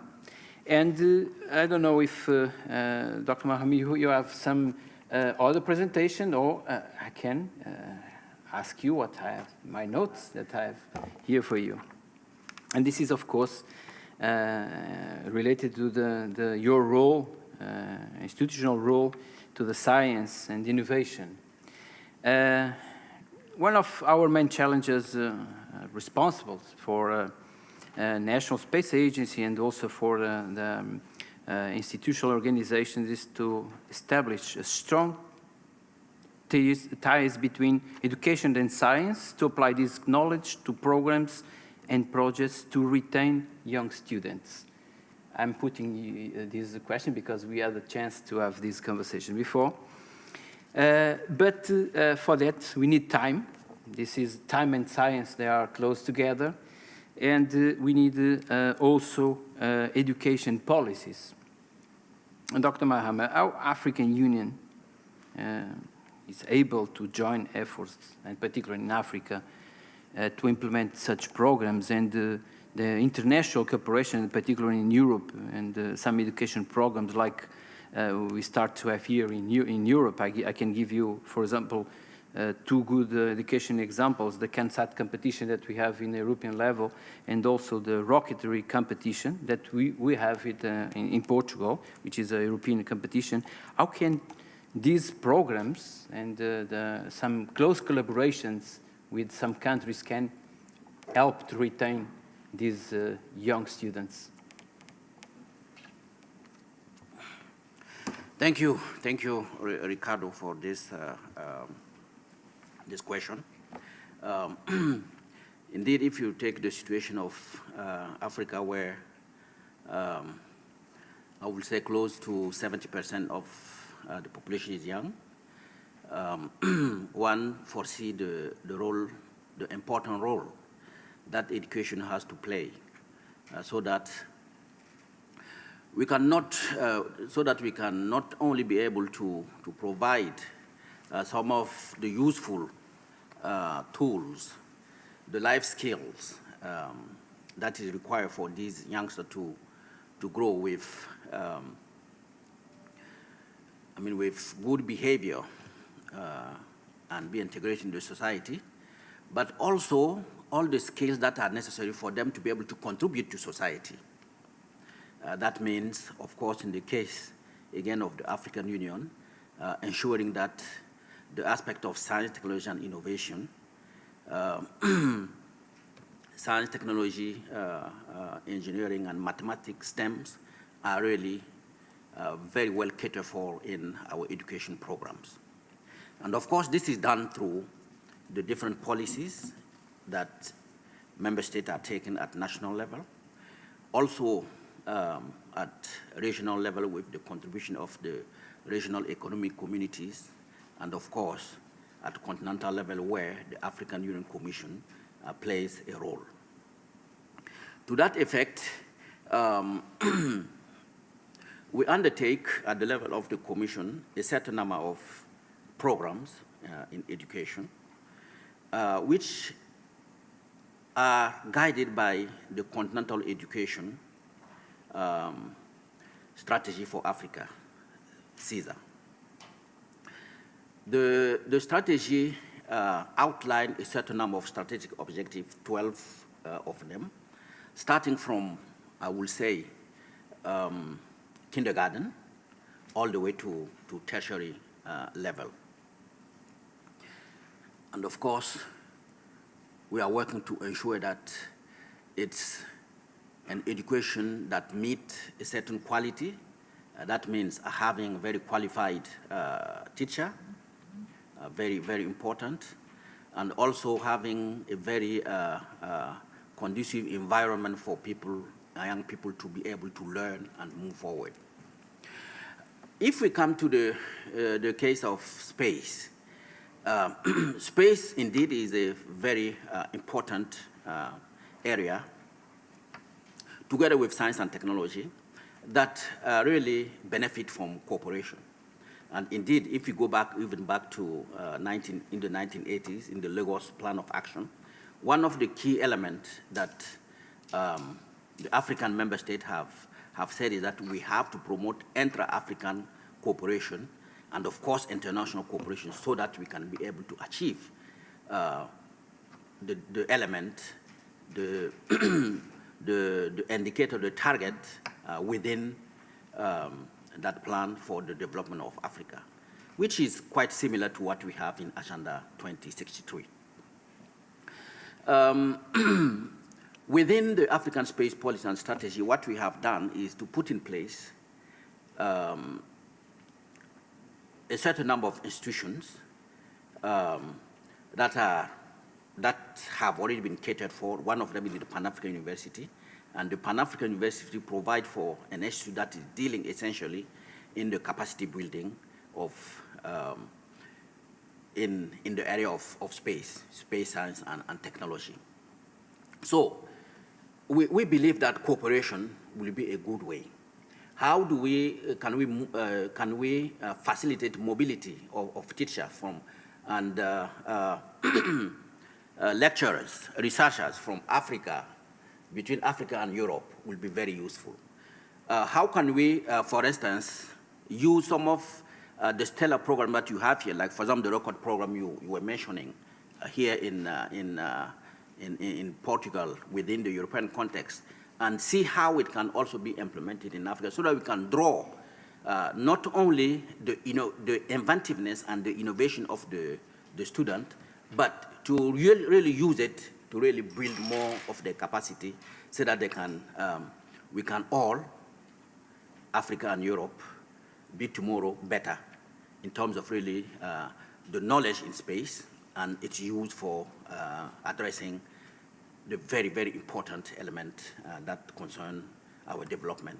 And for that, we have talked about it quite extensively in the morning.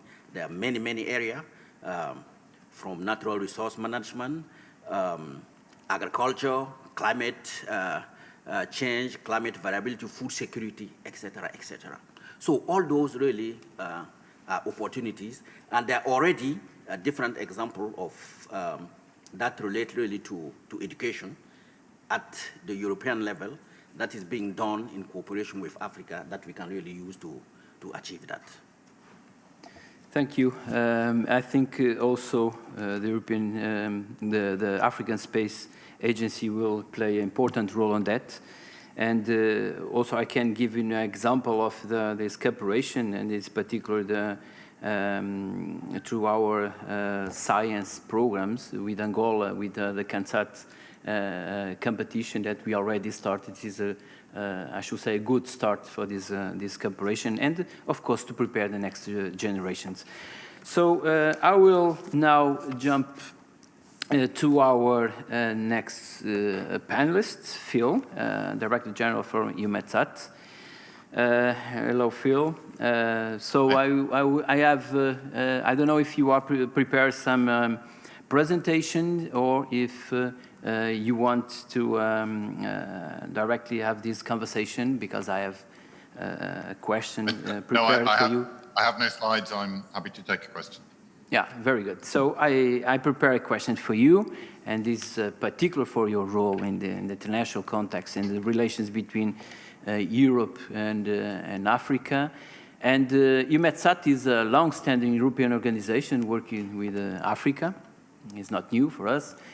And how do you see the future of your collaboration? How can the Portuguese Space Agency and other agencies in Europe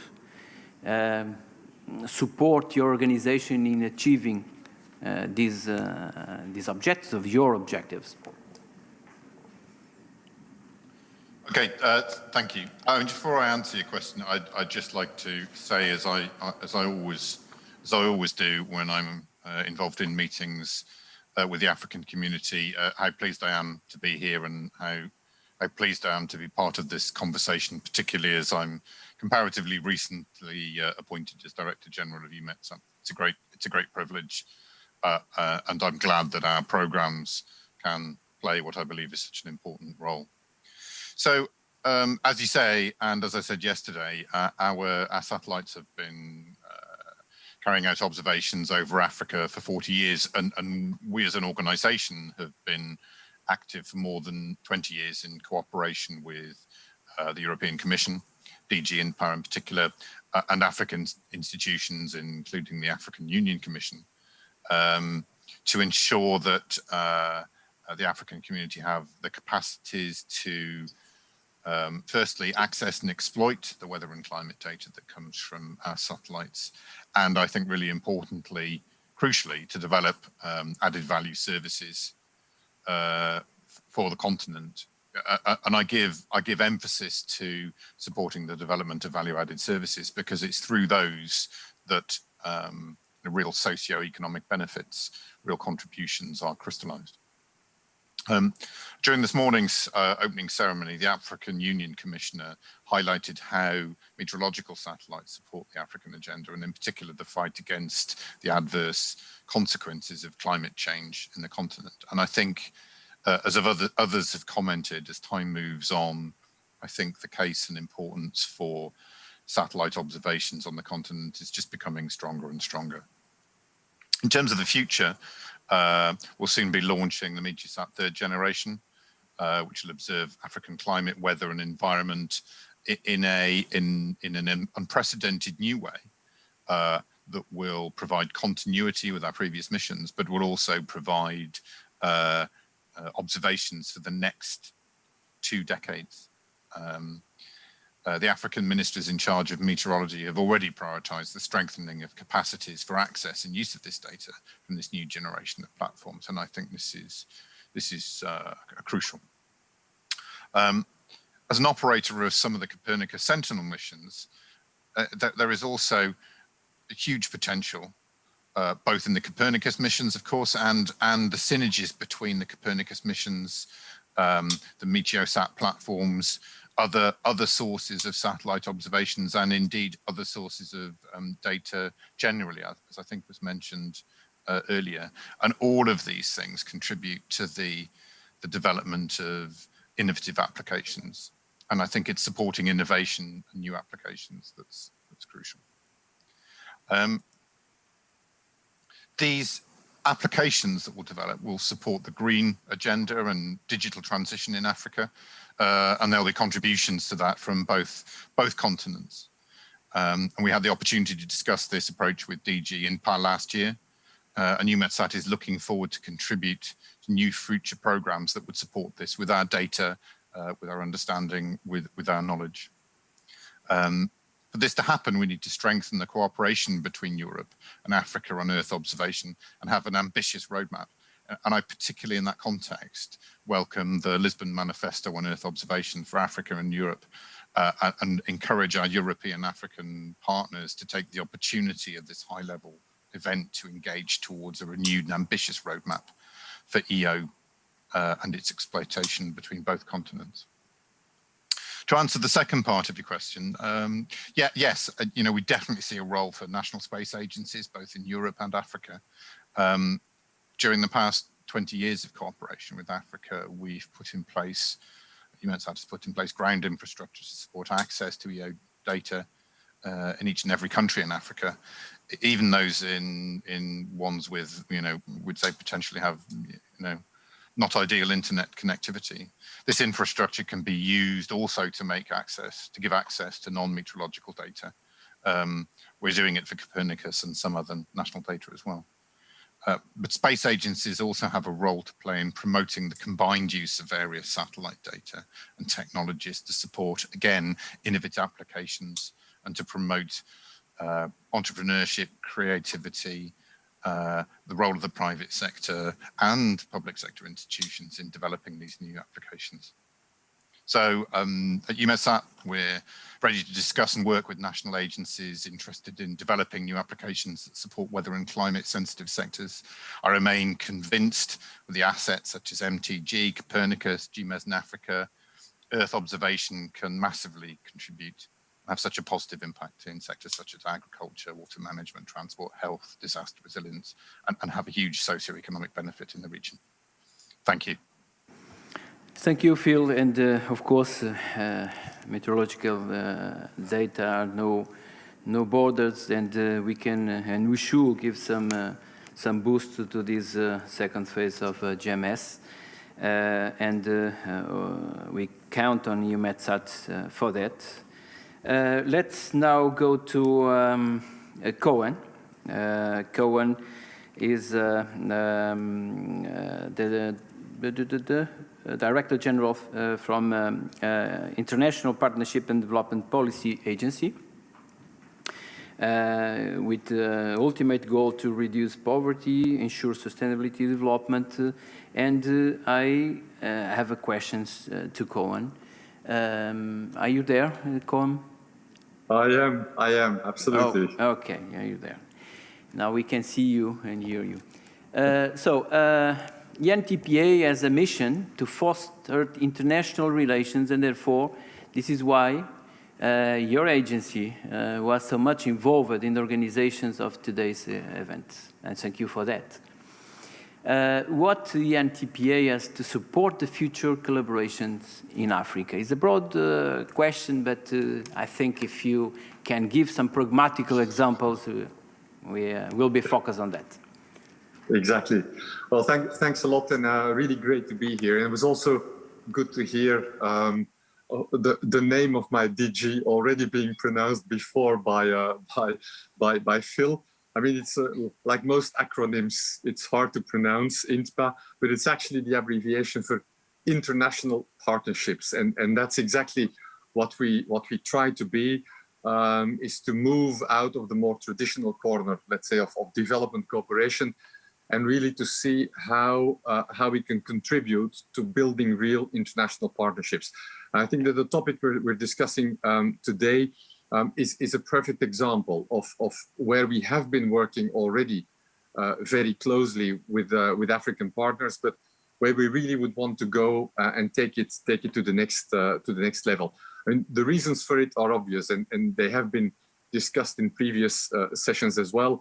I think it's a long time ago since space technology, data, and so on are something exotic. Actually, it's very, very clear, maybe even to those who do not necessarily are aware of it, that all of this has become truly indispensable to our lives. I mean, mobile phones, car navigation, watching satellite TV, withdrawing money, but also the things we do indeed on proper management of disasters, earthquakes, floods, forest fires. I mean, so many things that we deal, small things on a day-to-day basis, big things where they arrive.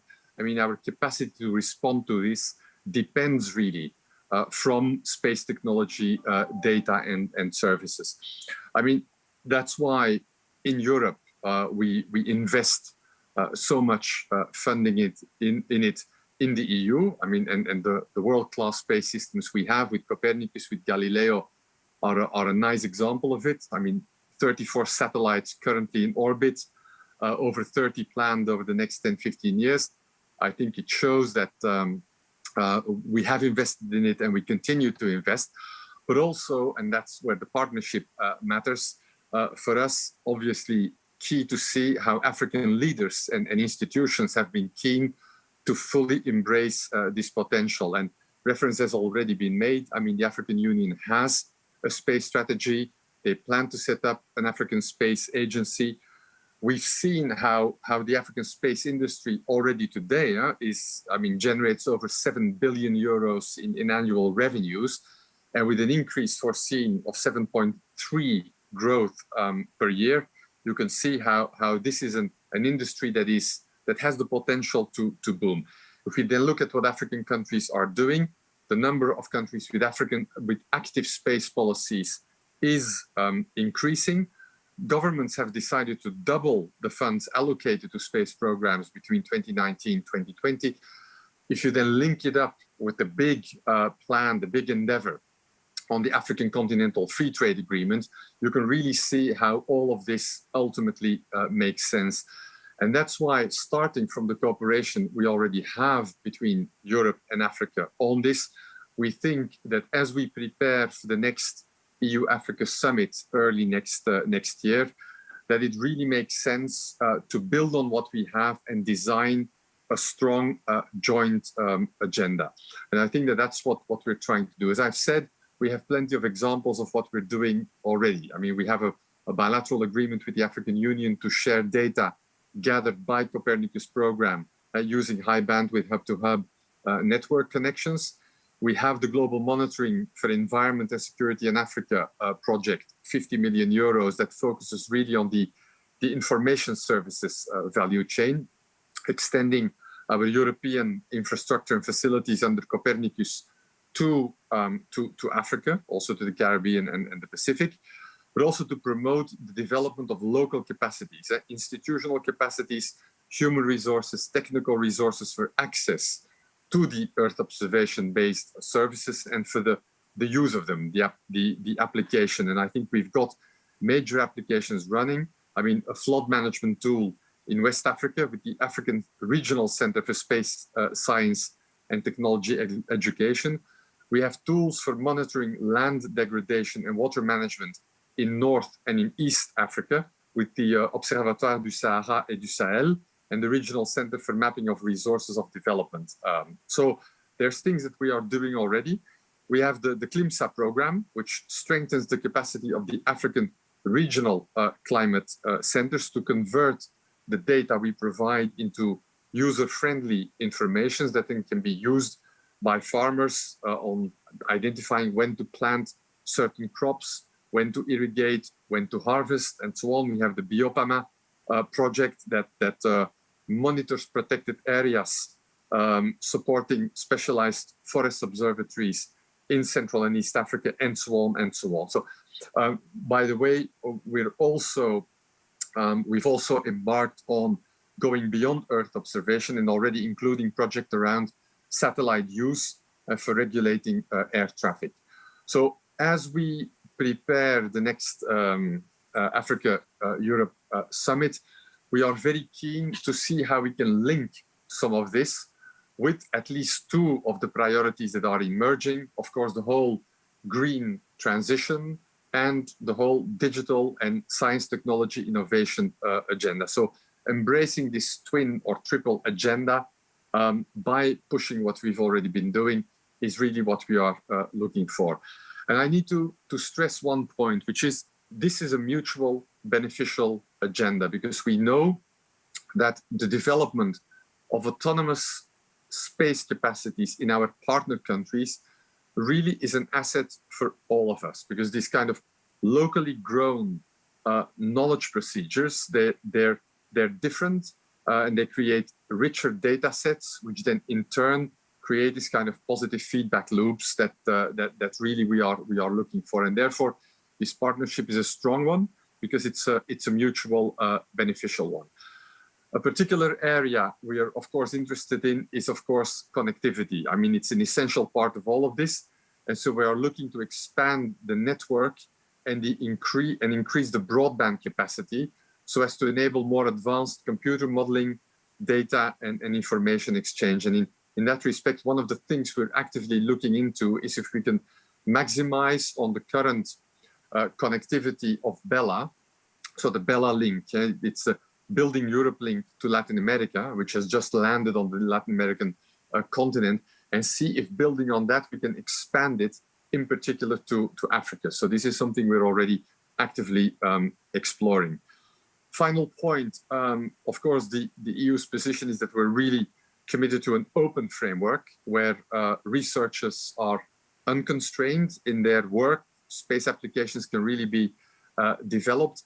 And so fostering academic exchange and this kind of cooperation between Africa and Europe through reliable data sets stemming from Earth observation and Copernicus are also an area where we think more steps compared to what we have now are really necessary, needed, and possible. So lots of areas where we see work ahead. We have an event, I mean, to show that we're serious about this. We also have an event next week on this as part of the European Development Days. So a specific event on Earth observation as a game changer for the Green Deal. So you're all invited to register. And that's what I would maybe like to stop. Very much excited to be part of this. And you can count on the DG for international partnerships and the financing that we have at our disposal to really partner up with all of you and make some of this happen. Thank you very much. Back to you. Koen, thank you very much. I retained some words. Bilateral cooperation with the African Union to share data and also promoting local capacities like your services and the TeamSat program for regional SAT programs to be used by farmers. Also the connectivity, which I believe is to connect remote regions. Thank you, Koen, for that. I will go now to Patrick Child, Deputy Director General for RTD. And I don't know if you are already connected, Patrick. Yes, I'm here. I'm happy to be here as well. Okay, thank you. So I don't know if you have some presentations, so I can go forward with the question that I have some topic that you can elaborate. Okay. Patrick, research, technology and development is key to foster new products and services. Director General of the RTD plays an important role in Europe in this sense.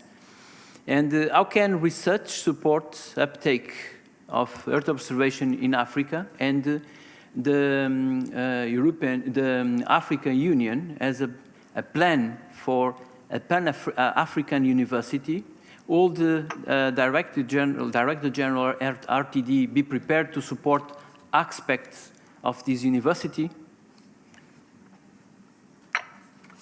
Well, look, thank you very much for the question, and I'm very excited to be part of this conference, which unites Africa and Europe on the very important theme of Earth observation. And I, want to start by thanking our Portuguese hosts and the presidency for the excellent cooperation that we've had and enjoyed in preparing this event, and apologize that I can't be with you in person. But of course, I mean, as we all know, and others have mentioned previously, our shared ambition of closer European Union Africa cooperation on satellite-based Earth observation dates back to the joint Africa-EU strategy in 2007. And this, very clearly confirms our determination to work together on space-based technology, applications and sciences. And I think that it's very clear that the continuing mutual benefits of Earth observation for things like monitoring natural resources, land use, water resources, have been clearly highlighted again in last year's Commission communication on a comprehensive strategy with Africa.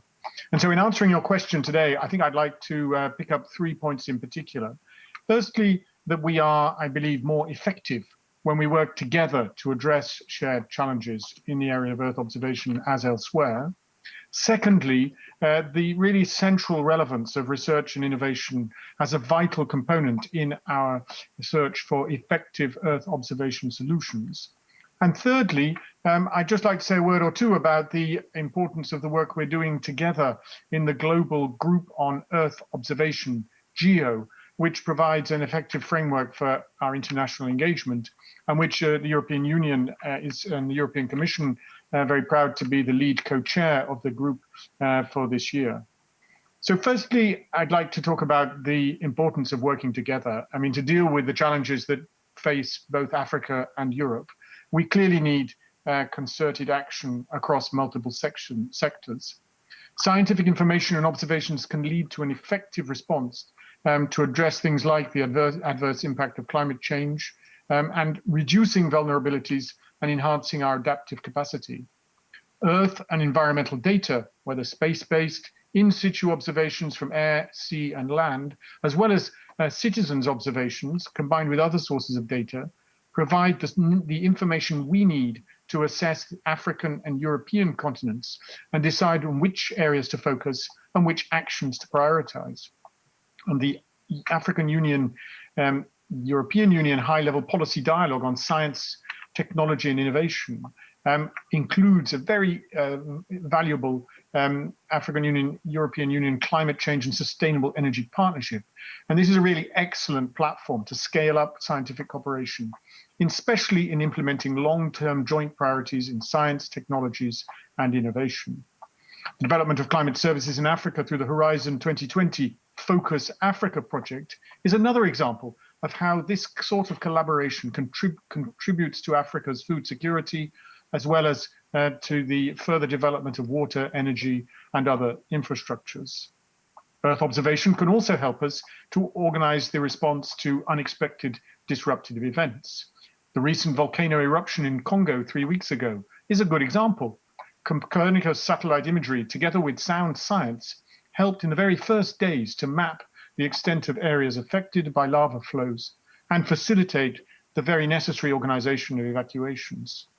Encouragingly, we have another ongoing partnership on Earth observation under the Africa Research and Development Facility, with the aim of setting up science academies with partners across Africa to advance skills development in water and agriculture, providing, I believe, corresponding funding opportunities for European and African researchers. And I think that that's a little bit the response that I would bring to the question that you asked, President, about our willingness and our enthusiasm to cooperate with the African Union Commission to develop the sort of necessary partnerships with universities and exchange of researchers between our two continents. And that brings me, I think, to my next point, which is to highlight even more the importance of research and innovation on Earth observation, drawing on the years of experience that we have of working with incredible flows of data and other available knowledge. And it's a really good moment to be discussing research and innovation as we launch the latest European Union Research and Innovation Framework Programme, Horizon Europe. With a budget of 95.5 billion euros for the period 2021 to 2027, Horizon Europe will devote at least 35% of our programme to climate action and related issues like biodiversity, environmental protection, and energy. Working together, therefore, in support of the Green Deal agenda, which the European Union has embraced, and I know is gaining strong support from elsewhere in the world, in Africa and other countries too. And I think we know that excellent research needs the best minds from all over the world to work together. And this is the central aim of the European Commission's very recent new communication on the global approach to research and innovation, our strategy for international cooperation in a changing world. And specifically, this new strategy presents our ambition to work with the African Union Commission on a new comprehensive Africa initiative under Horizon Europe. And I hope that this will be able to include further initiatives with both Horizon Europe and the European Space Programme to support the science of Earth's observation.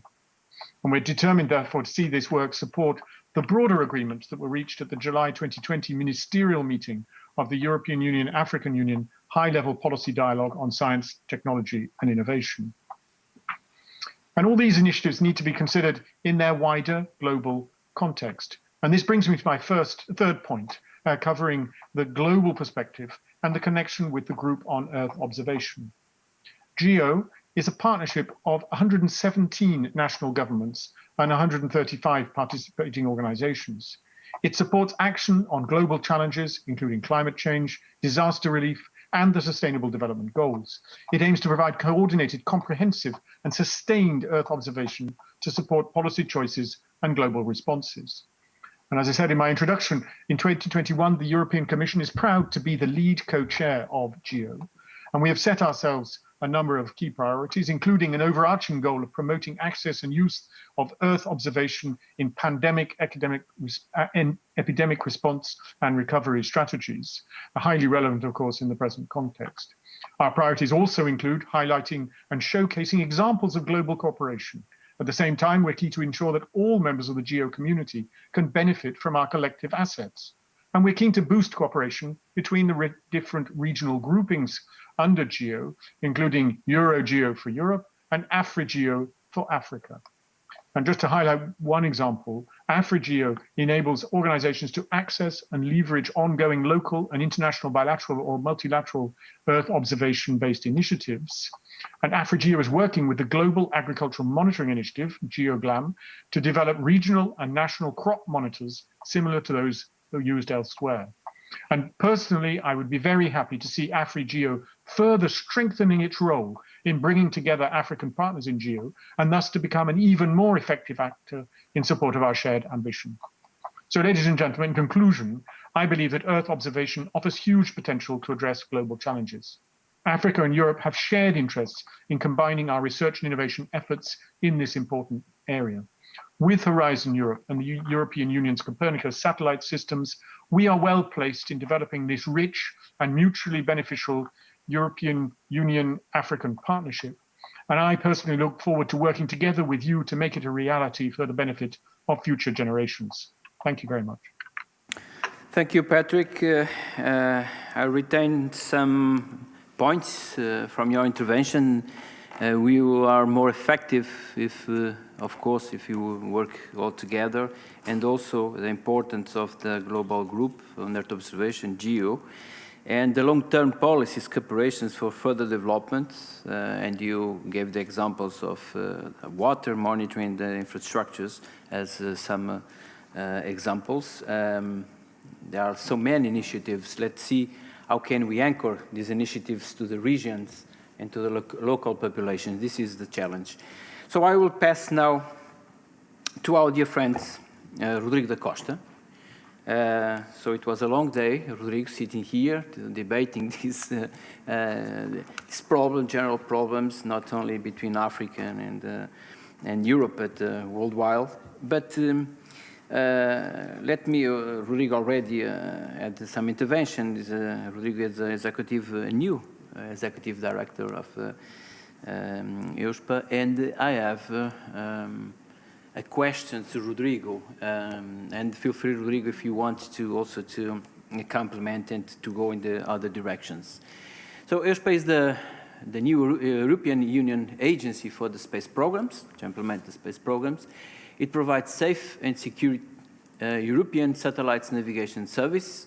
We all know about the Galileo and the success of the Galileo constellation navigation satellite, and promotes the commercializations of Galileo and Copernicus data and services. EUSPA will foster activities in the user uptake, especially in democratization of space, with the use of Galileo and in applications that combine Galileo and Copernicus data. I remember in our conversation that you gave the examples of the precision agriculture.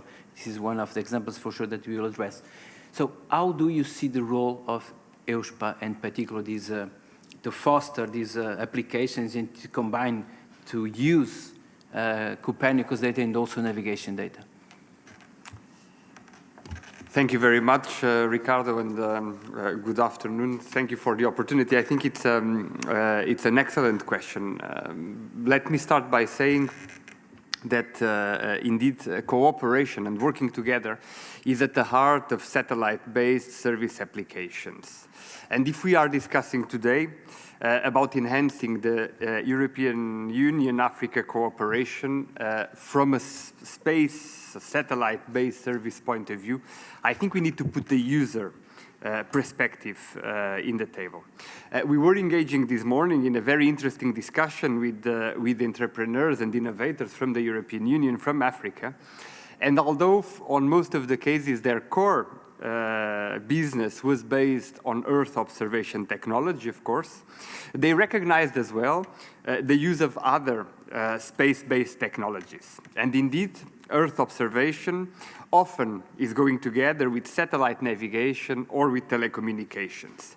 And therefore, there is a huge potential to develop what we would call the three-dimensional synergy between Earth observation, satellite navigation, and telecommunications. And those synergies can be in various sectors. Indeed, this morning I mentioned precision agriculture. Let me this afternoon mention transport or search and rescue, and there could be more. But I will come back to the agriculture example, just to cite the fact that at USPA, we have been organizing a Farming by Satellite Prize for several years now, together with our colleagues of the European Environment Agency. And the 2020 edition of this prize included a special Africa prize. The objective of that prize was to encourage young Africans to develop satellite-based solutions that cater to the specific needs and resources of communities and lands in Africa. I can tell you that we had excellent participation and really amazing ideas. And the winner created an application called GeoM&I, collecting data from a variety of sources and providing it to all farmers to help foster a sustainable farming community in Kenya. Thanks to the satellite data from Copernicus Sentinel-2, the Digital Earth Africa, GNSS or Galileo data, and data from drones that navigate and verify accurate position, this application solution provided crop phenology statistics and analysis of agricultural fields over time. The statistics, they measure the plant health and growth patterns, are particularly useful in the assessment of coffee farms in Kenya. And we know agricultural sector is a major driver in the economy of many countries, including African countries, and therefore this easy access to data, to combine data, is a fantastic opportunity. Second, the availability of the European Union space data and the signals worldwide is also a tool for tackling the upcoming challenges, such access to drinking water, the rapid urban development, active deforestation, or food insecurity. So the more we develop the quality of our space-based services, the better it is for all of us.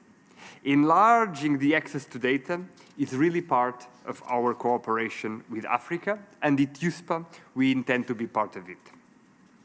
Last month, the EU Space Program was created, with it our agency, and we have, as I said, a strong mandate to support innovation, entrepreneurship, and business development of Galileo, EGNOS, Copernicus, and GovSatcom. The agency, our agency, with the support of the European Commission, can help Africa to accelerate its Earth observation downstream industry.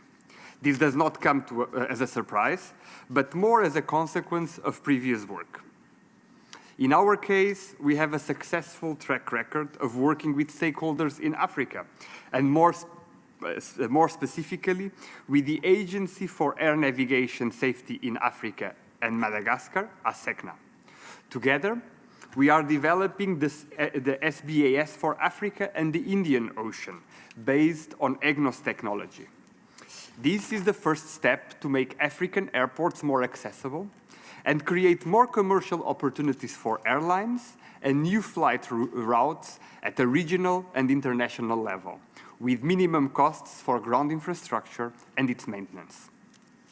It is at the heart of USPA to foster synergies between EU space program components, Galileo, EGNOS, Copernicus, GovSatcom, and others, and to leverage them to the benefit of the citizens, the governments, and businesses alike. In conclusion, I am sure that European Union leaders and policymakers are ready to steer the European Earth observation knowledge to Africa. Personally, I look forward to joining hands with anyone interested in making use of the infinite opportunities of the EU space program, notably Copernicus and Galileo, notably that Copernicus and Galileo together offer. After all, it might be European, but its perspective is obviously global. Thank you. Thank you, Rodrigo, and thank you to share with us this award, GeoMNI. And also, I also retained that EURSPA can help Africa to accelerate the previous work on the navigation, creating new commercial opportunities using Galileo, Copernicus, and also GovSatcom components. Thank you for that, Rodrigo. I will pass now to Augusto. This is our last intervention from this panel. Augusto Gonzalez is advisor for Director General DEFIS. And I don't know, Augusto, if you are already connected? Yes. Okay, so do you want to share some thoughts, or can I ask you something? I have a particular question for you under this topic, and is related, of course, with Copernicus. Here we go. Copernicus is the most EU program, which is led by European Commission. Its penetration in Africa is tremendous, and today we saw here some examples. And looking to the future, how DG DEFIS will continue the partnership with Africa. I think this question is quite relevant, and particularly for this GMS second phase, right? Yes, well, thank you very much, Ricardo. Thank you, the Portuguese presidency, for inviting us today here. I will answer the question, and I think a lot has already been said about Copernicus, GMS in Africa, but I nevertheless, without trying to avoid repetition, I will start by putting things a little bit into context, because what we do today is relevant to what we will be doing in the future, and then move on to that. So I think that it's important to remind ourselves that in 2016, the European Commission developed the space strategy that focused primarily on benefits of space for society and economy. This is very important, on competitiveness of the space sector, the autonomy in accessing space, and international cooperation. And this is the context in which we're still working today. In order to support this strategy, in 2020, DG DEFIS was created. Supporting this strategy was one of the main reasons. There were others, of course, because we have already not just space, but also defense industry in our acronym DEFIS. So that's another important part. But it kind of shows to what extent the European Union and the Commission is committed to space. And another example, of course, and Rodrigo has just mentioned it, is the adoption of the space regulation, the new EU space program, that brings together under a single umbrella all the space activities, including Earth observation. Now, Earth observation started as a research activity. In fact, the name GMES was the name that was given then to the EU Earth observation activities, and then it became the operational program Copernicus that we know, with a large fleet of Earth observation satellites, with 6 services that process satellite data and in situ data and deliver a wide array of products, and with the open data policy that we have to facilitate development of numerous downstream applications. Now, Copernicus has a global coverage, and obviously covers Africa, and has developed over time a number of Africa-centered, I would say, products. The regular monitoring of inland water quality, the provision of climate projections, the provision of information on ocean and coastal water conditions around Africa, the support for damage evaluation and recovery plans in case of disaster, the monitoring of protected and high biodiversity areas. Now, sorry, I hope that I'm not interrupted by some message that I received from our software distribution system. So I continue by saying that GMES is the GMES and Africa is the vehicle of our cooperation, and it has been supported by INTPA, by INPA, by the African Union Commission for the delivery of service products and capacity building. A lot of reference has already been made to this, particularly in the line and marine sectors. Now, looking a little bit towards the future, our view is that this support should be extended to the climate service, particularly to the CLIMSA ACP project that Director General Gundons has just mentioned, and to the emergency and atmosphere sectors. The challenge that we still face is the dissemination of products to make them available to all without restriction and in a timely manner.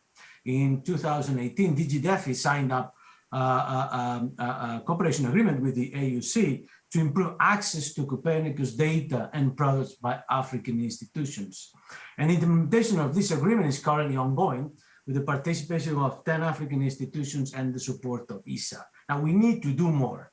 We need to do more, in particular, making use of the facilities developed in Europe by the Data and Information Access System, bringing users to data and improving online data processing. On the EU side, we're now moving towards what we can call Copernicus 2.0, with the aim of expanding the product portfolio, improving the quality of our service, and deploying new satellite capacities for high priority missions in the next 5 years. Now, these priority missions will include new application developments, particularly in the agriculture sector, with the future thermal infrared mission and the future hyperspectral mission. These Copernicus missions will follow the same open and free on data access policy, and we will support Africa in seizing these new opportunities. The Earth observation sector is evolving very fast within Copernicus, and we want to work hand in hand with Africa so that Africa benefits with us from it. And for this, we have to improve and reinforce the dialogue in space matters. Now, we do have currently several discussion channels, but we should go, we think, for a more structured and holistic approach, possibly involving new partners.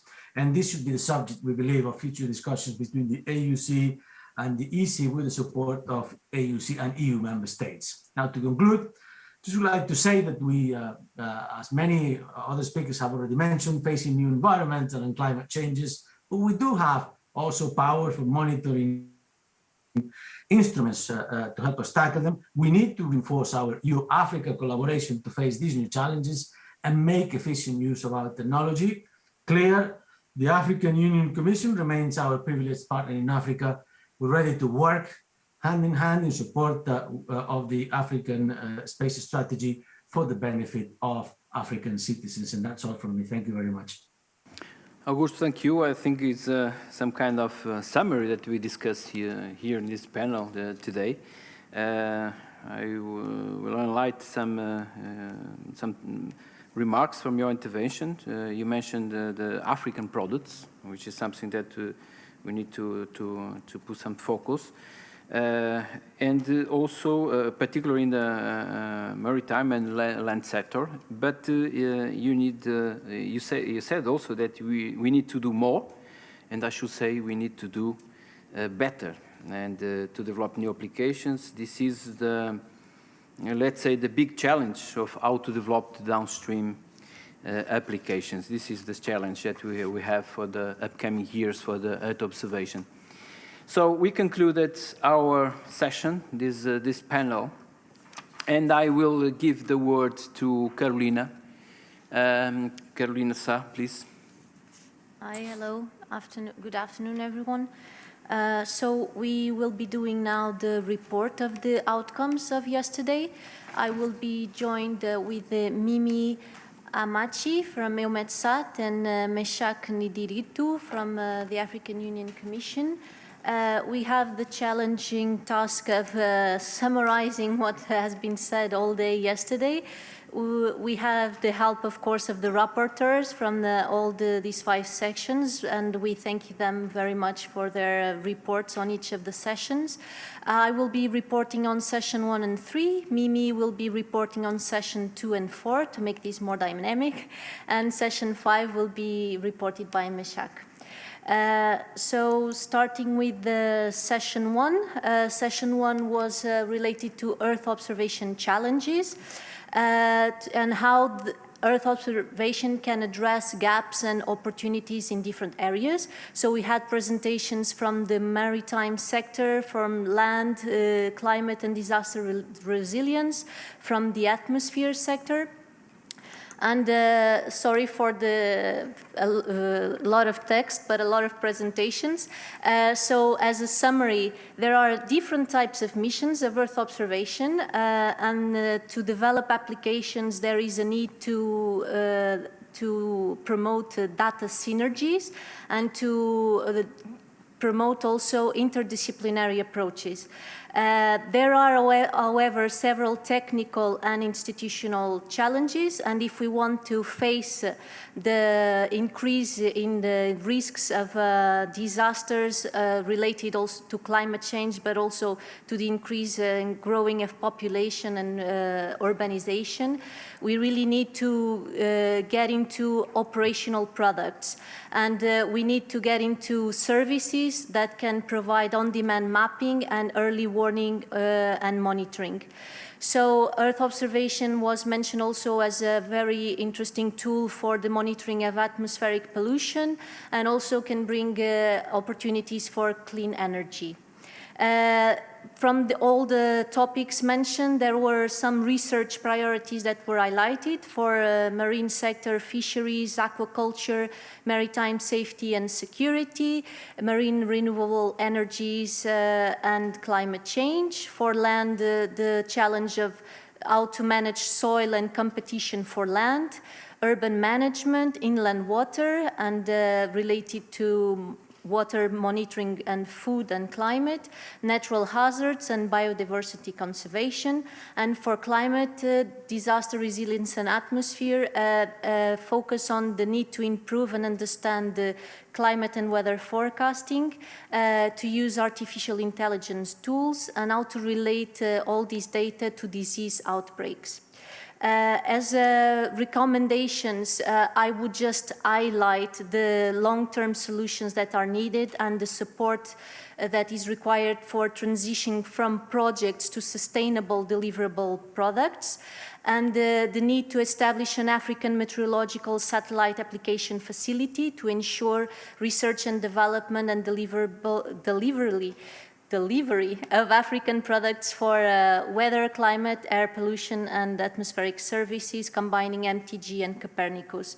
This can be done also. There is the need to increase capacity in the atmospheric and environmental modeling in the African researchers, and it was recommended the strengthening of collaboration with European universities. For session 2, I would ask Mimi to step in. Mimi, are you there?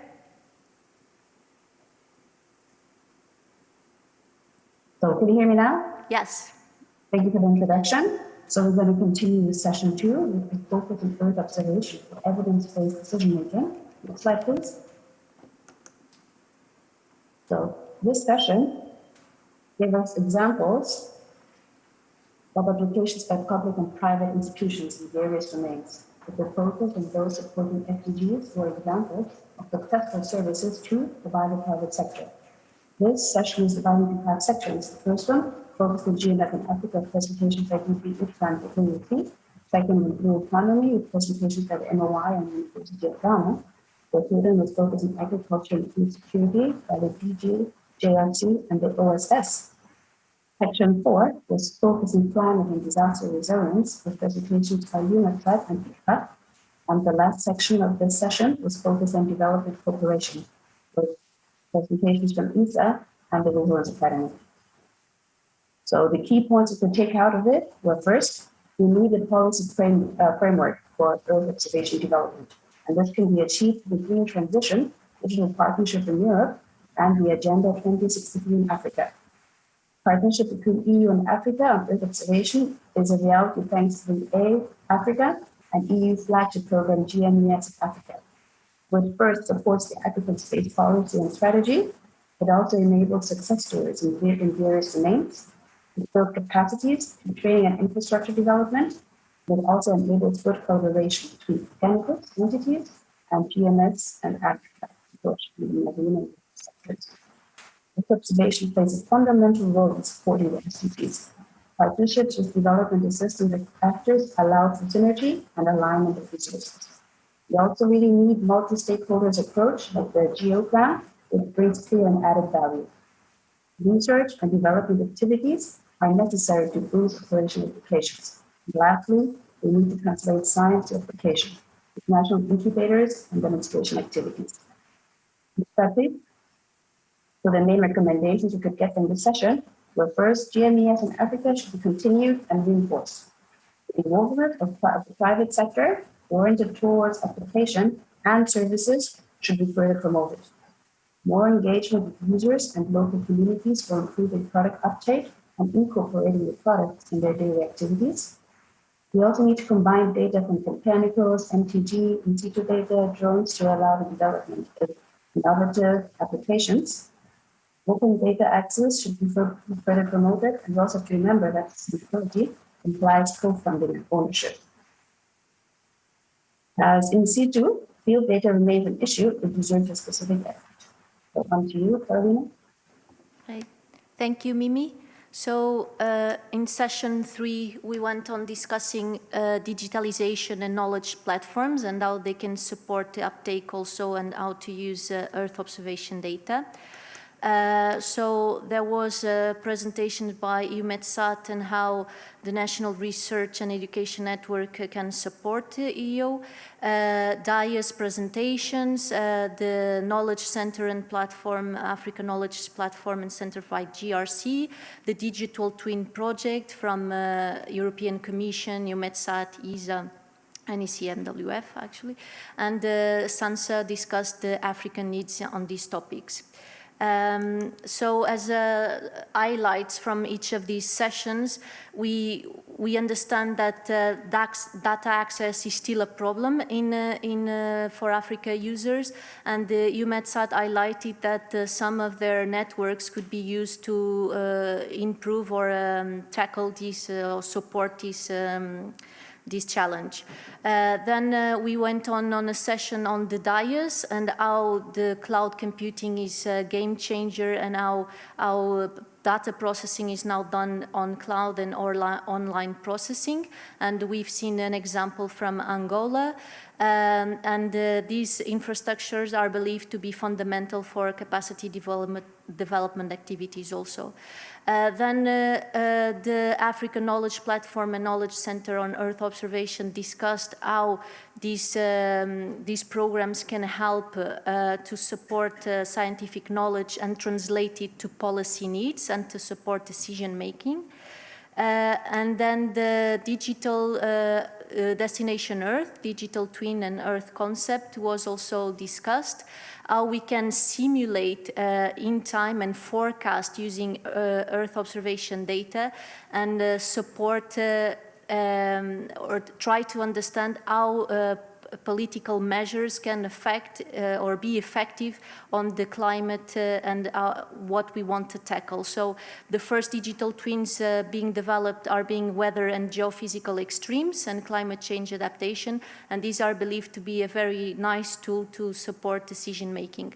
Then we had the perspective from SANSA on the needs on digitalization for Africa.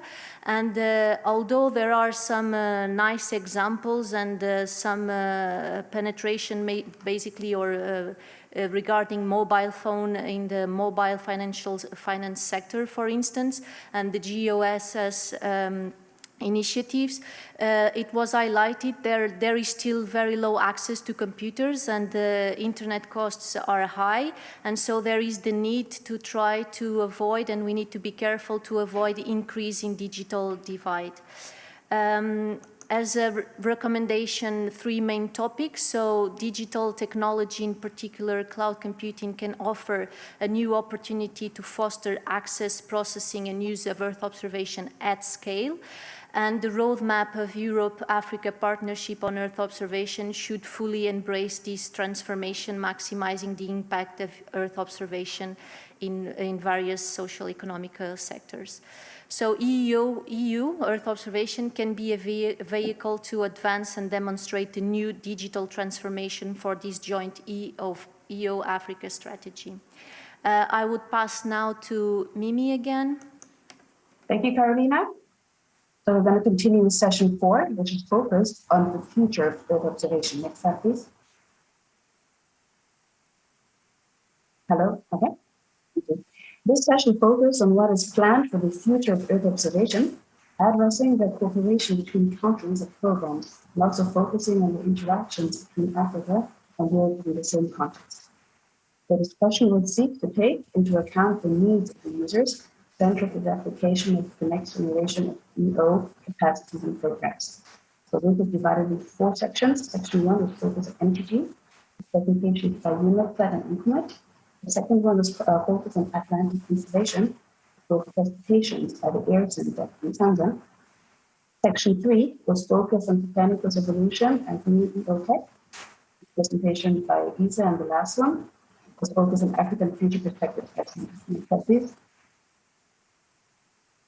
So this session could be summarized into 4 main points. Point number 1 is that Europe is strengthening its Earth observation capabilities with the Copernicus evolution and new central missions, as well as with the new generation meteorological satellites, compared the Meteorite generation and the EPS-SG.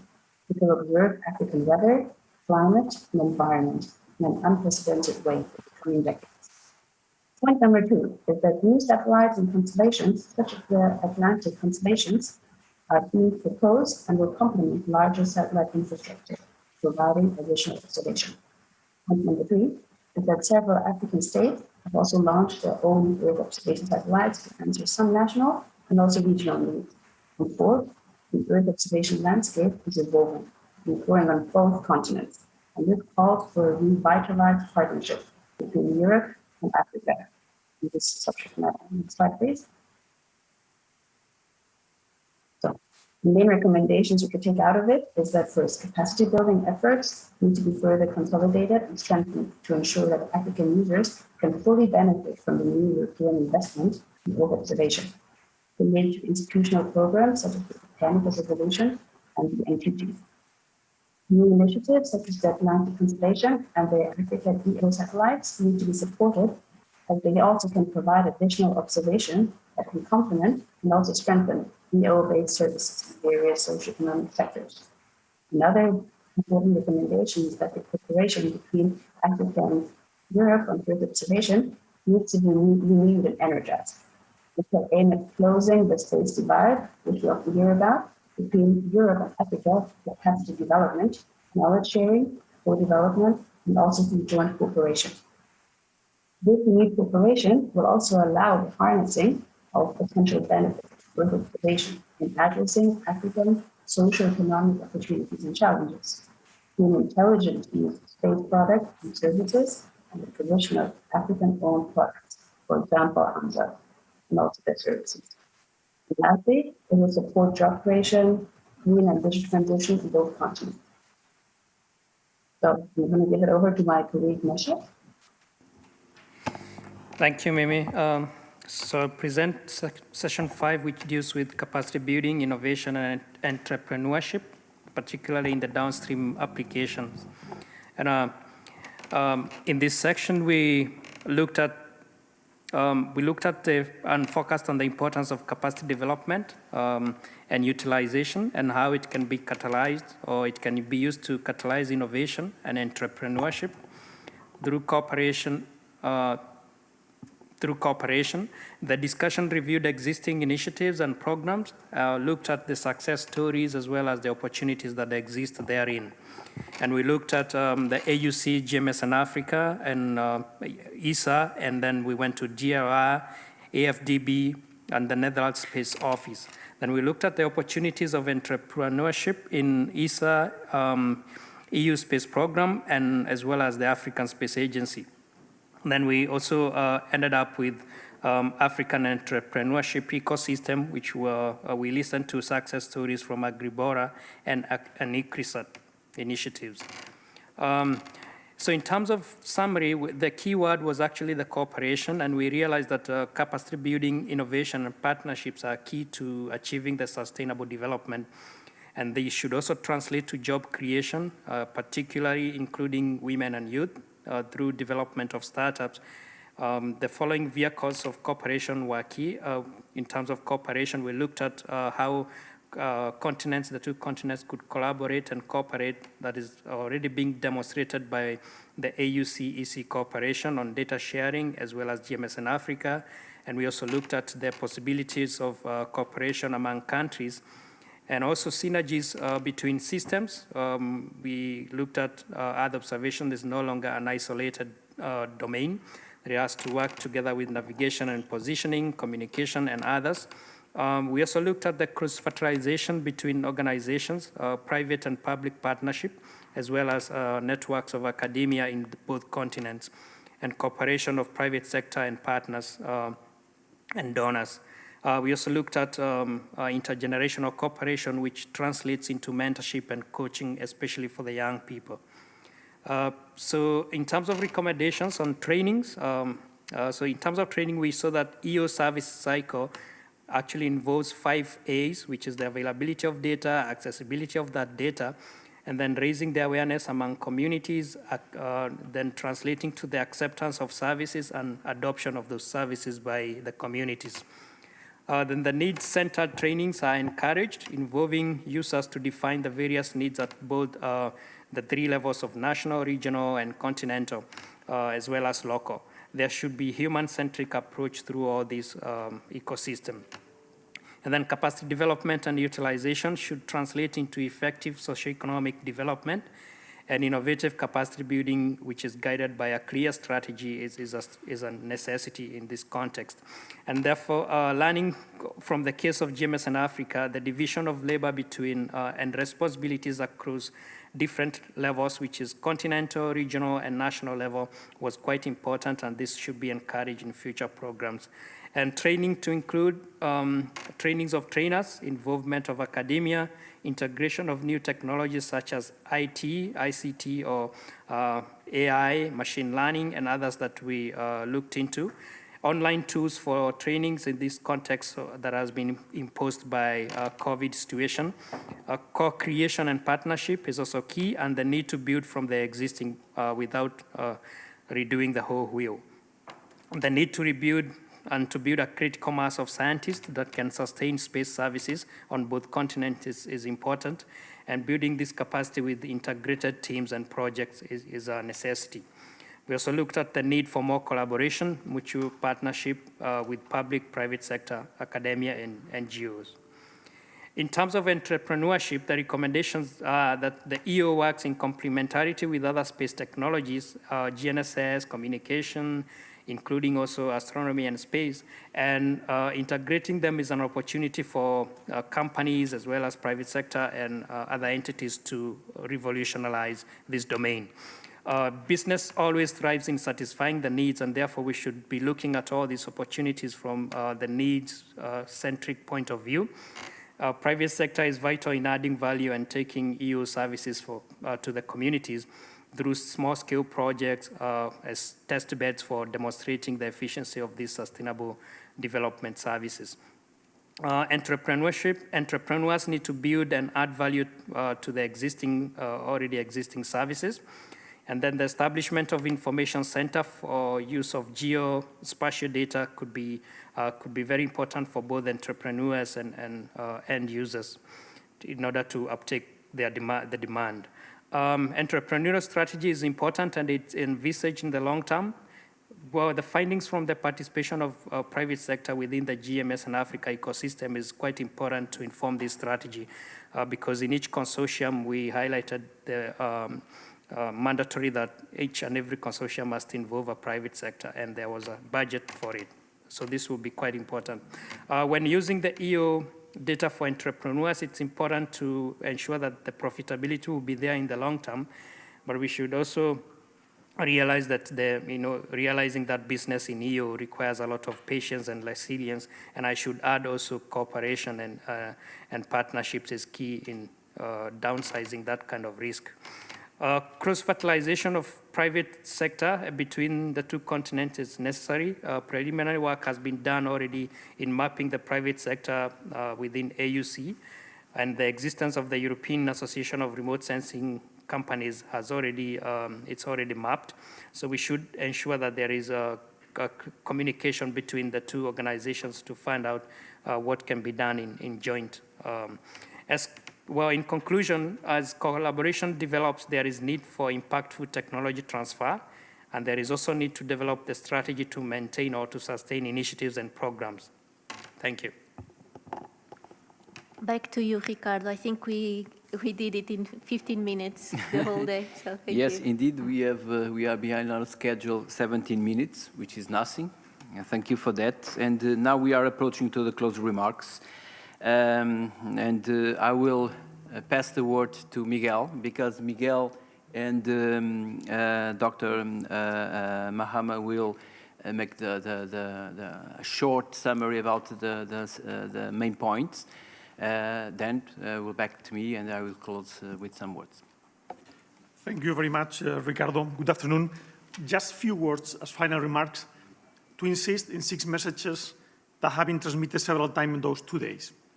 First, partnerships. We are facing global challenges affecting all of us. We cannot solve them in isolation. We need international collaboration at industry, at space agencies, at university and research center. Second, capacity building, not only in Africa, also in Europe, to train final users on the potential, on the tremendous potential of Earth observation data when combined with artificial intelligence and data sciences, connecting space and non-space actors. Third, the need to engage young girls and women in space in Africa and in Europe. Fourth, the need to transition from pilot projects to a sustainable delivery of operational products. Fifth, the recommendation confirmed this morning for the creation of the African Meteorological Satellite Application Facility. And last, to promote new space missions to complement the existing high-value Copernicus and EUMETSAT satellites with new fleets like the Atlantic Constellation, but also the new African and European public and private initiative in Earth observation satellites. Thank you very much.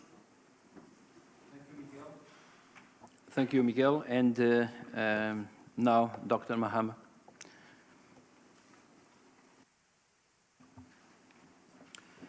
Thank you. Thank you, Ricardo. Excellencies, ladies and gentlemen, clearly we'll all agree that it was a very constructive and very successful session we had today, of course, coming from yesterday. We want to express really our gratitude to the host for really pulling us together and really organizing a very successful program during these sessions. Listening at the summary from the work of yesterday and today really highlight some of the key elements that, of course, will be consigned in the report, and not to forget the manifest that was read during this morning session. So I think a lot has been said, which we certainly cannot repeat here in the interest of time. But just to highlight some of the salient points, we have worked through the history in time of Earth observation since the Lisbon process that gave birth to the GMS and Africa, and pointed out some of the lessons that we are now really forging our way forward. We have also touched base on other Earth observation at global level that are also important, critical, as we are all moving in the same direction.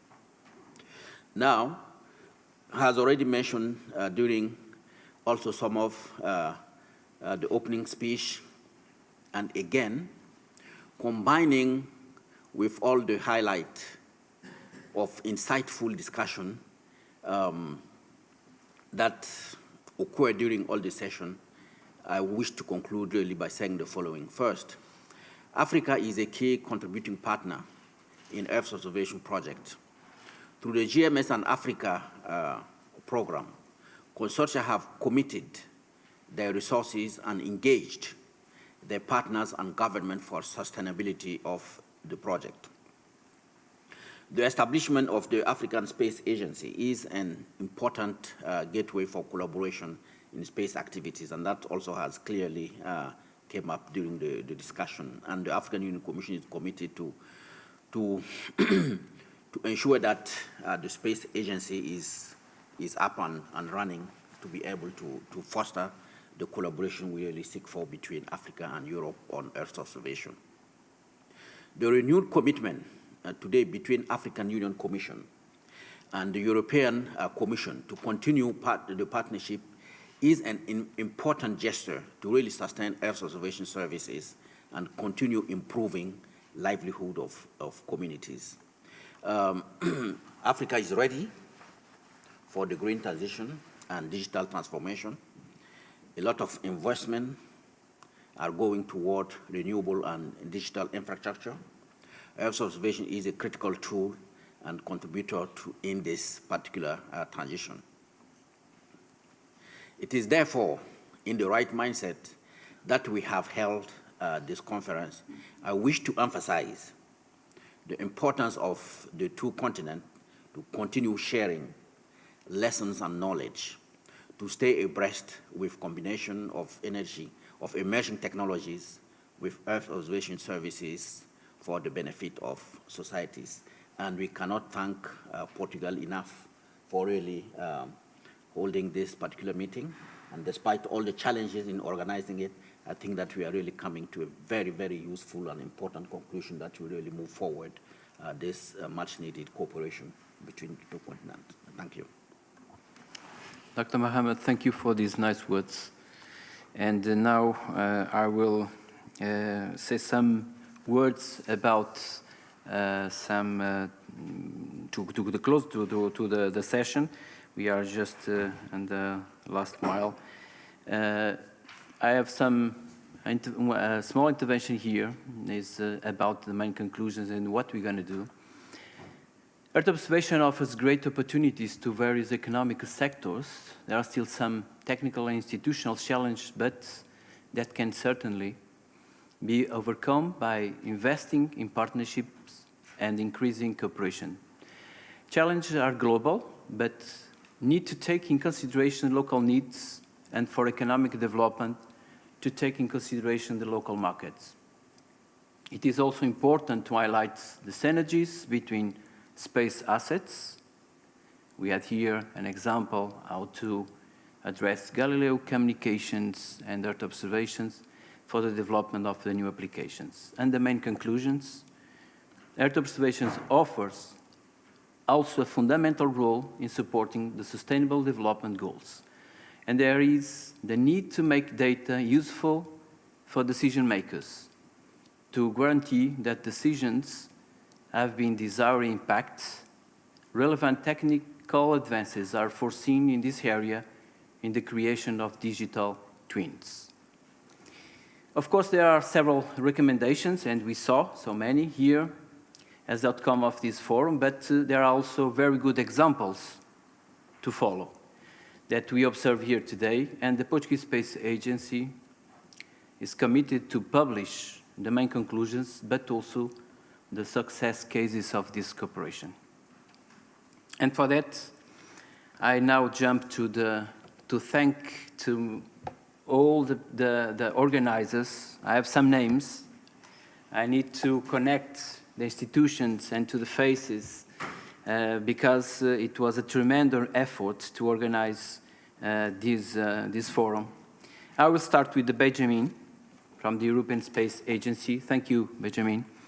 You met Sat also, Vincent, Euspa, Maria, Marie Gabaglio. I'm spelling correct? No? Okay. Vincent. African Union, TDN, Meshach, and also Dr. Mahama. Thank you really for your support and your nice words. Of course, the European Commission. Paolo, Catherine, Michael, Astrid, Anna Hanami, Stefano, Olivier. Of course, we need also to give a very thank you to BBE, Business Bridge Europe. Thank you, Jolie and George, and support us in this challenge. And of course, I want to say that this box that you have is an offer for Portugal and for the Portuguese Space Agency. This is a souvenir that probably you will have some surprise inside. It's a nice surprise that we are offering to all the participants in this forum. And also a big thank you to Manuela Caramujo, to the team, audiovisual teams, and to adjusting all the times on the changes on the program. Thank you for that. And also our colleague Teresa, the resilient person working to the cabinet of the minister, to my colleagues from the Portuguese Space Agency, Herminia, Inês, Carolina, Marta, almost ladies, which is the success is related to the ladies organization. Miguel, thank you very much. Emir, also, for your great support. Special thank you for my colleague, my friend Hugo. And the last, to our resilient person, our minister. Is still here. It is quite amazing that we are really tired, and it was a long day. And thank you, Minister, to help us also to the guidance, and also to, of course, to your thoughts in the big motivation to the great success of this forum. Thank you for that. Thank you very much, Ricardo, and I would like just to thank the Portuguese Space Agency, the Atlantic International Research Center, and certainly all of those involved, certainly the African Union Commission. Commissioner will be here tomorrow and on Monday. She could not arrive today. But also we are pleased, particularly with this proposal from the Portuguese Space Agency, to make a booklet available not only with the conclusions and the recommendations, but with case studies and successful stories over the last years, because actually over the last decade, there is an increasing number of case studies. And I believe today the participation of young entrepreneurs and researchers was very clear about what has been done and what can be done. I'm also pleased to say that we don't have here anymore Minister Ghaffar from Egypt, but before he left, he confirmed his will to organize in the coming 6 months a follow-up meeting in Egypt, Cairo, and I'm sure that we all may meet in Egypt for that event. Again, thank you very much all, and keep enjoying the rest of the day in the sunshine in Lisbon. Thank you very much.